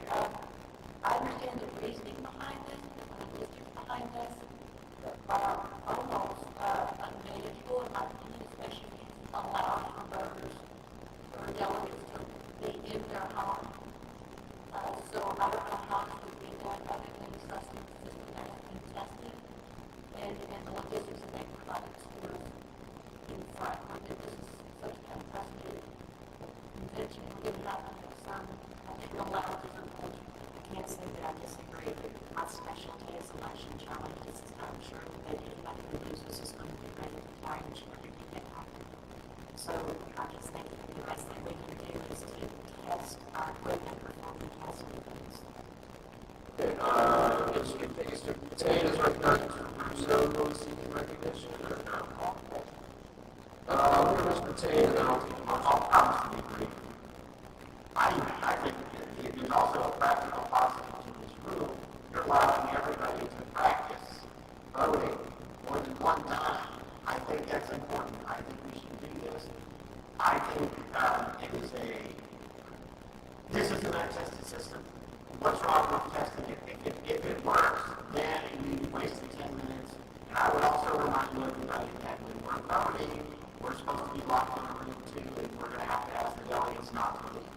We get Mr. Bryant, Mr. Gore, thank you. This is Dwayne Ryan, State Attorney.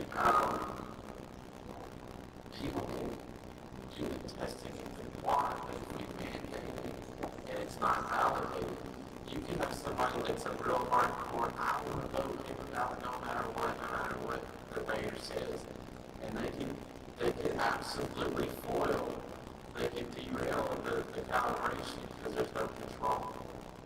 You have to have that scientific control to be able to do it properly. Thank you, Mr. York. If you make a standpoint about where we can test, maybe there's something we should suggest to the RPT. If they suggest doing a test vote beforehand, but I like to move them to call it the question.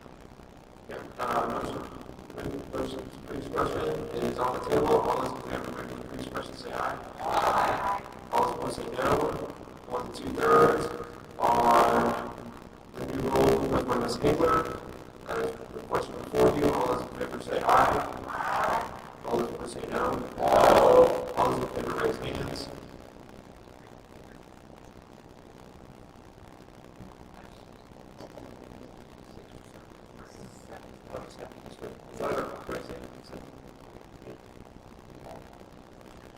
Are you ready to hear Mr. Rizzo? Some confused with Mr. Rizzo. All right, all those opposed raise hands.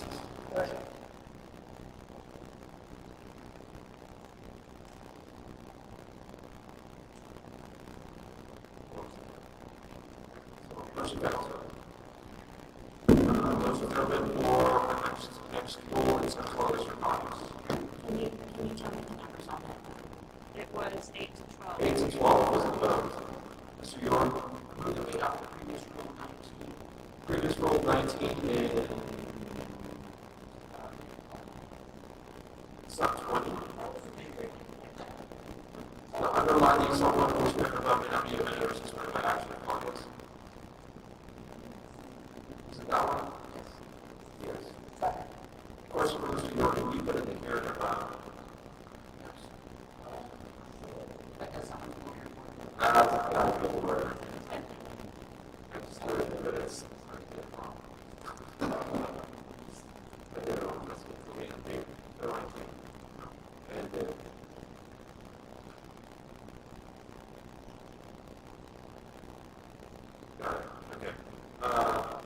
Yours before you is that our second.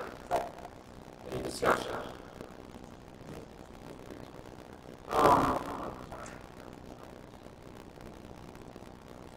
Hold on, just let me dispose of this. I'll go back to something on the previous one. If there's no discussion, all those in favor say aye. All those opposed say no. And can we underline it just for bold underline? Yeah, we're not on purpose. That's how it was. I wanted to revisit something, maybe someone on the, I guess, Ms. Thomas. Would you confer for consent? I was just wondering if somebody knows whether people would be prepared at second Central District Caucus to do a grassroots membership announcement. Do you know? Does anybody know if the caucus chairs would be ready or to have someone to be ready to make a grassroots membership announcement at the second Central District Caucus? I'll leave it in there. Number 9 under the second Central District Caucus, like this, in the first Central District Caucus, there's a CRC announcement. The second grassroots club, I know that the CRC has worked on getting that announcement to people or an attempt to. I'm not sure if grassroots club had that, but we'll leave it in there. That's where I see you doing it along with. Ms. Thomas, you're like to ask me.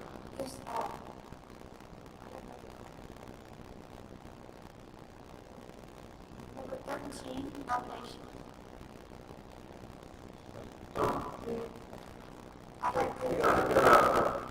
Point. This is kind of perhaps, I'm just getting on the record here. Mary and Stanko reports that the static on the live YouTube is getting louder. They're working on it. So Ms. Stanko, if you or anybody else listening has that issue, also the videos of the Thursday. Tell me that they're working on it. Is this information of the video feed or? Thank you. We know staff are working on it. Anybody? Point of information. Yeah, point of information. Chris McDonald, SD6, sir, have you assigned anyone to review and update the congressional district caucus so those can be introduced for this particular meeting? So far we've completed general, we've completed Senate district, and next is congressional. Yes, sir. Ms. Kent, were you also working on verifying the rules on those? If anybody wants to posse with Ms. Kent, that would be great. Ms. Thomas, my apologies for cutting you off. You have the floor. Yes, sir. Old rule, 15 nominations, I believe it's new rule 13. Last sentence, this candidate's nominees may distribute written material to delegates and alternates in the caucus describing the qualifications. I believe to insert after the word may, digitally distribute. Is this new 13? It's new 13. Under nominations? Nomination. And this is language at the bottom that you're proposing? Okay, so I could be working off of black language, not blue language. Are you may be looking at the 2018, not the working doc. So, You wrote that, Mr. Chairman, and we voted on it. Out of order. Are you trying to strike something that's already gone? no, what I'm trying to do is try to make it possible for candidates to distribute literature digitally. Is there a way, does anybody know if they can distribute, if the chat's closed? They may distribute digitally through the chat. So I would like, that's my motion, is to have them distribute the literature through the chat. Mr. Ure, do you know something about whether that's possible? I was chair of my SD caucus, and it already allows them, any candidate, they can contact, and I know there's a little bit of controversy about this rule, but they can get that information of the delegates, right? So in other words, people who are candidates can already have the information of delegates and distribute it digitally by emails. I mean, gosh, if we haven't been getting emails. No, this is equivalent to you getting a resume in the seat of your chair when you show up. So Okay, so this is electronic, and my point is that we already voted on this.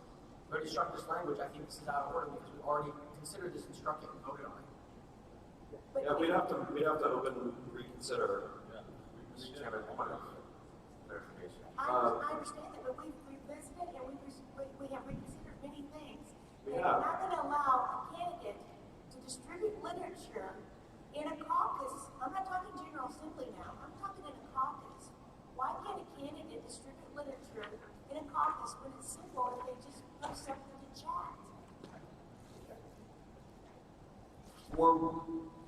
Remind me, are we keeping the chat open? So there's no place for anybody to post? It can be made available. It can be open for them to print their literature. Mr. Wright, do you have information on that? Yes, Pixel, the company that receives the general session videos and things like that, they had a submission process. Actually, the TRCCA has put 4 videos in, and they're going to be played, from what I understand, through the Zoom or whatever, kind of like a convention. But what about an SRC member in their caucus? They want to get literature out. What about a delegate? Well, an effective SRC rep would probably have a way to communicate with their delegates. It is. And if they don't have a relationship with their SRC member, how do they get their literature? How do you get your literature to the delegates in the caucus meeting? And I propose that we allow them to do it on chat. They can put it up as their backdrop or their picture for their picture. But it doesn't have the qualifications, it doesn't have issues they're interested in. You can put a PDF instead of your face. So I'm wondering. So, I mean, that's out there. I don't want to, I don't want to go with the body, but distributing literature is a fundamental. Well, and RPT General Rule number 15A says that literature may be freely distributed in any state or county senatorial district, convention, or caucus, provided that the items being distributed display the name of the person or organization that paid for the literature. Any such literature distributed without the name of the person or organization that paid for the literature shall be removed. So, Mr. Chairman? The issue is not whether or not we believe that someone should be able to distribute literature. I think we all agree with that, and nobody has any problem with that. The question right now is whether or not we have to make the chat room available to do so. And in all due respect, Ms. Thomas, let me finish. You can talk afterwards.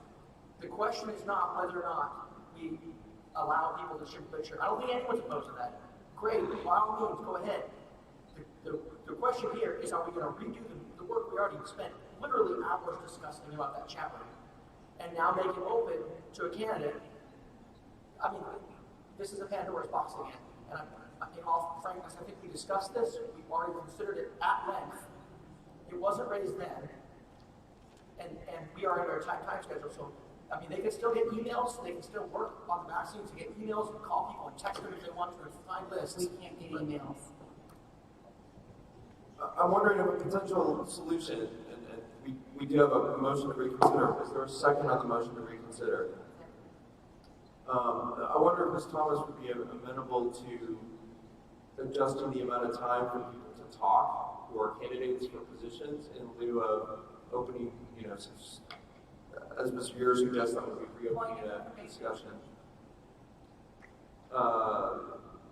Does Ms. Thomas, did you have any information on the question, or would you be amenable to changing the amount of time, or as a solution? If not, then I won't take any compromise, okay? More speech is better for me. But what you just read is not only for the candidates, but it's also for the special issue groups. They also distribute literature. And there's no way now that they can distribute literature. So all I'm trying to do is open up the chat. Yeah, you're trying to make 15A work in a virtual world, essentially. Yes. Ms. Enke, did you have something? And then I was going to suggest, is there a way to allow the chat to be open for 5 minutes stuff? I don't know. I don't know the answer Or to is there a that. way for a host to distribute information to the meeting attendees? I have some clarification on that, Mr. Chairman. Mr. Wright, and actually let's work on the motion to reconsider. There was a second. Is there any discussion on the motion to reconsider? Clarification, I like in the House you voted for consideration. Oh, did you vote? Do you remember how you voted on the roll? I was actually in the bathroom when it was voted on. Is there someone who voted on 13 who voted in the affirmative on 13 who would move to reconsider?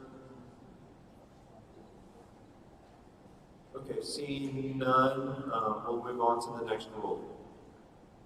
So,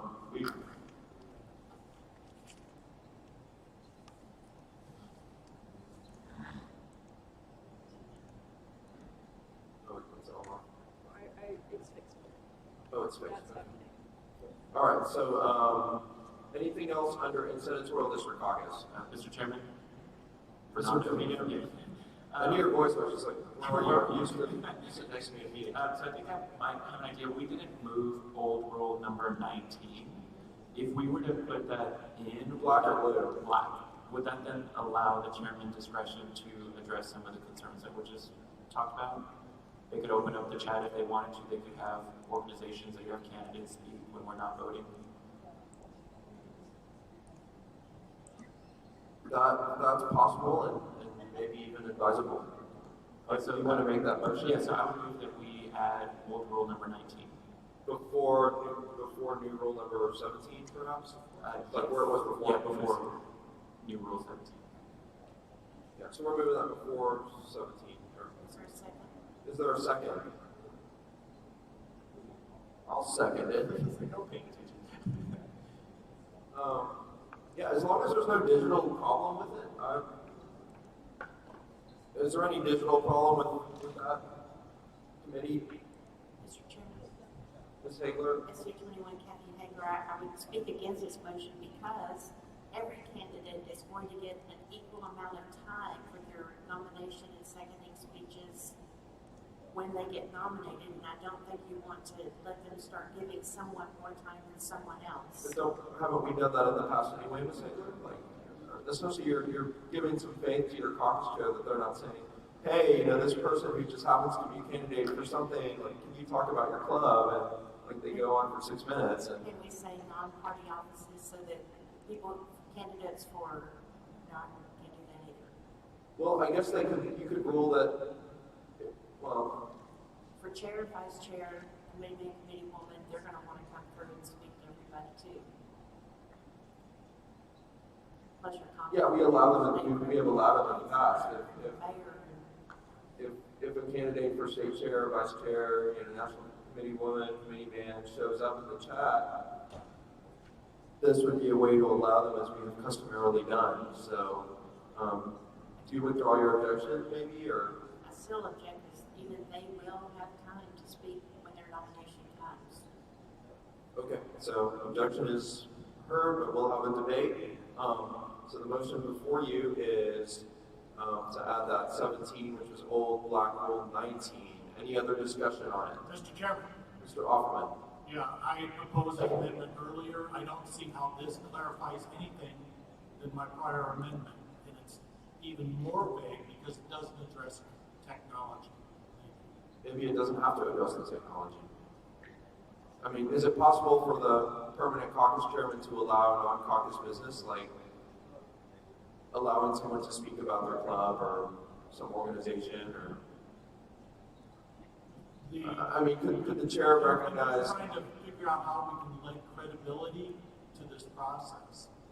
And that's why I think technology should be mentioned at least looked at. That's I think something that can be helpful to my constituents. And that's why I'm speaking, this doesn't do enough, so I'm speaking against it. Thank you. Anyone want to speak on it besides Mr. Trevino? Yes, I'll say that I do think that it's okay for it to be intentionally vague. I mean, it's representative of how we've already operated. I do trust our caucus chairs to, not unduly give candidates for SRC more time than they would have been allotted, but I do think it's fair that, candidates for elective office, if they want to address our caucus, the chairman should allow them to do that. If people who are, leaders of clubs that are sponsoring or had sponsored in the past and want to give our delegates information, if there's downtime, I think we should allow the chairman leeway to allow them to address us at that time. Okay, any other discussion? Motion before you is the new whatever number it is. All those in favor of adopting it say aye. Aye. All those opposed say no. No. All those in favor raise hands. All those opposed raise hands. Again, the no's seem louder than they really are, and motion passes. Mr. Chairman, Mr. McCarty? Craig McCarty, SD1, promotion. Are we still on senatorial district caucus? We can be. Or can we move on from that? Or does anyone have anything else on senatorial district caucuses? Mr. McCarty, you have the floor. Thank you, Mr. Chairman. I have emailed Ashley a number of all the congressional districts from 2016 congressional district caucus agendas and supplemental rules. I'd like to add those in, I guess one at a time, or can we add them in bulk? It's very similar to the senatorial rules, and with the agenda, and then the governing language, and then this last statement of the caucus can't make any changes. Something can be amended or suspended. It's the same how many thing. of it? How many is it? I'm sorry? About how many rules is it? It is I think it's about 6. There's first caucus agenda, second meeting agenda. Okay, I'll accept them as a batch. If they It's been emailed it as a Word document and as well as a copy paste directly into the text of the body of an email. Yeah, I'll take a motion to consider them all at one time if there's no objection. And we will just we'll read through them just to make sure we didn't miss anything, to make sure we whatever amendments we made in the above, just will be careful. But I think if we do them as a batch and they conform to language that's already been passed in senatorial district caucus, we can save ourselves some time. Thank you, Mr. Licardi, for that possible. Thank you to all of you who have been working on these rules to expedite things, given the short. Yeah, y'all are superstars. So. And Mr. Chairman, one point of one extra thing to say on the agenda. I'm not sure of the dates. I used the 2016. And we'll have Ms. Kent look at those, and Mr. Barcroft and all the other great wizards on dates and times. I'm not sure if the second was on Friday or on Saturday, given the changes we've had. First is Friday, second is Saturday. Yes, I'm just having a hard time copying and pasting right now. Just give me a second.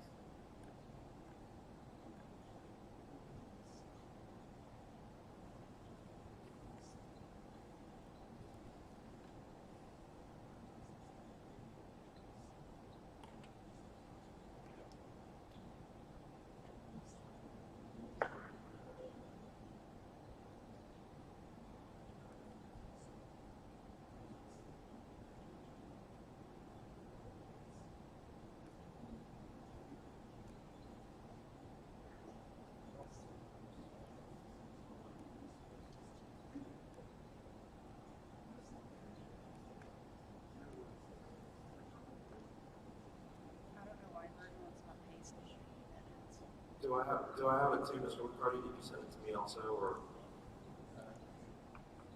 she's having trouble with the cut and paste. You want to send it to me, cruzv@att.net.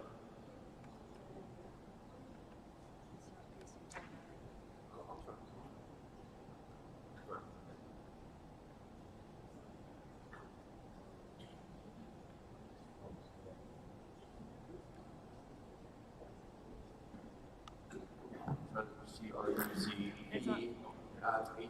It's on there now. Oh, she got it.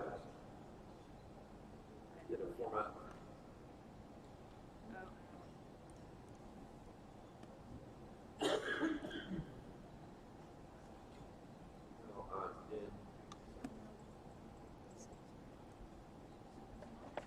Is it, what's the time of the first CD caucus, Ms. Kent?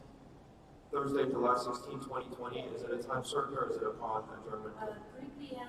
July 16th, First Congressional District Caucus, and it ends July the. So instead of saying upon adjournment of the First Senatorial District Caucus, we can say at 3 p.m. The way it's written is adjourned to meet again Friday, July the 17th at 8 a.m. That's the end of the schedule for the First Congressional District Caucus. Whoa, so what time is it? I'm sorry, I missed. So it's Thursday, July 17th at what time? July 17th. It says First Congressional District, July 16th, 3 p.m. Adjourned to meet again Friday, July 17th at 8 a.m. Second Congressional. So the first one starts Thursday the 16th, 3? Exactly. Thank you. Oh, I just thought of something. We have a few people in Mountain Time in El Paso. Oh. We need to define Central Time. Thank you. Without objection, I'll make those corrections. And the other? Yes. No objections. Thank you.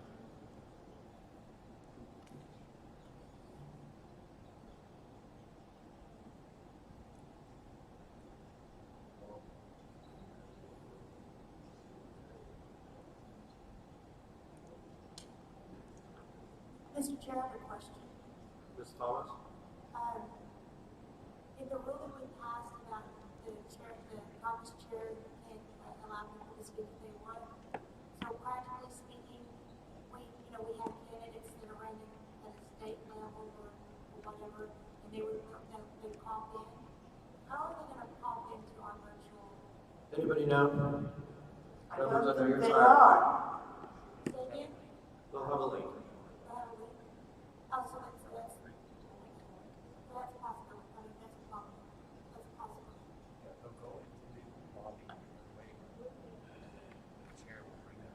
Okay. Mr. McCarty, are we ready to roll, Ashley? Yes, the updated. And I'll take them one at a time. Well, we'll take them as a batch. I want the members to read through Rule 18. Focus members, we're in for another hour. We have to finish. We're doing great. Keep going.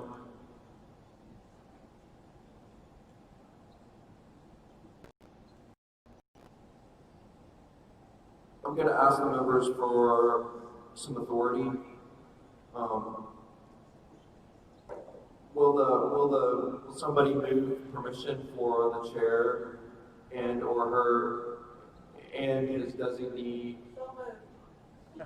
Right here, my designee to make any clerical formatting, non-substantive formatting, grammar, all those good things, typos, corrections to these. This has already been done by the grammar and. No, for this report to the SRAC, not. Yes, so Thank you. All right, is any discussion?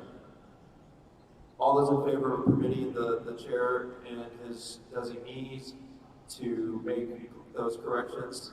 Mr. Offerman? Is there any way we can send a copy before and after? No, because it's 12:45. We're probably going to finish about 12:55. So the live doc will reflect the changes so made.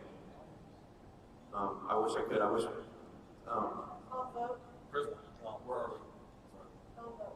All right. No one else to speak on it. All those in favor of giving the authority say aye. All those opposed say no. All right. So Mr. Licardi is ready with his batch. Correct. moving in congressional district caucus. You have the floor. Thank you.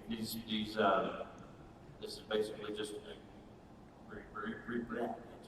it's reproducing the 2016 congressional district caucuses, updating the dates and the times, removing some of the stuff we've already removed previously that is inapplicable to our current situation. But feel free, if you need to go through it, section by section, make sure that nothing needs to be tweaked. I'm open to any amendments. Move to amend.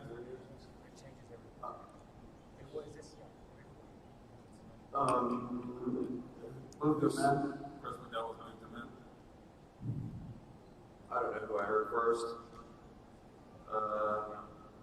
Pick a number. No. I saw Danny first, I think, and then I'll get you. Check the chat box. I know, right? Randall Dunning, SD 16. For rule number 20, seating of delegates and alternates, I propose we pull down the wording from Rule 12 and use that to replace the wording in Rule 20. I second. Okay. Is this outside the scope of where we're at? No, not necessarily. I'm looking at the wording in Rule 12. Is that a new rule inserted before what's shown as 19, Mr. Dunning? Well, I'm looking at mine. For the rule, whatever number it is, it says seating of delegates and alternates in our congressional caucus package. I would like to replace that with the same wording we used in Rule 12, which is the seating of delegates and alternates. I'm about to drop it in. Make sure, like, momentarily, tell me if that's what you wanted.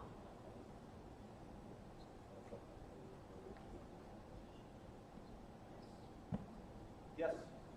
Okay, so this is going to be called rule number 19. Call the question. Or second. Now, let me get a second first. Second, and call the question. And call the question.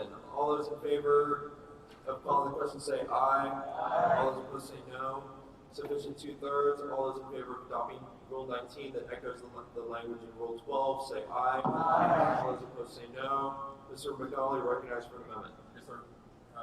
Move to amend so that the new 20 will be language that I've sent to Proxy in an email titled voting.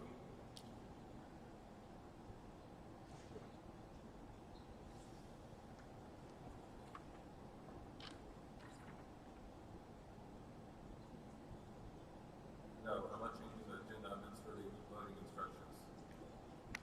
You're inserting back to rule number 5?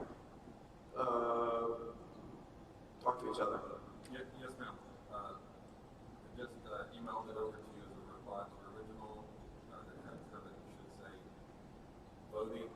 And are you asking for instruction in what to copy? Yes, so there's multiple. Yeah, if you'll go to page 2. Page 2, congressional caucus, got it. Right now we're on congressional caucus. Yes, sir, I got it. One is highlighted congressional She got it. Got it, caucus sir. and insert it.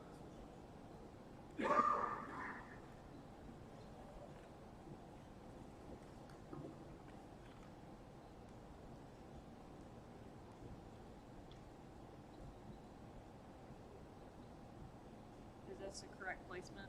Yes, that's correct placement. While she's doing this, speaking to it, this is a copy and paste of exactly what we approved for what we thought was a general session. I've received testimony from Mr. Holcomb that we will have the same buttons that the SREC is used to having only in the congressional district and the Senate district caucus functions, so that those buttons and motions are all perfectly approved. However, I'll be moving later to reconsider the general session rules because we've been advised in this super web format that allows up to 10,000 people. The only icon available is the hand button, so you will later hear me request a move to reconsider that particular rule. Thank you. Mr. McDonald, what you're proposing in 20 also, would you want it to apply to senatorial district caucuses? Yes, you'll hear me make a motion later. Okay, so we'll see where we are on the Rule 20, and then we can make sure we flag that for senatorial. Okay. Chairman, point of inquiry, that senatorial caucus has already been moved by Mr. Barcroft, and we did approve that already. Yeah, we'd have to open it up again. If Mr. Barr, Mr. Chair, just similar to what Mr. Dunning did, I'm making a motion to amend.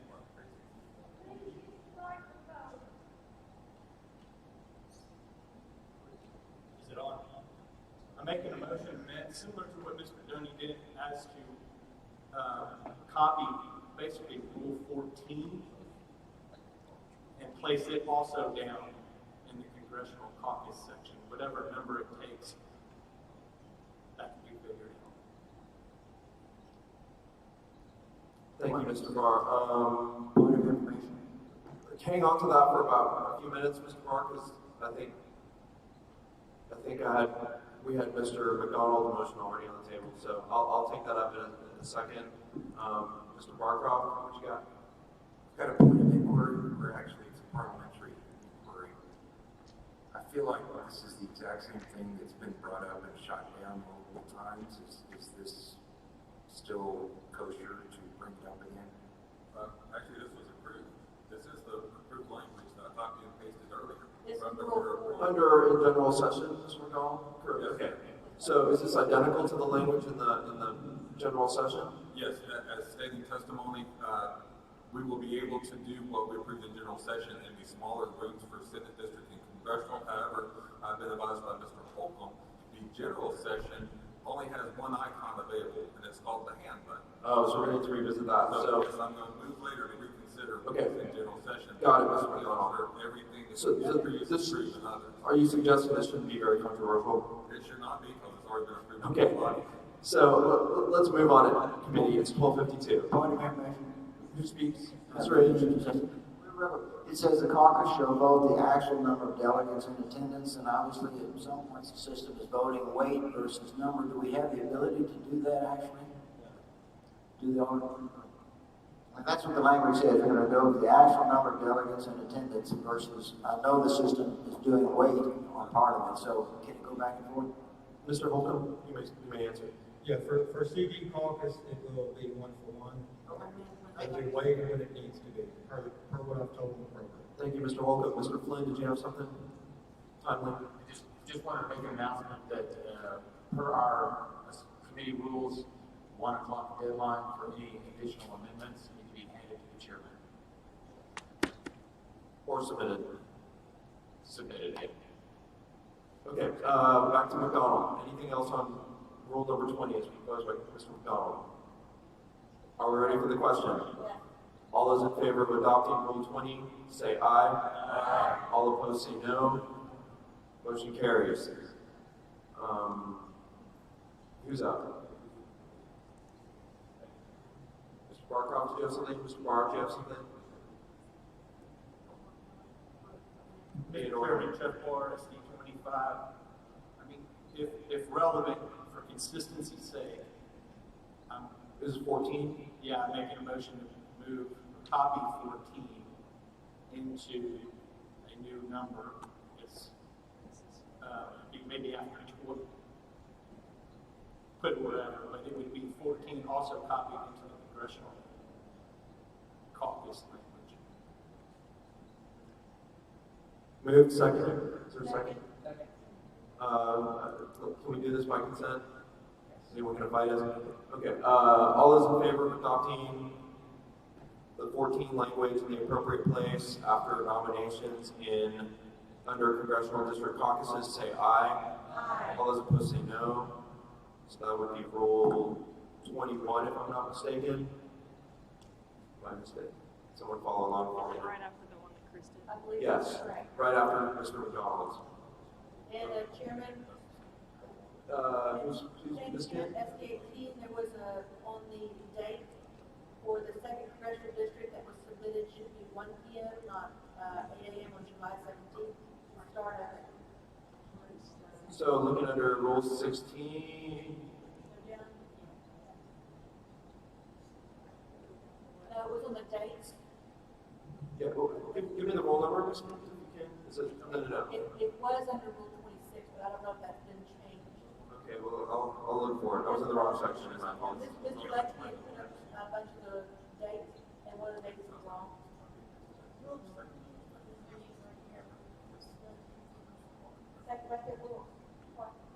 Oh, I don't know that we pasted this yet. I don't know that that was part of Mr. Lucardi's motion a few minutes ago. It was? I'm just not. Oh, okay. Rule number 20. Thank you, Mr. Trevino. I just saw it right as you said it. Okay, so, Ms. Kent, what is the correct date under Rule 20? Oh, this one has to be, okay, 1 p.m. Day and time? Jumping around. Oh, Ashley's moving around. Well, that's because I accidentally did it from last time. Saturday, July 18, 2020, 8 a.m. is incorrect or correct? July 17th, 2020, 1 p.m. Oh, Friday, 1 p.m. Yes. That's the second. Central Daylight Time, Friday. Actually, is it? Wait. The second one is on Saturday morning, is it not? No, not. Oh, not anymore? Not now. That's, there's the first or the second. So, and then it should say adjourn to meet again Friday, July 17th, 2020 at 1 p.m. Slowly go down. So on Rule 19, we have to make a similar change on the adjourn to meet again, correct? No, it just says, adjourn to meet in the morning. The next day.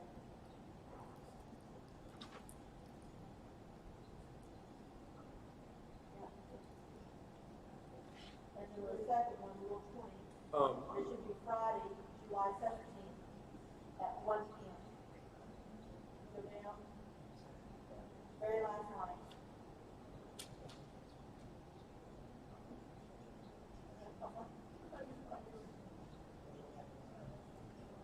So my apologies, Ms. Kent, I got lost. Tell me a rule number where we need to make a change. Okay, if you look at Rule 20, the very first line, District Caucus shall be Friday, or July 17th at 1 p.m. The second meeting, is that what you're looking at? It's Friday, yes, Friday, July yeah. 17th.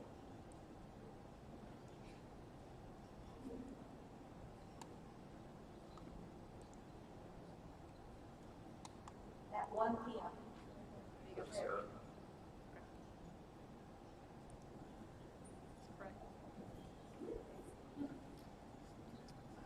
Thank you, Ms. Kent.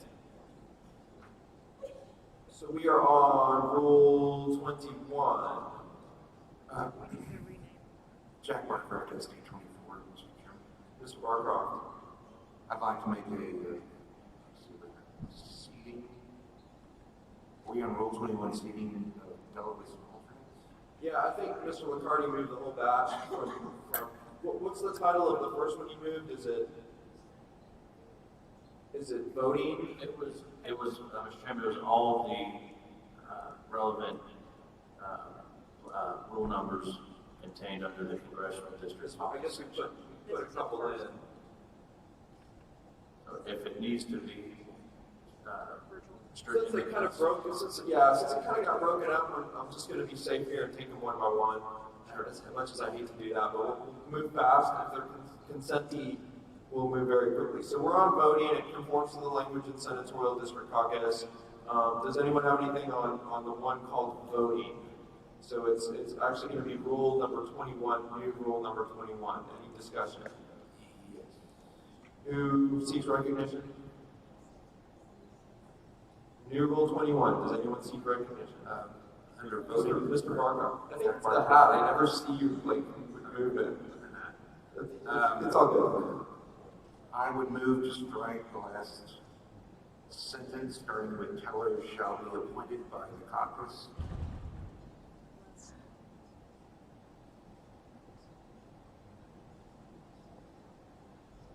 Tellers. I'm not seeing it. I'm not seeing it either.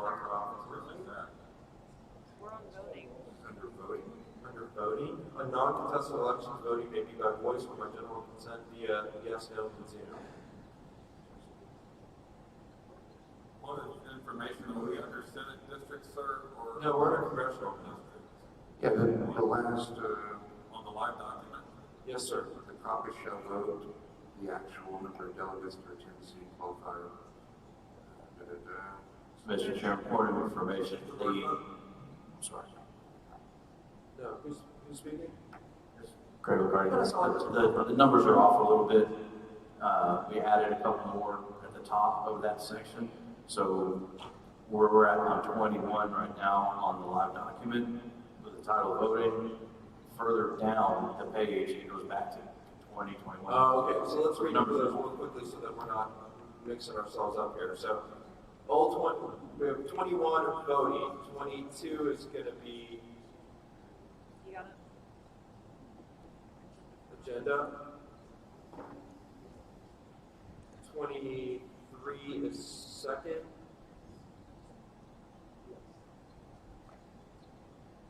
24 is going to be seating of alternates, although that may need to go away. What's the next number up there? 25 is nominations. 26, election of national delegate. 27 is voting. Huh? There's another one titled voting. We'll fix it. 27,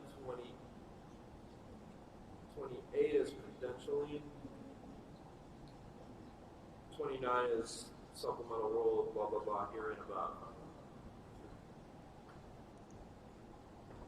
Okay, so to just be safe, I'm going to take these one by one. Did we vote on 21 voting, or were we on that? I think we were on that. So, Mr. Riccardi has moved 21. There's a second that's on the floor. All those, any other discussion on 21 voting? Yes. Ms. McDonald, you're recognized. We just introduced Rule 20 that specifies the voting function in Zoom. That's a duplicate. If I'm reading it correct. If it's a duplicate here, it's a duplicate in the senatorial district Caucus too, right? No.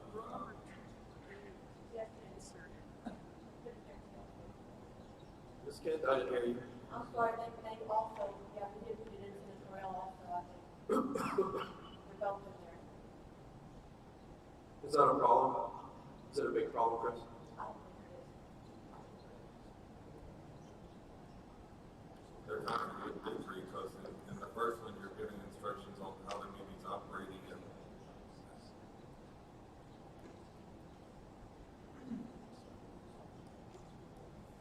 There's not much that's commendable in Caucus. So maybe the problem goes away. Let's look at it. If we could be keeping looking at these before the SRC meeting, as many of you as possible. I'm not going to be embarrassed if I have to make amendments to my own report. Okay, 1:03 p.m. I saw Mr. Wright look at the watch, and that just reminded me. Okay. we can reconsider then? Oh, you can still make an amendment. Unless, Yes, so the floor's open on 21 if you want to do something to it. No, I need to reconsider on the original general session, rule number 5 regarding votes. Okay, let's take care of 21. I'll come back to you, Mr. McDonald. 21, anything else?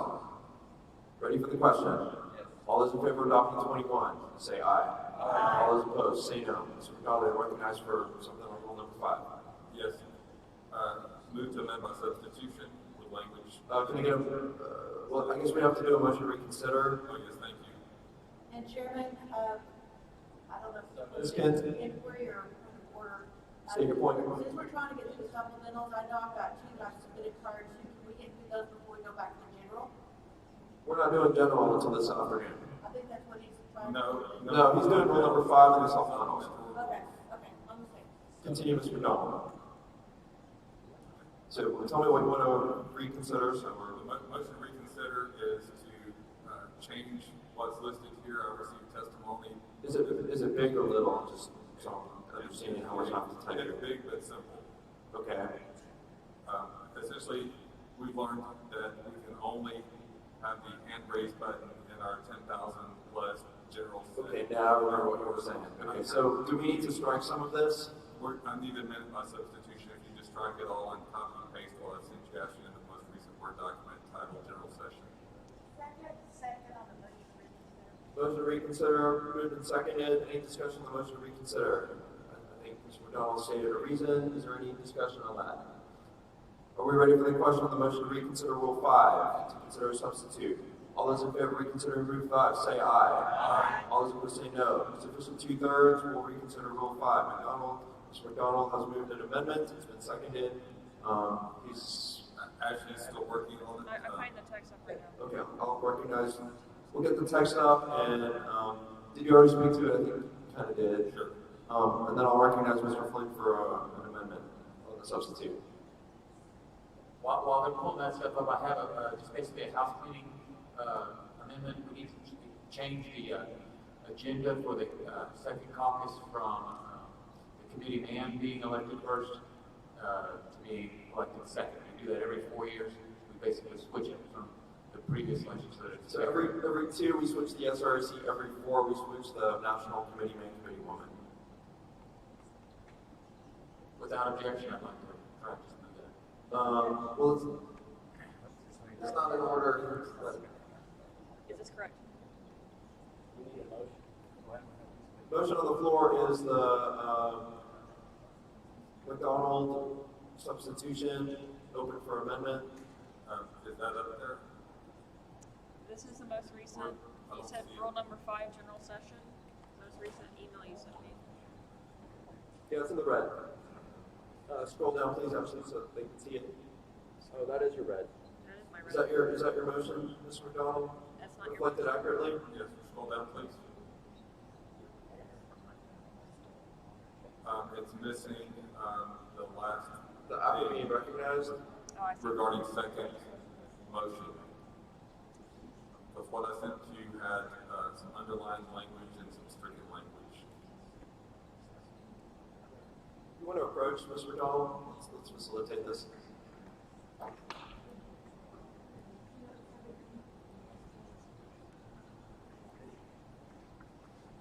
You think you need a couple minutes?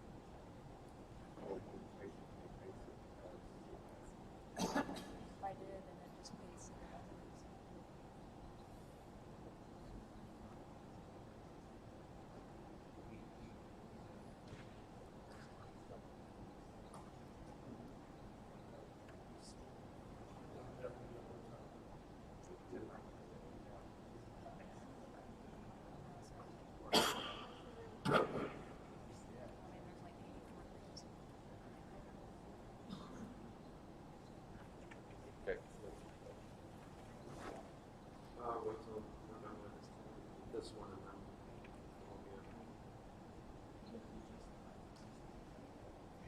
We've reached some technical difficulties. I'll read it for the record so that it can be considered for approval.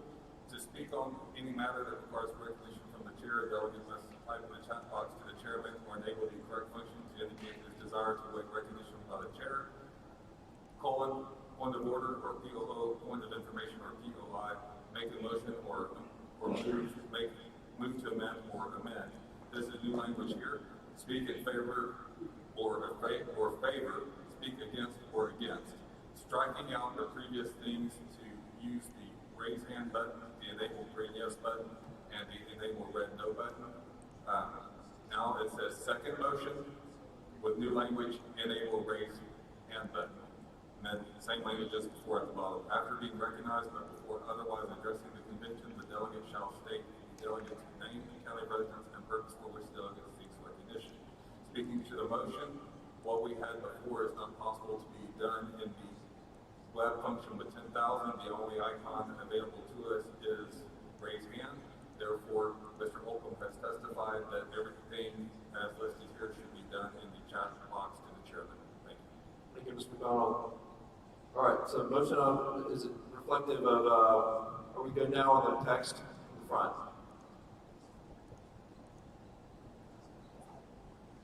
Are we good?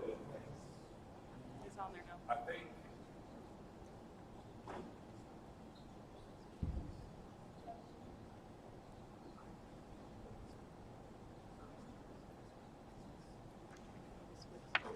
Okay, that's good. That's the amendment. All right, awesome. Are you guys ready for it? Are there any amendments to the substitution? Seeing none, all those in favor of This is going to be on the motion to substitute. All those in favor of substituting Mr. McDonald's rule number 5 say aye. Aye. All those opposed say no. Thank you, Mr. McDonald. Now on the motion to adopt Rule 5 as substituted. All those in favor of adopting Rule 5 say aye. Aye. All those opposed say no. I'm deleting it, Ashley. And we just clean up all the strikes and underlines to be great. yeah, we'll do that. Ashley, we'll get to it. Mr. Flynn's recognized for an amendment. Wherever the agenda is for the second congressional district caucus, we need to switch the committee man and committee woman positions so that would make the committee woman ahead first as opposed to second. Is that a second senatorial district caucus? No, that would be the congressional district. Second congressional. Yeah, thank you. My words are okay. I'm doing the cut, Ashley.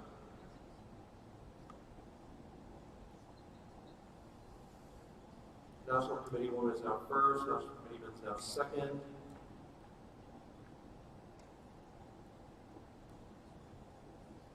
Thank you, Mr. Flynn. Is there any objection?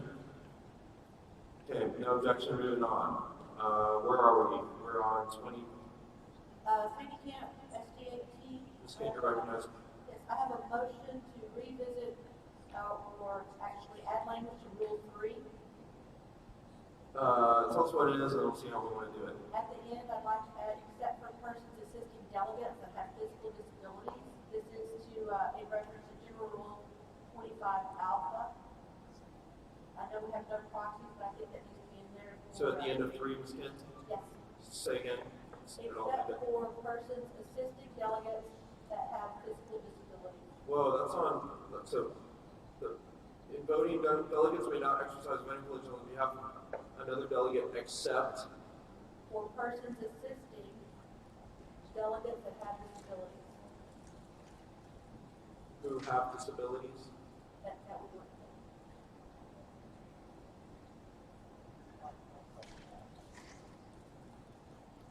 Second. Can we do this by consent? Any objection? I do have one point. Is Yes, there ma'am. a way we can amend this to where it's not just disabilities, but just assistance with navigating an electronic system? I think it needs to stick with disabilities. That's 88. Motion to amend would be in order. Ms. Hedke, you have a motion? Yeah, and I mean, we don't want people collecting numbers. Do you have a motion, Ms. Hedke? What I just said, with electronic. Give me words to strike and I'm replace. kind of trying to see hang on. Who have disabilities and need assistance with electronic equipment. Is that an and or an or? Or. So I'll let you get it, Ashley. Or have. Or need assistance. Or need assistance. Navigating electronic equipment. Technical assistance? Is that Sure, yes. Order? We'll just say need technical assistance, Ashley. That works. Is there a second?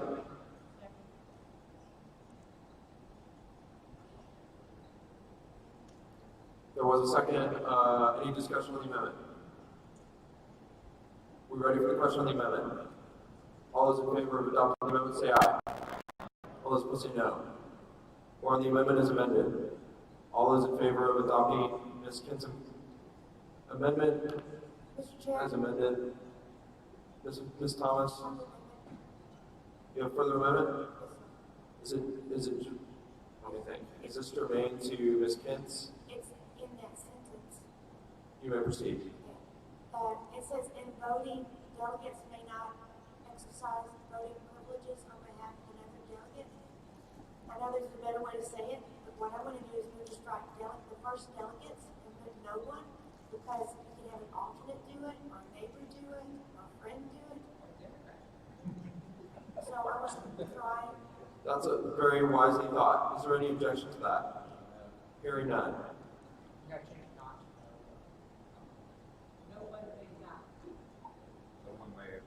No one exercising. Okay, so we'll read in voting, no one may exercise voting privileges on behalf of another delegate except for persons assisting delegates who have disabilities or need technical assistance. We're on the amendment now as amended. Ms. Kent. Yes, point of clarification. So every bit of that now, including technical assistance, is in there now, so I can help anybody they just complain that they are not able to navigate where they can or cannot? It would allow that, yes. Okay, that was not brought to my If attention. they ask for it, if they need it, they have to express that they need it. I'll say that with disabilities. Can I speak to this motion? You may. Mr. Larson was very correct when he said that when we're talking about ghost voting, voting by proxy, we cannot actively enforce that. But this provides a mechanism for people who experience this to remedy this, where they can say, I did not give permission for that to happen. Or they can say, I did give permission for this to happen, if somebody is accused of doing this. Okay, thank you. Time is 1:16. Anything else on this one? We're gonna move to votes. All those in favor of adopting the amendment as amended? Let's see. I guess we have to vote on Ms. Thomas's, correct? Yes. We'll vote on Ms. Thomas's addition. I don't know what's what. The no one stuff. Okay. All those in favor of adopting Ms. Thomas's amendment, say aye. All those opposed say no. Now we're on Ms. Kintz's amended twice. All those any other discussion on that? All those in favor of adopting Ms. Kintz's amended, say aye. All those opposed say no. No. The ayes have it. Okay, anything else on number 3? Thank you. Let's move. Moving. Did we finish 21? I believe we finished 21. 22. Did we take care of the cleanups? I'll take a motion. Well, I guess it's moved by Mr. McCarty. We're taking them in series. So, is there any more discussion on 22? If not, we'll go to a vote. All those in favor of adopting 22 say aye. All those opposed say no. Second, Congressional District Caucus, number 23. We fixed the dates. Does anyone have any other thing for number 23? Number 23 is that credentials? No, this is agenda for second Congressional District Caucus. Chairman, PDHSD 12. Mr. Range? Under the bullet points, I guess, Roman numerals, does it have electors on Fridays, then when they nominate or elect the? Yes, sir. Number 7. Anything else on 2023? Hearing none, we'll proceed to a vote. All those in favor of adopting number 23 say aye. All those opposed say no. On to 24, seating of alternates and delegates. President McDowell, SD6, move to reconsider. Motion to reconsider. Which rule? Rule 14 under Senate District voting. There's a second. Motion to reconsider under voting. You have the floor, Mr. McDowell. Yes, by the same measure of learning that we had the previously approved language for voting available only in Senate District and Congressional, now I'm moving that language to be copy pasted here. Tell me the rule that we're copying into what rule? Well, we're copying the old rule, so I've sent the text of the old rule to Ashley under the heading of Senate District Caucus. That old approved language that we also put in Congressional District can now just be inserted as the first paragraph of 14. Oh, understood. So you're conforming the congressional voting. The Zoom process is now conforming to the. Can I just copy the language from 21? There is fine. Okay, I'll do it. Actually, I've got the language in 21. I'm going to insert that below. Make it the first paragraph of Rule 14 under voting. Well, I copied the whole thing. Should I not paste that? I wasn't looking at the whole thing, sir. Oh, you weren't looking at the whole thing. Ooh, sorry. Can I just undo?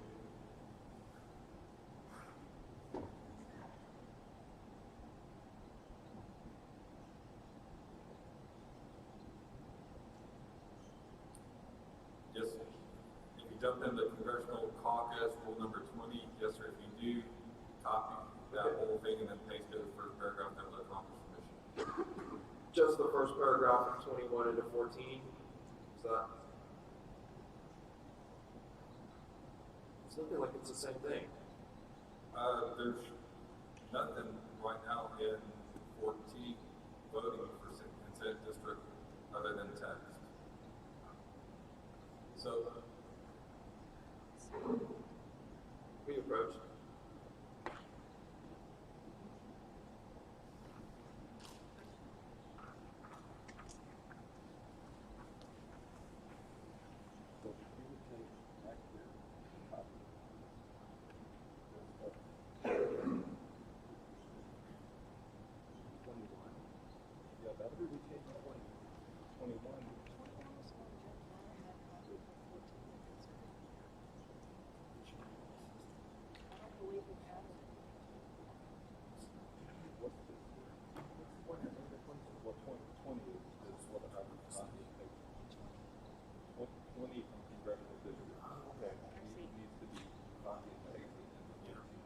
It's a 14 or in between.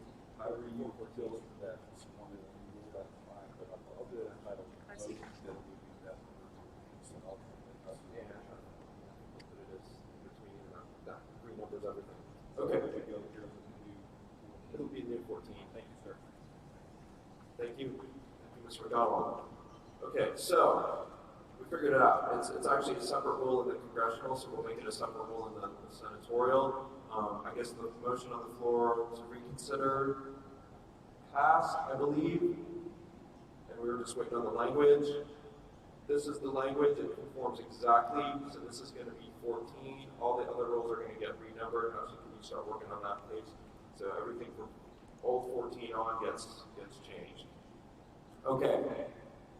Anyone going to talk on this? We ready for the question? Inserting part old or 20 into right before 14. Same language, identical. All those in favor say aye. Aye. All those opposed say no. Thank you, Mr. McDonald, for flagging that and having us do that. So we're going down now. We just did second senatorial district caucus, I believe. We're on to seating of delegates and alternates, which is going to... Mr. Chairman? Mr. Dunning. I believe that's redundant with 19. Which one? 19 up above. We've already done seating of delegates and alternates. Oh, new 20 you mean? Did we delete this in the other section? Does someone remember? Did we delete something that was replicating 24? It's new 19. It's the first one under in congressional district caucus. Yeah, the seating delegates and alternates. Did we have that same rule under senatorial? Yes, we did. And did we delete the one that had how you seat alternates and senatorial? Okay, thank you. Can we do this by general consent? Yes. Is anyone going to object? Okay, so we're going to delete all of new rule, and then you don't have to keep numbering us. We're going to delete all of old 24 seating of delegates and alternates. Is that correct, Mr. Dunning? Correct. In its entirety. Any objection to doing that? Gone. Or maybe not. Gone.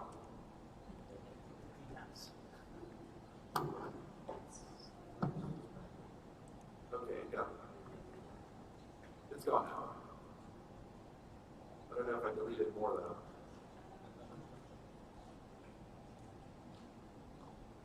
Make sure. Excuse me? Yeah, I got it. Okay, so now we're on to numbering should be correct now with deletion, or it will be 23, 24, second senatorial district caucus, 25 is nominations. And it's getting trying to connect. Oh, shoot, sorry. So I didn't turn it off. that's why I lost it. Mr. Flynn walked away. He was waiting for a minute. Okay, we're on 25 nominations. There was something we did to the nominations on the other one, if I remember Yes, right. Mr. Chairman, Jack Barcroft, I would like to submit an amendment in the second sentence. It says, after all nominations are made,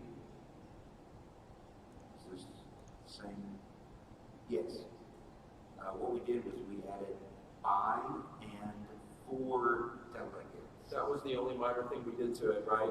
Did we do anything else to that? No, sir. Did we do anything on the written material portion? I can't recall. I do not. Let's check the senatorial district caucus one.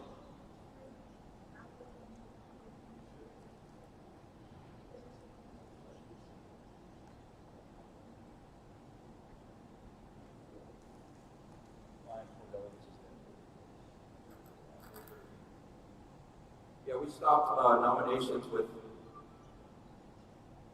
it was 2 paragraphs on Rule 13. Someone check Rule 13, whether it conforms to Rule 25, and if not, what we need to do to Rule 25 to make it conform to 13. Someone on that, who wants to be on that? According to Rule 13, nominations you consider, there is nothing after the word caucus. It doesn't mention anything about written materials, et cetera, we must have stricken it. Any objection to striking the candidates nominees through qualifications on the written materials business? Going once, going twice, so that's out. Who is looking at 13 and this one? I need to know. 1:27 p.m. Mr. Chair, Greg Riccardi, SD1. Party. Can we just copy and paste 13 and put it down into the 25? No, because it has references to state chairman and vice chairman. I guess we can make it see if we could use it as a starting point. Let's see what's different. Correct, my bad. Just replace the office titles with the ones that are in 25. Yeah, I guess in 25 is generic. They just say everything's 3 minutes. So I'm just, well, let's copy it and look at them side by side. So actually, I will copy 13, and I'm putting it in right under 25.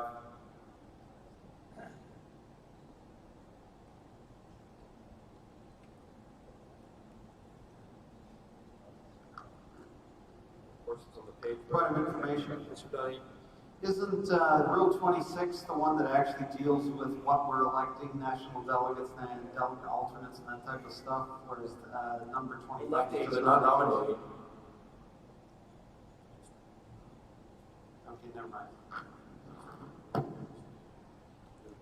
Okay, I'm looking at them side by side. Help me out, committee. And we got the by and for delegates.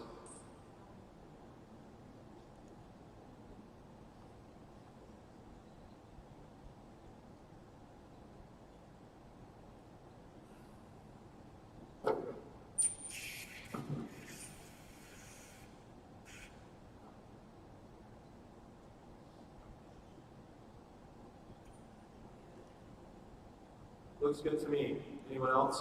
There's on the second line, the first one says order of nomination space determined by lot. The second one says nominating speeches may be made in order determined by lot. It's semantics. How do we do a lot? Zoom meeting. Barely hear you, Chris. How do we do a lot in a Zoom meeting just for the information? I guess the chair will have to pick numbers, and there's an element of trust in that. You make a great point. Mr. Hoffman? Insert the word drawing by drawing. Point of information. Would it be Mr. Hoffman has the floor. So your Mr. McDonald is questioning whether lots. Still get Mr. Hoffman a microphone. I'm sorry. So, Mr. McDonald, your clarification, we're drawing lots, which means you pick straws. Okay. I move to amend Procedural 6. Move to amend after all nominations are made by and for delegates, the nominee speeches may be made in alphabetical order, period. As sorted by last name. Okay, so all right, so Mr. Chairman, I'll finish my statement. There is confusion of what drawing lots means. I don't think there's. Do you have information on what drawing lots means, Mr. Hoffman? Yeah, it's short answer, please provide us. Pair up 3 numbers, you write down the number of candidates, 1, 2, 3. Who does the drawing? Put them in a hat and you draw. So the chair does the drawing? Yes. So you're saying there's not a problem with how it's written? No. Okay, so we're back to Rule 25. Mr. McDonald, do you have an amendment? No. Anyone have an amendment? Language conforms? Any problems? Committee? Thank you. We're gonna move to a vote. All those in favor of adopting, typo. Let's say on their own behalf. Followed by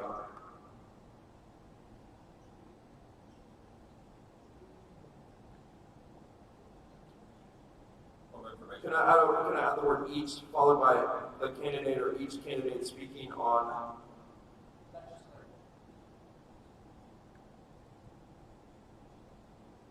Yeah, that would.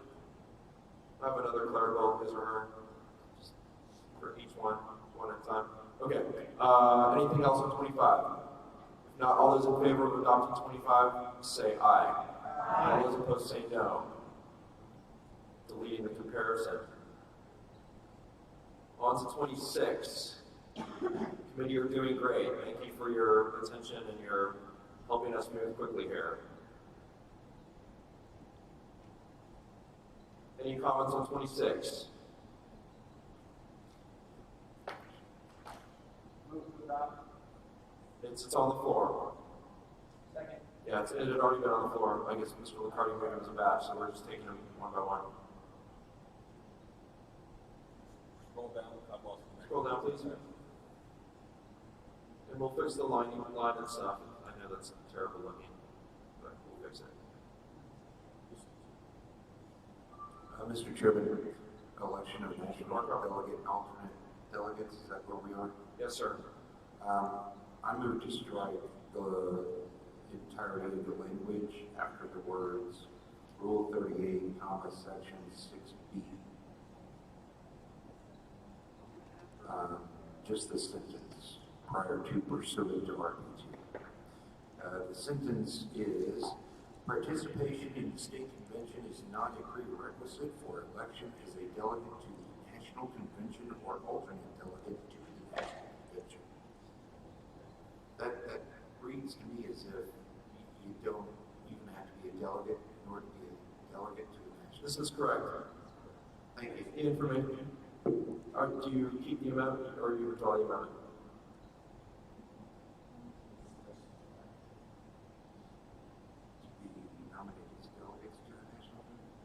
I withdraw. Thank you, without objection. Anything else on 26? Okay, you ready for the question on 26? All those in favor of adopting 26, say aye. Aye. All those opposed say no. 27, what are we doing voting? Mr. Chairman, Jack Barcroft, District 24. I move to strike the last sentence of this, starting with the words, teller shall be appointed by the caucus chair to count. Just the two sentences there, Mr. The Barcroft? words tabulation is the last word. Thank you. Is there a second? Second. Discussion. Just Thomas. Isn't this taken care of in a previous, I believe this is already taken care of in a previous rule. It may be, but this is under Congressional District Caucus, so does the language mirror that under, do we have a parallel language in Senatorial District Caucus Committee?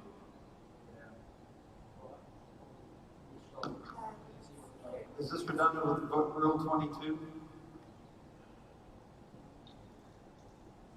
It may be redundant with 22. It's possible that it should be redundant. It's possible it should be redundant with 15 as the Senate district rule. I don't know. Number 22 is also voting under. Remember, this was 2016, so the voting procedure should be pulled from. Really, it should be pulled from 20. I would say it should probably be pulled from 2018 with all the changes that we make. But then we have to consider that a CD caucus is a little different from an SD caucus. So there's a lot of pieces here. Maybe we should just take it on its face, but I do want to see if it conforms to the language of the senatorial, making sure we're not like contradicting ourselves on the language. Mr. Chairman, rule number 22 is already under Congressional District Caucus. 15 is SD's. Okay, is it redundant then, Mr. Trevino? Yeah, the whole rule? Yeah, the whole rule care of by 22. Even with the 20% business? 20% business may be unique language to 27. That's not added into 22. That's not included.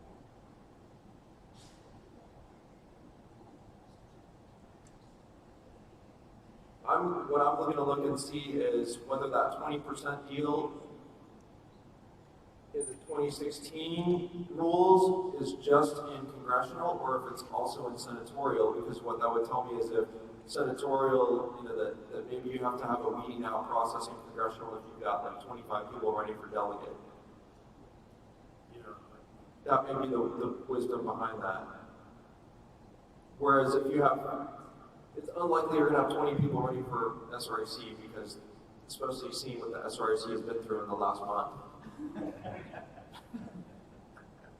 Okay, so that language, we may need to move that language, Mr. Trevino, with the 20% business to the appropriate role in the congressional. Can you research an amendment? Thank you. While we're waiting, can we lay that on the table without objection to look at Rule 28? No objection? Is there any objection? Okay, let's look at Rule 28. Mr. Chair. Ms. Patrick, microphone.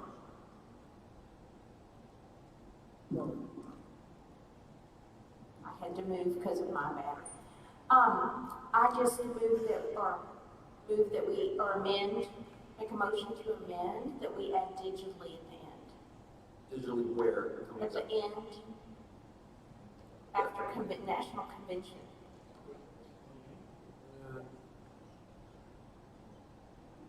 Then I think it's good. I don't understand the intent of the motion. So you're adding to the end additionally? It is where it has to be submitted to their names and their information, their credential information for if they become a national delegate. Correct. Has to be submitted to. In other words, do we need to specify that it has to be digitally, or can we let? We don't have to, but we did earlier, so it was just making it consistent. Where did we do it earlier? Chairman, I believe it makes it consistent with everything we're doing, trying to make sure everything's digitally and online so that it all follows the same line. Okay, I'm sorry to be unclear. So you want the word digitally inserted at the very end of Rule 29, Ms. Patrick? I'm not married to it, but it works. Okay. And the 28. That's fine. Second line after provide. Second line after provide. Oh, digitally provide. Now it makes sense. Thank you. There you go. Will that work? Does it have to be digitally? Are we mandating that it be digitally? That's what she is. If this is just for this convention, I would say yes.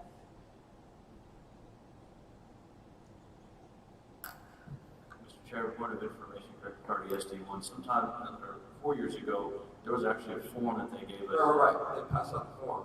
Yeah, you had to fill it out and write legislation. In other words, is there any possibility that the party would say, hey, you need to email us this form ASAP, as opposed to, well, I guess that's still digitally.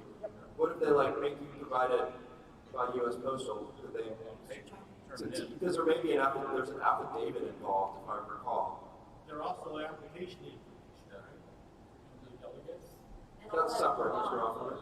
Point of information. Mr. McDonald. Mr. Chairman, didn't you receive an email from the party that was forwarded from the Trump campaign? Correct. People interested in being electors. But when you sign the form, it's an affidavit of support.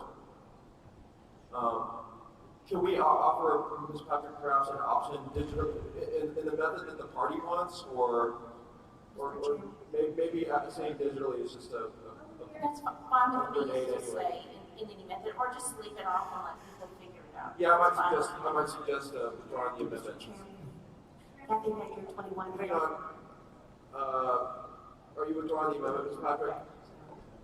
Without objection, withdrawn. Objection. Ms. Hagler? Because I was just communicating with the chairman of Brandon Board that how are they going to hold the delegate and alternates meeting directly after the SREC meeting, directly after the signing out of the convention. The only way they're going to be able to do that is to make sure that they have the correct email addresses to send a Zoom invitation to those delegates and alternates. So they are going to need to submit it digitally to them. Well, they must provide it. Like, they provide whether they have to provide it digitally or however the party is asking them to provide it. I mean, all it says is they have got to provide it. Maybe we're twisting ourselves into not unnecessarily. Okay. But I'll, you know. Are we ready for 28 then? All those in favor of adopting 28, say aye. Aye. All those in favor, sorry, all those opposed, say no. Are we ready for 29? Mr. Liccardi, may I insert I'm going to put the language of the other, the here and above. Thank you. It's a little bit different. Is any objection to that, Mr. Liccardi? I'd just like to make one small amendment to that. In the case where you've got people meeting or someone's at home or there's a small group, something like that, and they are completely unable to access via internet, there needs to be some kind of an escape clause where some kind of plan B of a backup so that people who have technology problems, not everybody's got a good internet connection or whatever the case is. Do we just let them go, or do we need to discuss how to help? Mr. Wright wants to respond. I'll Mr. Chairman, clarification. Since it's a virtual meeting, it would be akin to not traveling to Houston for a personal meeting. And so unfortunately, that's just the way it works.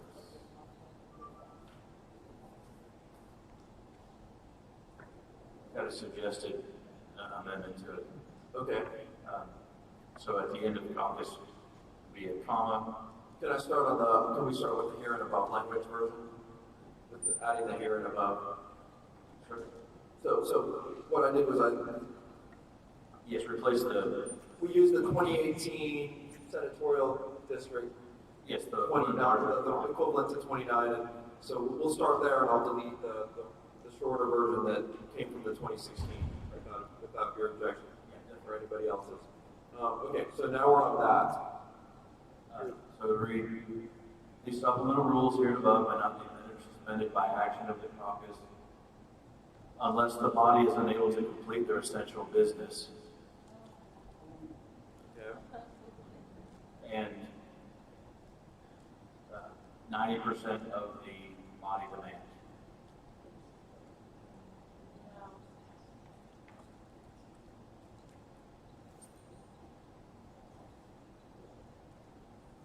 Essential business and what was the second part? By demand of demand's not the right word.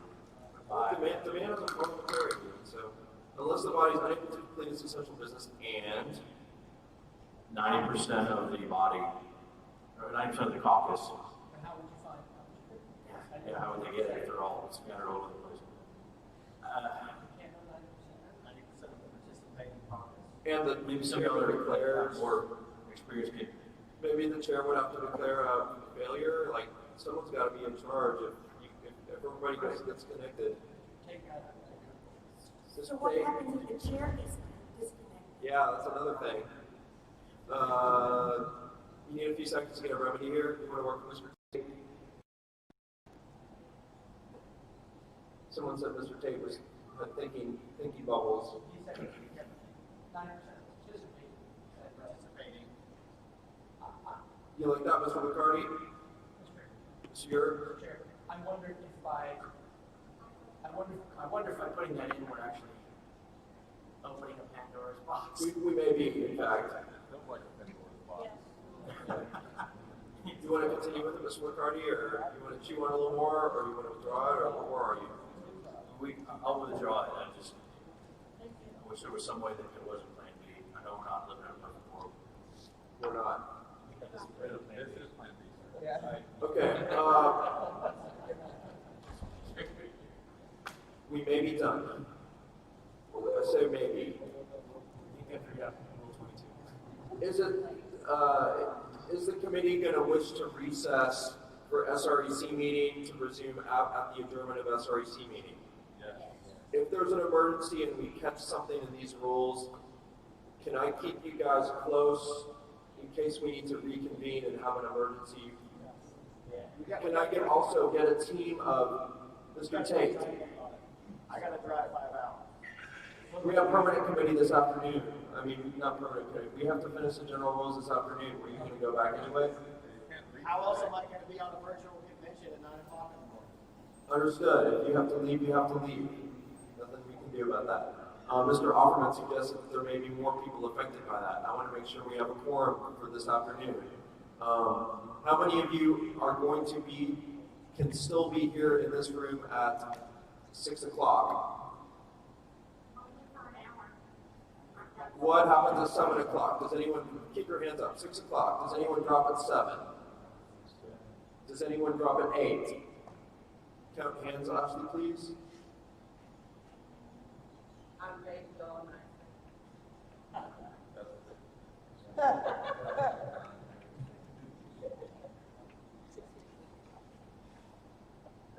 Okay, so things are going to get dicey in the 6 to 8 period. We're going to continue this afternoon until we can't, or until we're done. So I would suggest I want a group of people looking at these rules one more time in case we have to reconvene real fast, because we went super fast on these. I know we missed something. I'm hoping we got it. I'm going to work on the grammatical corrections. Chris Howe advises me that it may be about 40 minutes into the meeting before I have to give my report. Let me finish. About 40 minutes into the report, so that gives us a little less than an hour to look at each other's stuff. And I'm going to make grammatical corrections starting in about 10 minutes. And then we can just start working on any grammatical. If we see anything that's substantive and we have to reconvene, be ready for that, committee. Understood? Thank you, thank you, thank you, thank you for putting up with the extraordinary circumstances and the time limits. I know that we've been pushing real hard here without a break, and we had to do it, but the 2 o'clock was just a really difficult thing. And I'm proud of this committee. I'm privileged to have been working with you, and thank you, Mr. Chair. Thank you. I feel like I've been talking really fast, and we all maintain, to Bergman's point, we maintained a quorum. Just a wonderful group of people you guys are, and do we want to finish Rule 22? Voting? Oh, yes, thank you. Well, it's actually fresh in my mind-ish. Mr. Trevino, you're up. All right. So on Rule 22, I sent the language in the chat. No, don't do that. Email it to Ashley. Email it to Ashley.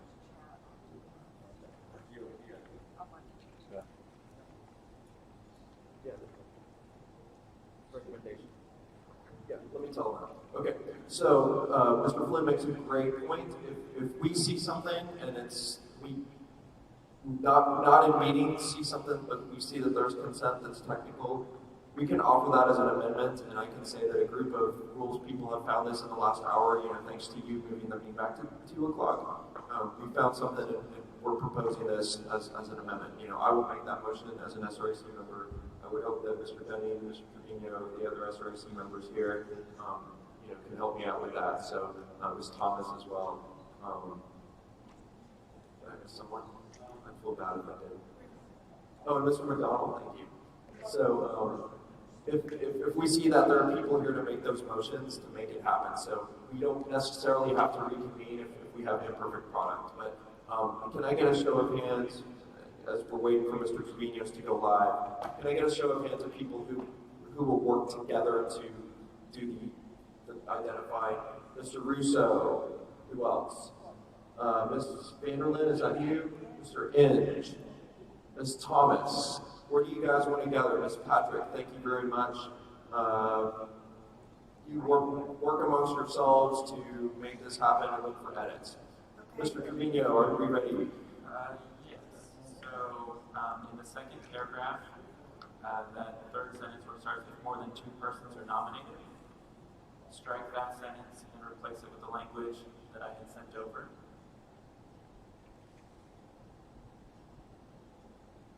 And there's 2 other fixes if you want to just go through them all at once. Yeah, I'd like that if we can. Yeah, and then the third paragraph, you can strike that and replace it with the caucus shall vote the actual number of delegates in attendance after seating qualified alternates.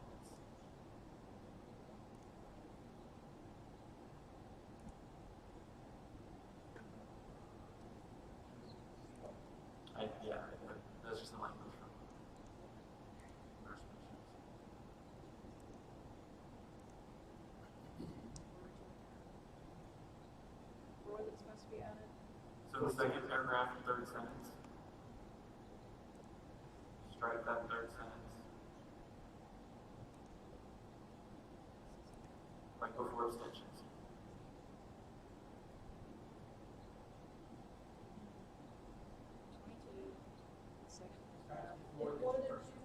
Right, yeah, more than two persons are nominated, strike that entire sentence. Leave abstentions. And then add in the new language.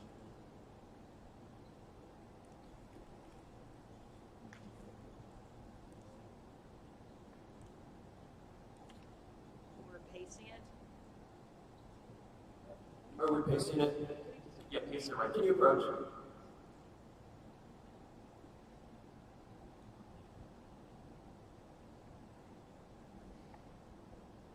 Yeah, paste it there. Oh, it's You guys looking through the other ones while we're doing this, just in case? Looking for stuff? Or are you guys burned out? Bottom paper says burned out. There we go. So all of that is. I always read your body language. Strike that third paragraph. Okay, strike the whole thing? Yeah. Okay. And then I'm going to read the language too again. I feel like I couldn't find You it. get those. Okay. I'll take those and change. I already have mine. Proxy right now. Do what you need to do, but I'll read the language. I didn't know if I needed it. And that's the only thing I need to do. Mr. Chair, point of information, Yes, Ms. Heckey. clarify and verify that abstentions are covered. Yeah, it's still. Have we verified? Is the is the question a technical one? I think so. Who's the appropriate person to answer that? Someone? Yes, the voting software does have abstentions. Thank you, Ms. Vanderlyn. And then there was one other, in that third paragraph that was struck, just add the caucus shall vote the actual number of delegates in attendance after seating qualified alternates. Probably don't know. The caucus shall. The caucus shall, few words at a time, Mr. Green. Shall vote the actual number.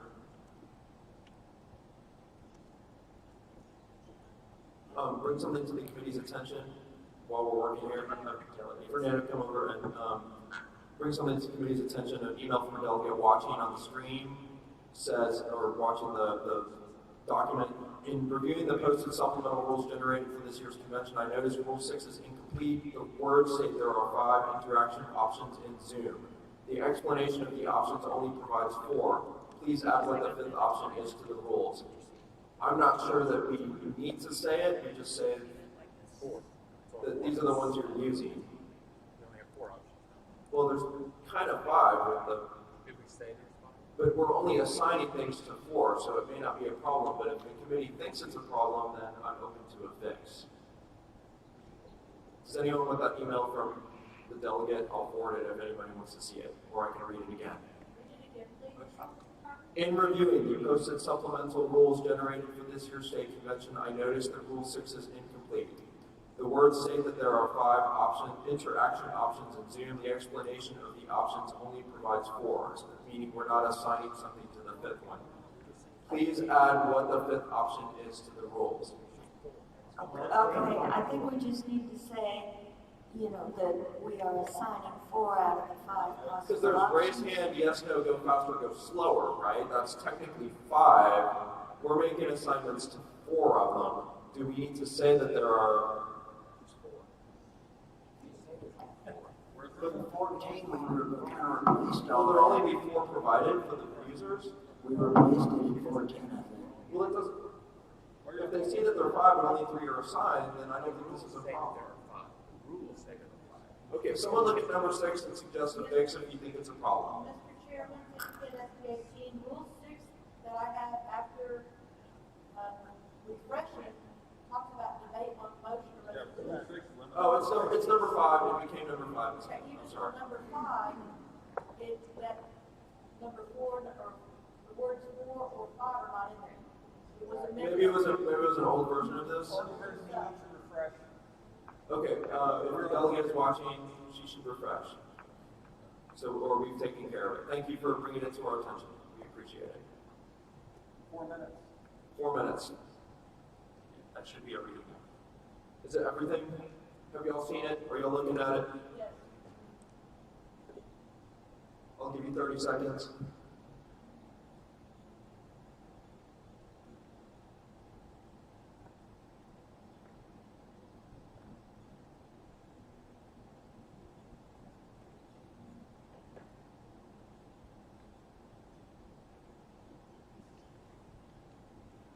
I second the amendment.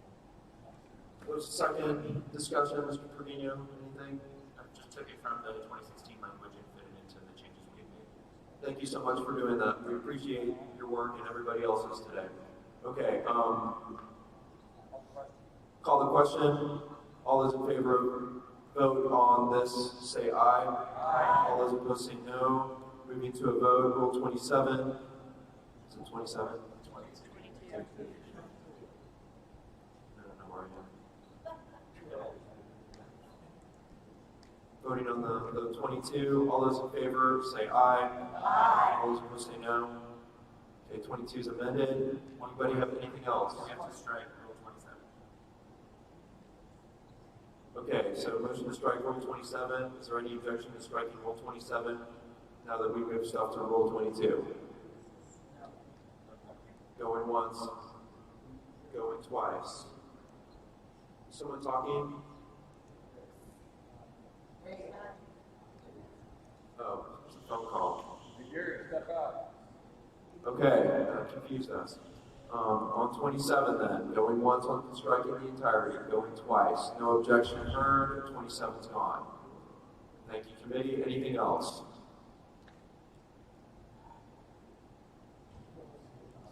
Okay, so the motion before us, I think we've considered them in parts. I think it'd be in order to take a motion on the entire report. Mr. Chairman, Yes.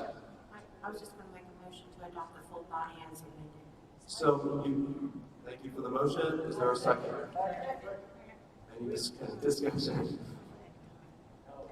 All those in favor of adopting the report, raise your hand. I'm voting on this one. All those opposed, raise your hand. Ms. Vanderlyn, did you wish to vote in favor of or opposed to adopting the rules package? I'm in favor of what we did. Okay, without objection, we'll record Ms. Vanderlyn as a yes. It appears that the committee is unanimous. Is there anyone who didn't? Okay, so I'll excuse me? Petty and Helm need to vote. Oh, if they didn't want to vote, I'm not making a vote, but let me do a recount. I wasn't sure. All those in favor of adopting the rules package, all those in favor of adopting the rules package, raise hand. The supplemental rules package. All those opposed, raise hands.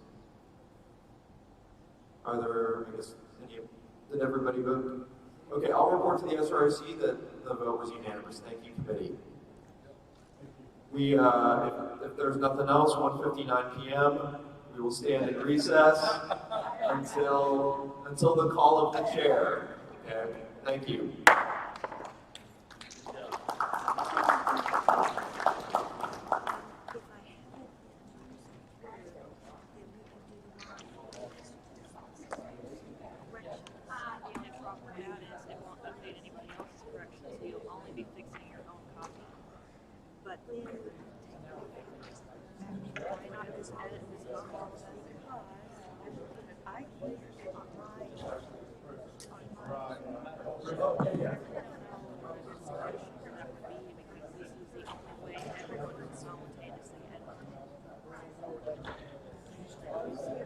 I need to ask Virgil if he'd be willing for me to make a copy real quick.